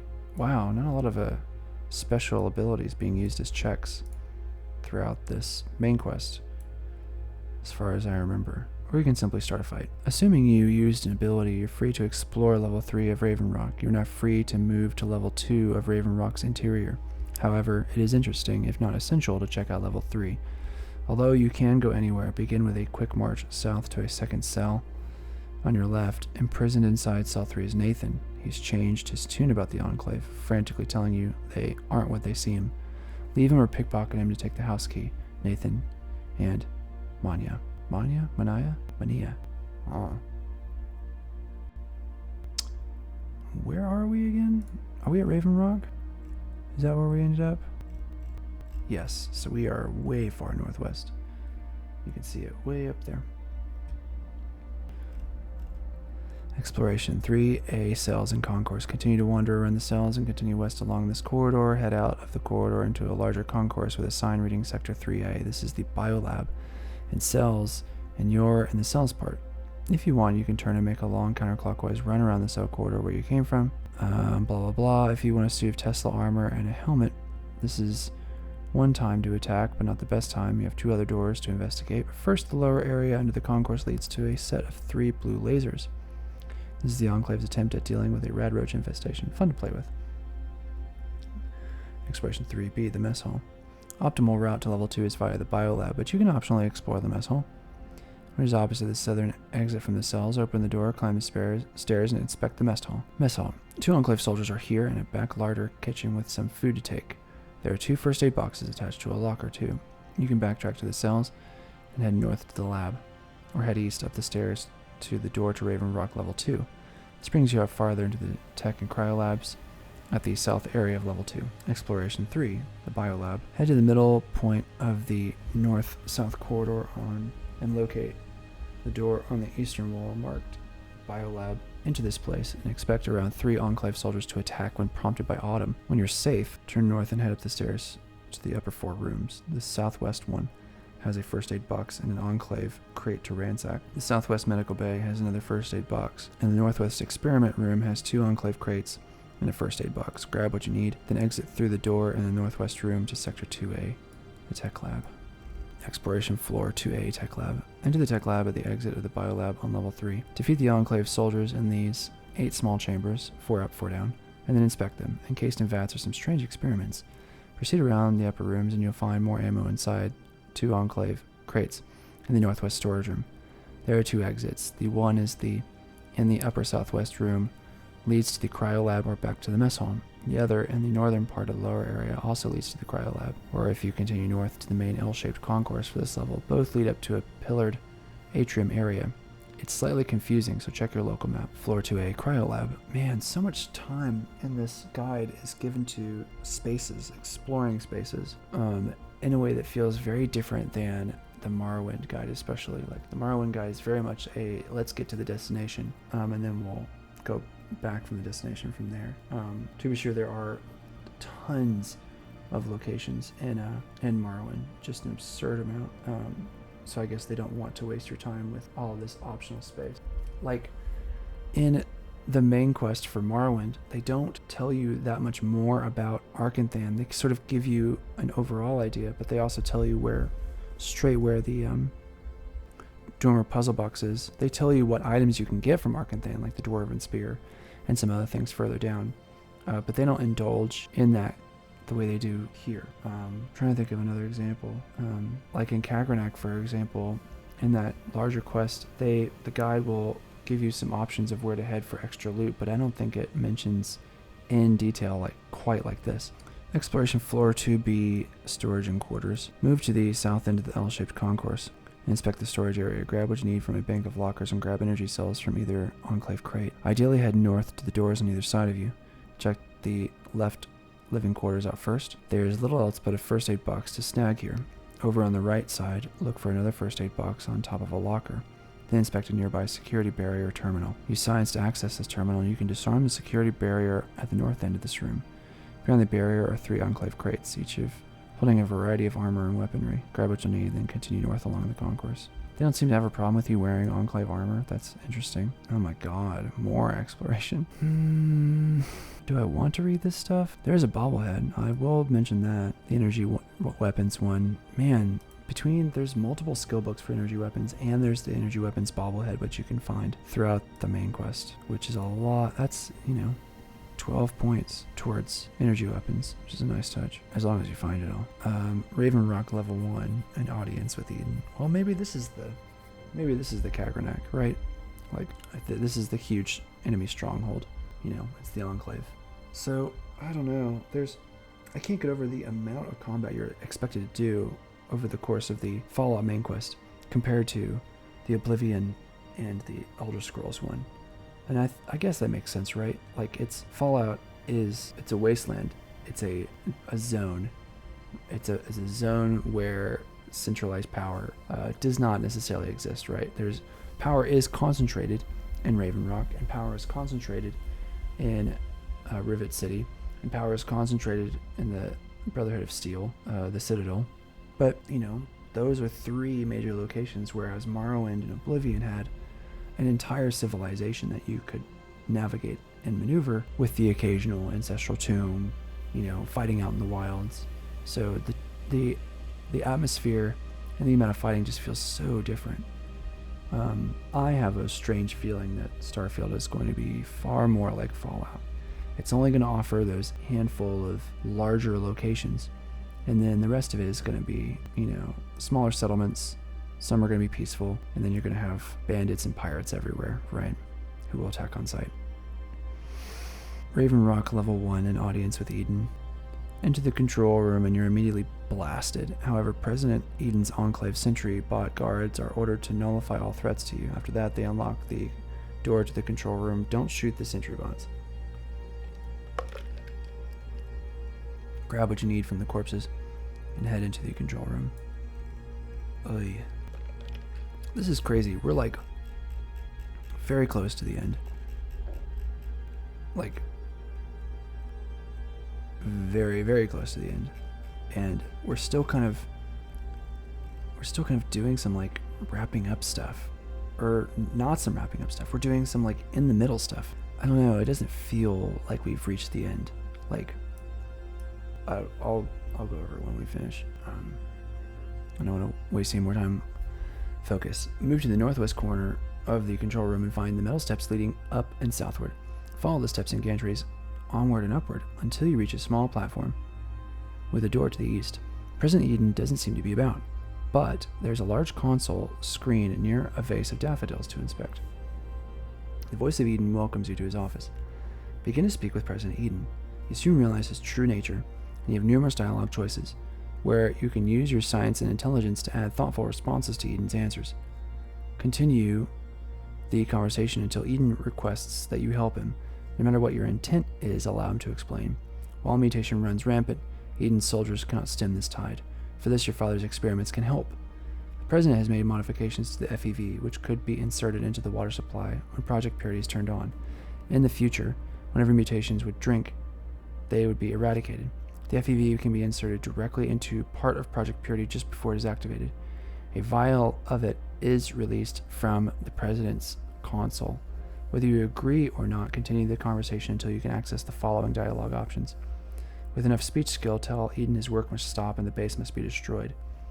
If you have a high enough science skill, you can tell Eden he is an abortion of science and needs to die. You can ask Eden more about the plan for the purifier and the President itself. If you found the self-destruct code holotape in Colonel Autumn's quarters, you can open a new line of dialogue, placing you in a more advantageous position. You can ask what the problem is with Colonel Autumn, or you can leave without any more conversation. The important choices are the speech challenge, the science challenge, or the simple agreement and leaving. The first 2 options, when spoken to completion, make President Eden agree to power down and destroy Raven Rock. The last option simply reinforces his stature. Snatch the modified FEV from the Zack's panel and make your exit before Autumn's men get a lock on you. Turn and open the door to Raven Rock level 1 behind President Eden. You can't leave until you take the FEV. Wow, okay. There's a lot that goes on there. Mutations would drink, they would be eradicated, right? So like the final solution, right? The idea of purity manifested. And it's interesting that the antagonist is called Eden, right? Going back to a simpler time, this illusion of utopia. Head out onto the exit concourse and turn south. Run to the concourse door, and when it opens, stay between or behind 2 marked 6 turrets as they rake fire over 2 Enclave soldiers. Eden's robotic help allows you progress and supports your battle against the Enclave. Ahead, another conquest door slams and shorts out. You can't enter the area beyond it, leaving the only exit path to your right. Run down this corridor, and just before the left corner, peer out of the window to your right. There's a hangar lift and a vertibird departing. Autumn is sending everything he's got to shore up the Jefferson Memorial. God, you have to fight through the Jefferson Memorial again? That's a 3rd time. Turn the left corridor to face south and venture forward. Up ahead are more Enclave soldiers, but 2 sentry bots roll out and demolish them. Look left. Move to the desk and delivery terminal. Grab the first aid box items from the desk. Use science to hack into the terminal and you can unlock the delivery crate. Unlock the crate and a Deathclaw attacks anything human. Let the Enclave sentry bots cut the beast down, then continue down the main concourse. Continue along the main concourse to another door that slides open, revealing more Enclave soldiers under turret. Inside panel, flamethrower fire. These soldiers are armed with plasma rifles to fire back at a distance. Now inspect the stairs to the area under the floor grating by the electrified door to your right. There's an Enclave stash down here. Grab the items from the boxes. The 2 doors to the north can't be breached, so stay on the main concourse, pushing forward as 2 more Enclave sentry bots strafe the remaining soldiers at the far end. Meanwhile, locate the security barrier terminal, switch off the barrier, and claim more weaponry. Continue west down the concourse, pausing only to grab the minigun and Tesla armor from the last fallen soldier and exit via the door to the Capital Wasteland. I have to pee. I can't wait. I'll be right back. And we're back. Prelude to the final assault. Once outside, prepare for chaos, the type of which depends on how the conversation with President Eden went. If you took the FEV without questioning the President's plan, vertibirds are already taking off, flying to support the troops around Project Purity. If you're extremely quick, you can blast the vertibird that's about to take off with plasma fire or a missile. However, if you use the President's own logic against him, and Eden agreed to end it all, as you exit Raven Rock, the entire facility begins to rock as massive plumes of fire begin to escape from the rocky outcrops. I remember that. If you freed Fawkes from his confinement in Vault 87, you'll find him out at the entrance, mowing down Enclave troops. He waves hello, and you can briefly chat again before he goes on his merry way. It's so bizarre that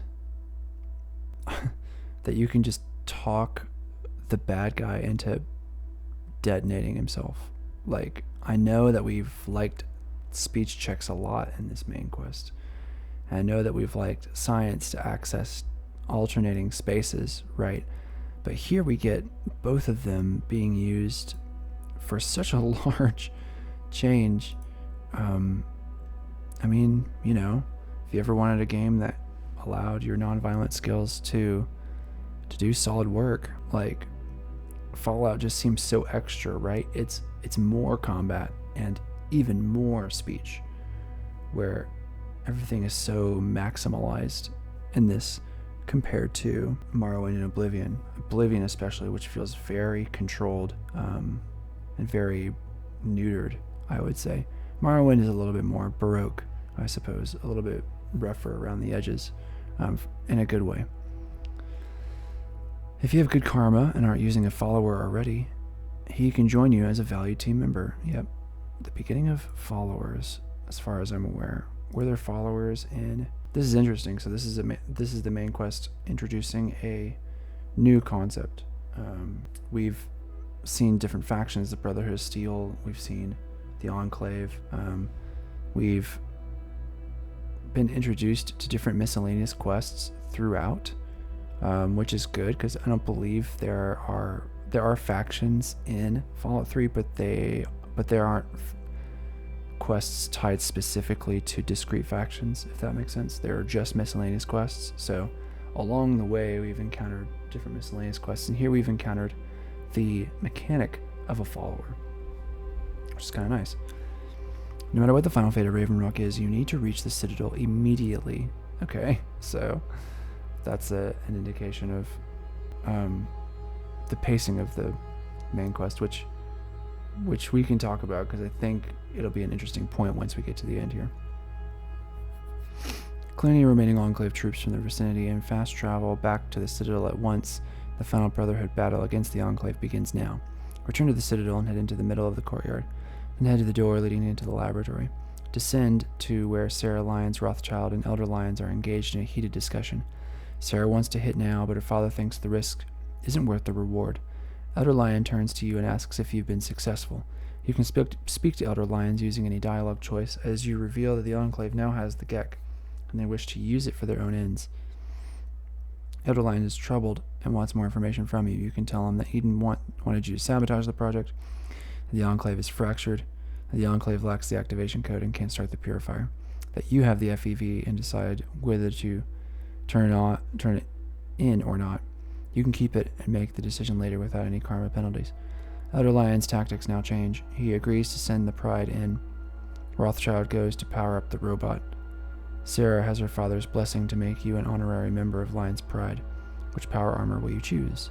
The full suit of power armor has more damage absorption but less mobility. The recon power armor is light armor with extra speed and agility. Or you can tell Sarah to keep her power armor. Or you can tell Sarah that you don't want to be a part of her little club. Although some responses are more offensive than others, Sarah asks you whether you're ready for this attack. You can elect to wait a minute, or tell her you can accompany her for the final push. The attack to save Project Purity begins now. Okay. That seems like the point of no return moment of the kind that we sort of have in Oblivion with the Marin's Dagon attack on Cyrodiil. Okay, take it back. Is the last mission?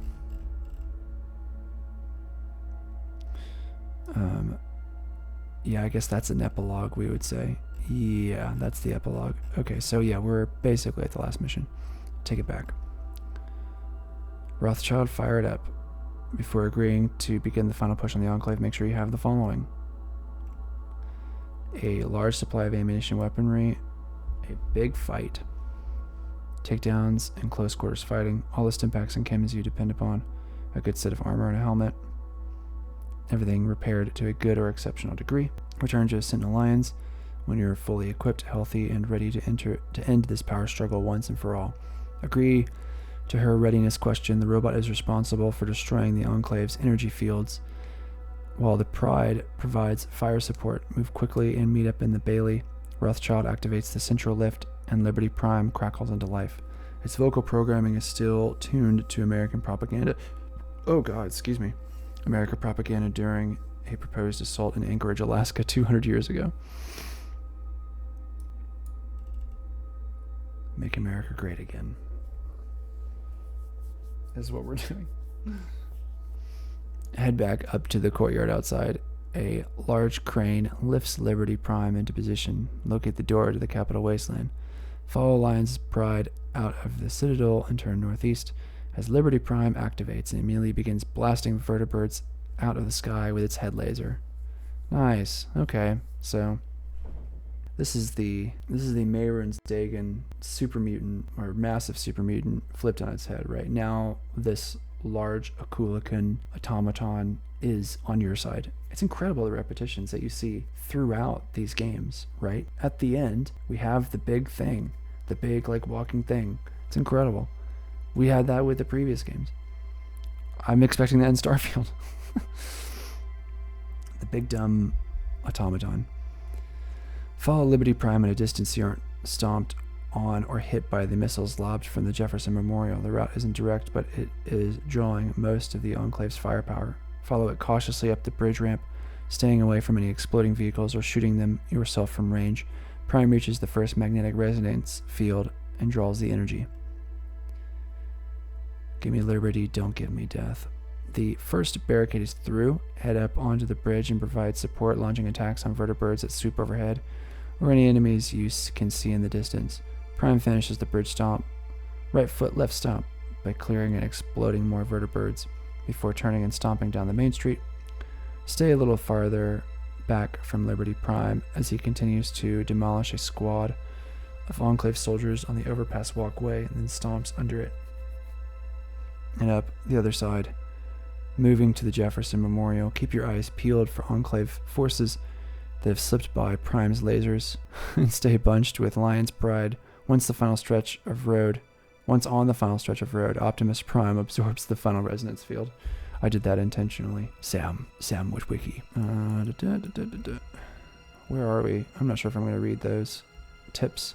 And I'm moving here. Step into the control room and you're greeted by Colonel Autumn once more. Engage him and his 2 Tesla armored bodyguards. Okay, so just like Hamlet, you are going after the uncle. You can use speech to convince Autumn to halt this violence against you. If you succeed, his forces depart the facility. The trick here is to stay behind the pillars, backing out of the room if you're too close to death.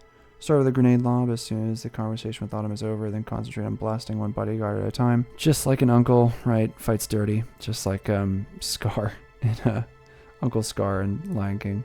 Autumn usually picks up a dropped minigun that either bodyguard carried. Take it from the corpse during battle to prevent this. Once Autumn and his overcoat are nice, the person writing the guide mentions the overcoat again. Right? It's the overdetermination of that masculinity that is so dangerous about Autumn. Not necessarily what he can do with a gun. Pile of cash or a crumpled corpse for an extra optional fun task. Try to cut him down so he falls backwards and into the irradiated water vat. Sentinel Alliance joins you. Your father's project can finally begin. Once Colonel Autumn is dead, move up to the intercom near the airlock control and listen as Dr. Lee gives detailed instructions. She says that because of the damage, the entire complex will overload shortly, unless the water is rerouted through the purification tanks. This can only be done by turning the purifier on. Now, should be clear by now what must be done. Someone has to go into the irradiated control core and sacrifice their own life to save the purifier. I remember this. Following options are available. You can agree to start the purifier. You can order Sarah Lyons into the purifier. You can refuse to start the purifier altogether. You can agree to start the purifier, then stand where you are or not enter the airlock. Or not enter the airlock. The countdown continues until you make a decision. Damn it. Before you enter the purifier itself, you have the option of activating the auxiliary filtration input. Slide in the modified FEV vial if you want the GEC to lace the water with special bacterial agents that destroy mutations. Whether or not you activated the auxiliary filtration input, you have 3 possible conclusions to this quest. Okay, so is it a coincidence that you find a friendly super mutant right when you also learn about this FEV vial that can get rid of mutants? Like if Fox did not exist, and if you did not know about any friendly super mutants, right? I suppose if you knew about ghouls, you know that there are friendly ghouls that exist thanks to Megaton. So you are aware to some extent about the ability for mutations to still remain peaceable. Would you be more likely to use this trick? Interesting. Plan A. You decide to enter the airlock, move to the purity machine and hit the 3 digits of your mother's favorite Bible verse and then hit enter. The purifier activates. Everything fades to white. For the record, that's what I did when I played in college. Plan B. You convince Sarah Lyons to enter the airlock. She moves to the purity machine and inputs the code you just told her. She types it in, collapses, everything fades to white. Plan C, you convince Sarah Lyons to enter the airlock. Sarah agrees and waits in the airlock until you seal it off. She moves to the purified machine and waits for you to tell her the input code. You refuse, and after 3 minutes of waiting, the Project Purity machine expands in a sea of brilliance. Everything fades to white. There are several ways to cause Plan C to begin. 1, refuse to give Sarah the code when you speak to her. 2, give her the code, but then don't cycle the airlock. 3, tell her you'll go, but then don't ever enter the airlock. 4, tell her you'll go. Let her cycle the airlock, but don't approach the console. Basically, the more inactive you are, the better your chances for this embarrassment of an ending. Oh my god. So, looks like the guide is judging you for your decision. There's a note here, Project Completion Aftermath. After a supreme sacrifice inside the Jefferson Memorial, everything fades to white. While you may have given your life to the cause, tales of your valor or betrayal and the heroism of Sentinel Sarah Lyons will be told for decades to come. However, the path you have walked and the actions you have taken have all influenced how future generations remember you. Fortunately, this guide can extrapolate every variable and reveal all the different permutations for your interest and amusement. 6 general sections comprise the ending. Interesting. The lone wanderer ventured forth from Vault 101, discovering the fate of his father.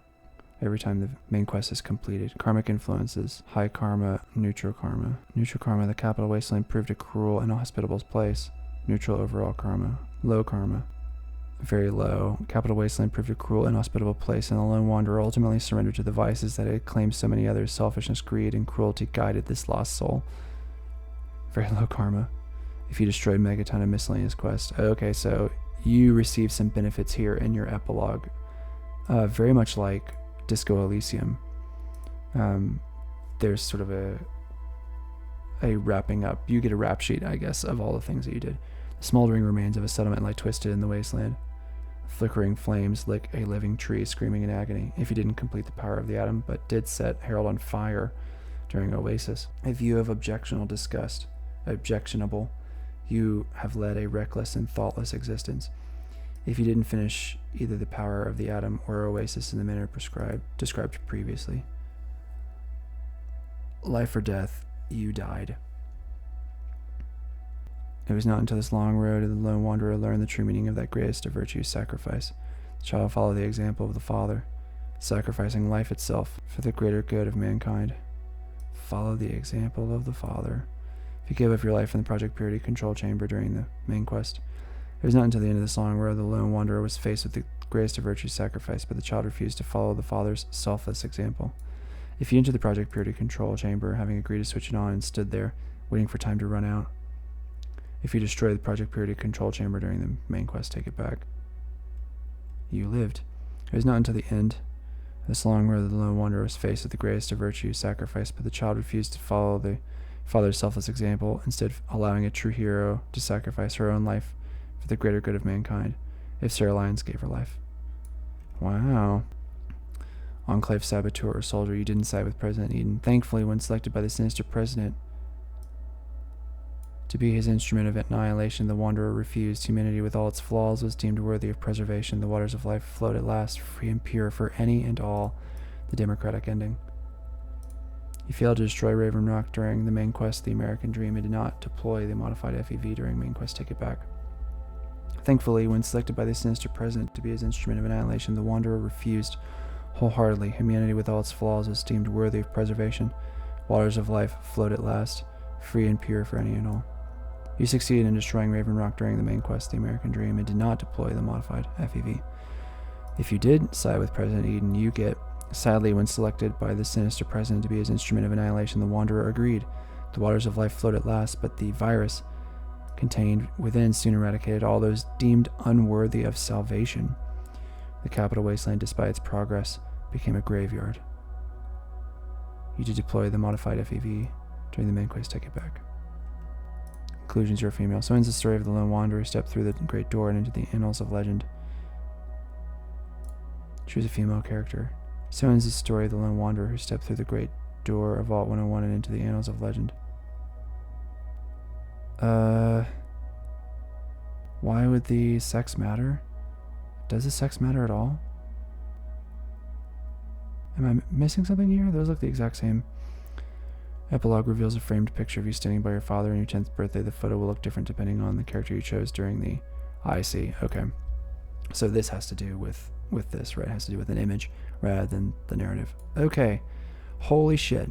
That's the ending, right? And it ends definitively in the sense that you don't pick it back up afterwards, which is something you did do in Oblivion and Morrowind. So that's a big difference, right? Well, what do we say? I mean, I think all the differences here says a lot about the game, which is something that we can talk about immediately since we're on it, right? So there are a lot of different outcomes to this. In Morrowind, you can't side with Dagoth. In Oblivion, you can't side with Mehrunes Dagon. But in this, you have a morality choice. And the morality choice plays into the themes and tones of the main quest, and it also plays into the aesthetic choices of Fallout from Bethesda, right? We're talking about, and I've mentioned it before, this return to Eden, this attempt to get back to innocence. And because of that, if you side with President Eden, you can fall prey to the exact problems that the retro era had that caused its destruction, right? During the Cold War, there was an idea of only a certain type of economic system and social system was allowed. Not only that, but there was a stringent social system in the 1950s that was brutally regimented, and women were in the kitchen after having worked in World War II. They had lost that prevailing sense of freedom, which they would not get back until second wave feminism. There was very controlled aspects of sexuality, that heteronormativity that existed, the suburban lifestyle, the GI Bill, All of these things produced a post-war America that was very controlled and suburbanized, right? And it would be this pent-up behavior where we would get this desire for escape. The Man in the Gray Flannel Suit, Mad Men, the John Updike series, the Rabbit novels. There is this pent-up desire for escape, and we get some of this in the countercultural movement. In this world, that era was frozen in time with the nuclear war, and President Eden is offering you the chance to once again make the decision to choose a particular subset of people over and above others. So in my mind, I don't necessarily agree with the karmic feelings of each of these, but I do like that these decisions seem very thematically consistent with the world that they created, with the tones they wanted to establish, with the relationship between son and father. It's all there. Now, if you make the sacrifice, you are effectively, how do I put this? I have a feeling that it's a returning to the mother, it's the project that your mother began. And so you're completing her project, this invisible mother who doesn't exist. You're sacrificing yourself to purify the world for the future, right? You're returning a version of Eden, an Edenic lifestyle. Clearly, this is not Eden, right? But you hope that the world can rebuild. So it feels less Edenic than it does perhaps like Babel or Noah or some other like Old Testament biblical story about destruction and then renewal, about self-annihilation and something new coming out of that. How do I feel about the game ending officially with the main quest? This is very bizarre, because once you reach a certain point in the game's main quest, and we can scroll up to find that point, I would probably say once you find and speak to Elder Lions for the first time, which is probably finding the Garden of Eden, I think that is the moment where you're feeling like you're stuck in this motion towards the ending. And if you don't know that the ending is coming the way it does, that is a long time. And I don't know if people had prepared their save files early enough to pull out of that orbit and to go do the rest of the game. I don't remember how I did it, but I played all of the DLC, and I pretty much explored this place to exhaustion. And I have a feeling that I guess I must have had multiple save files. I guess I got lucky. I think that a main quest should, or could, I don't want to say should, could end properly, where it's the last thing that you do, like I said with Dagoth-Ur and Morrowind. I actually preferred that, and I mentioned in that video that defeating Dagoth-Ur should be the last thing that character should do in the game, if only because being the Nerevarine afterwards and completing quests has this narrative tension that does not make sense. So I would say that this is a good idea, but it needs to be reinforced or backed up with a narrative design that allows a player to pull out and go do other things, and then when they come back in, they should be maybe explicit and say, this is a point of no return. You will not come back from this, right? And so that's a warning to the player to say, okay, the ending that we're going to get, and I know that this is kind of spoilery for a player, but I still think it's worth that risk, right? If anything, I think it adds to the gravitas of a main quest to do something like that, to say, this is a point of no return. you should complete whatever you can, because once you start this, you're not coming back from it. Or at least the world that you're living in will not come back from this. So I think it's doable, but I don't think that this main quest prepared adequately enough for that. At least from what I can see here in the guide. Maybe there is a moment somewhere in here where the game tells you explicitly, and if so, bravo, then it does. And someone in the comments can feel free to tell me if that's actually what happens. Because once after leaving Raven Rock, it's basically like it's off to the races, right? You're going back to the Jefferson Memorial, you're starting the Project Purity, you're loading up the GEC, you may do the FEV, like there's a lot of shit going on. So that's one thing I want to say. I think that the multiple endings is a good thematic indicator for what Fallout is doing that is diametrically opposed to Oblivion, especially. So both Oblivion and Fallout, full voice acting, and they are using one disc, and it's still on the Xbox 360. So how do they do it? Oblivion has a lot more society, and because of that, has a lot less underneath each quest to make them feel different. So there's a lot more content, but that content is very railroaded. And so because of that, I think some players may like the wealth of detail that they're getting. I think it happens to be less detail than Morrowind, which was on the original Xbox and can do detail better than Oblivion, but some people like the embodied world of Oblivion and its massive expanses and the draw distances, whatever, right? We've talked about that in the Oblivion video. You can go watch that if you're curious. I would say that Oblivion chose content over choice. Now, Fallout, on the other hand, has a special advantage where the aesthetics of the world allows it to exist in an industrial setting where things can be repeated and colors can be desaturated and there can be less NPCs. And because of that, there can be instead more fighting, more combat.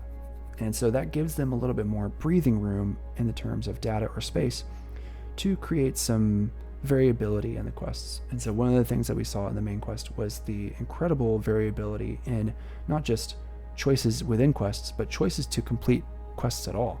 There were a lot of speech checks, there were a lot of science checks, which could disqualify you in a good way, I guess. So nullify you from having to, or exempt you. How about that? We'll go even higher, right? From the neutral term to the positive term. Exempt you from having to complete those quests. And that is a choice. I think it's a bad, oh God. So I think the variability in the quests, awesome, great. I think if anything, Fallout does it most with space, where you have multiple paths through a dungeon. And I like that. I think that's pretty cool. And I think Starfield would do well to remember that aspect of dungeon creation so that each place feels beneficial for each type of character, whether you're stealth or combat or tech, we would say. Tech would replace the magic concept. Equally, I'm against the idea of using a speech check to disqualify a quest. That would be the negative connotation, where I think that speech checks should allow you to get around maybe combat sequences. Speech should be used maybe more for peripheral things when it comes to getting better deals or convincing somebody to do something instead of combat, but it shouldn't completely disqualify a quest from happening. I think that for such a short quest, we talked earlier about how the main quest can be done in 22 hours, Oblivion 33, Morrowind 44. So we're dropping hours with each successive game. And if we wanted to keep going, Skyrim, how long to beat? The completionist side of me. Okay, so the Skyrim is about 34 hours in length. So far, Fallout has been the shortest, and I don't want to go to Fallout 4 yet. I think that's too far away.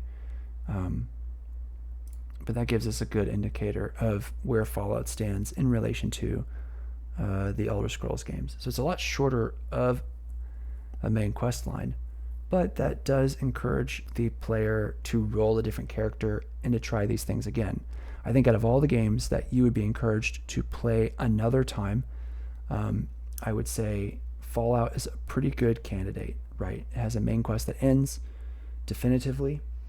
It has a lot of options within quests, and it has a lot of fighting, and the fighting uses a variety of different weapons. So maybe, you want to do energy weapons this time, you want to do melee attacks this time, you want to go stealth, or I don't know. For people who like combat, I suppose that's a point in its favor.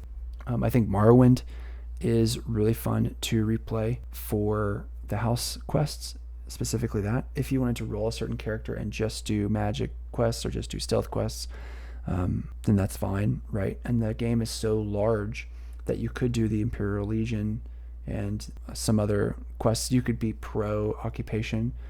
You could be against occupation and you can do like House Telvanni quests. So there are ways you can make a character that works in your favor.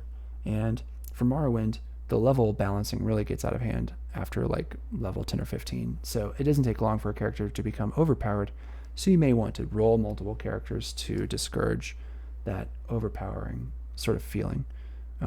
So Oblivion, because of that content thing that we were talking about, is not a game to replay. I think you play it once, and the way that that game levels with you and the way that the content is not really much of a choice, and the way that you can do sort of everything, and the way that your character's traits are a little bit more blended. You can do magic, you can do fighting. I just don't see it being as replayable when you can just play the whole game as one character, and I don't think the game penalizes you in that way. So that gives us an idea so far of how these games are related as far as replayability. What is something else I want to talk about?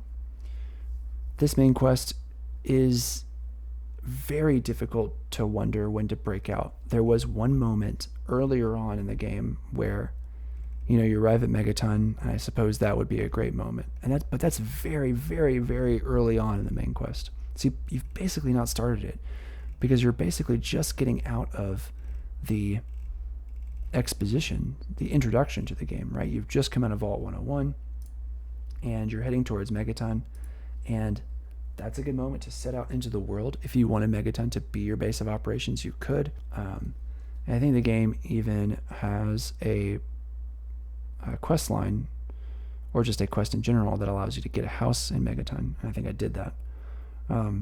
So if you were going to play Fallout 3, I would sort of recommend doing many of the miscellaneous quests. Now, there are miscellaneous quests that you do gather as you play the main quest, and you can probably wait for those. I think the pacing of the main quest sort of necessitates that, because it feels very breakneck, and there's not a lot of time for the points being made to breathe. So if I was doing Fallout 3, if I was actually playing the game again, that's what I would recommend.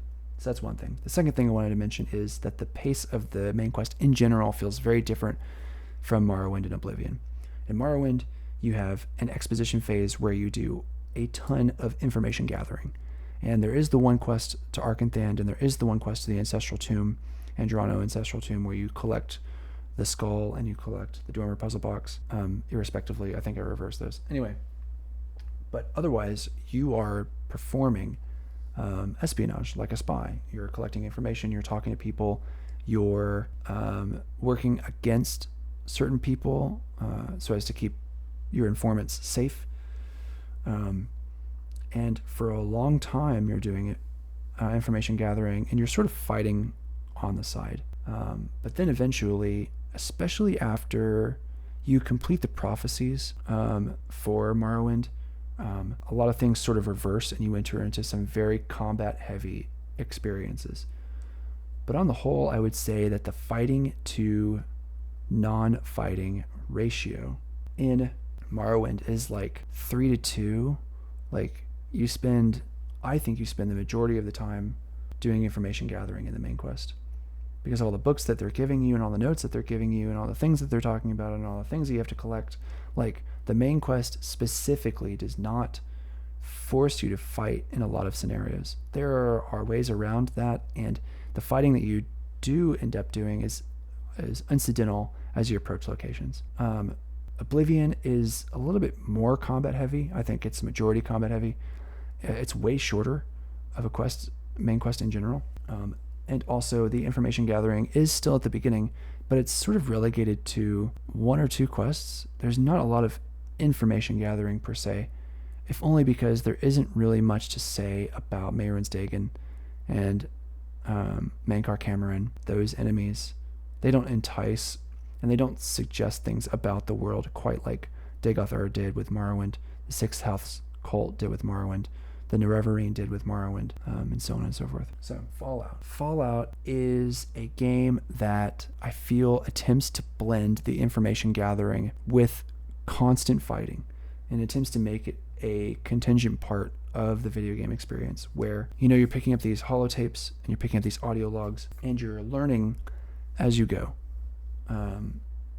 You are fighting. I don't think there was a single quest that did not include an explicit directive to encounter enemies.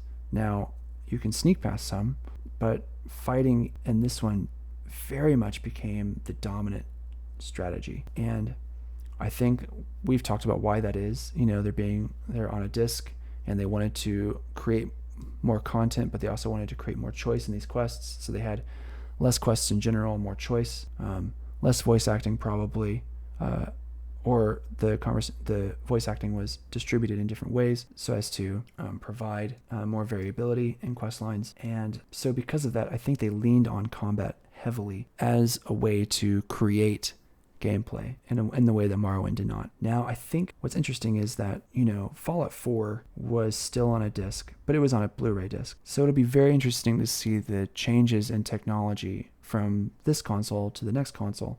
Skyrim still used this system, and Skyrim has way smaller towns, and I believe has distributed voice acting in a similar way to Oblivion, I would say, where there's a lot of content. But we're coming into Starfield, and Starfield really has no limitations to what it can do.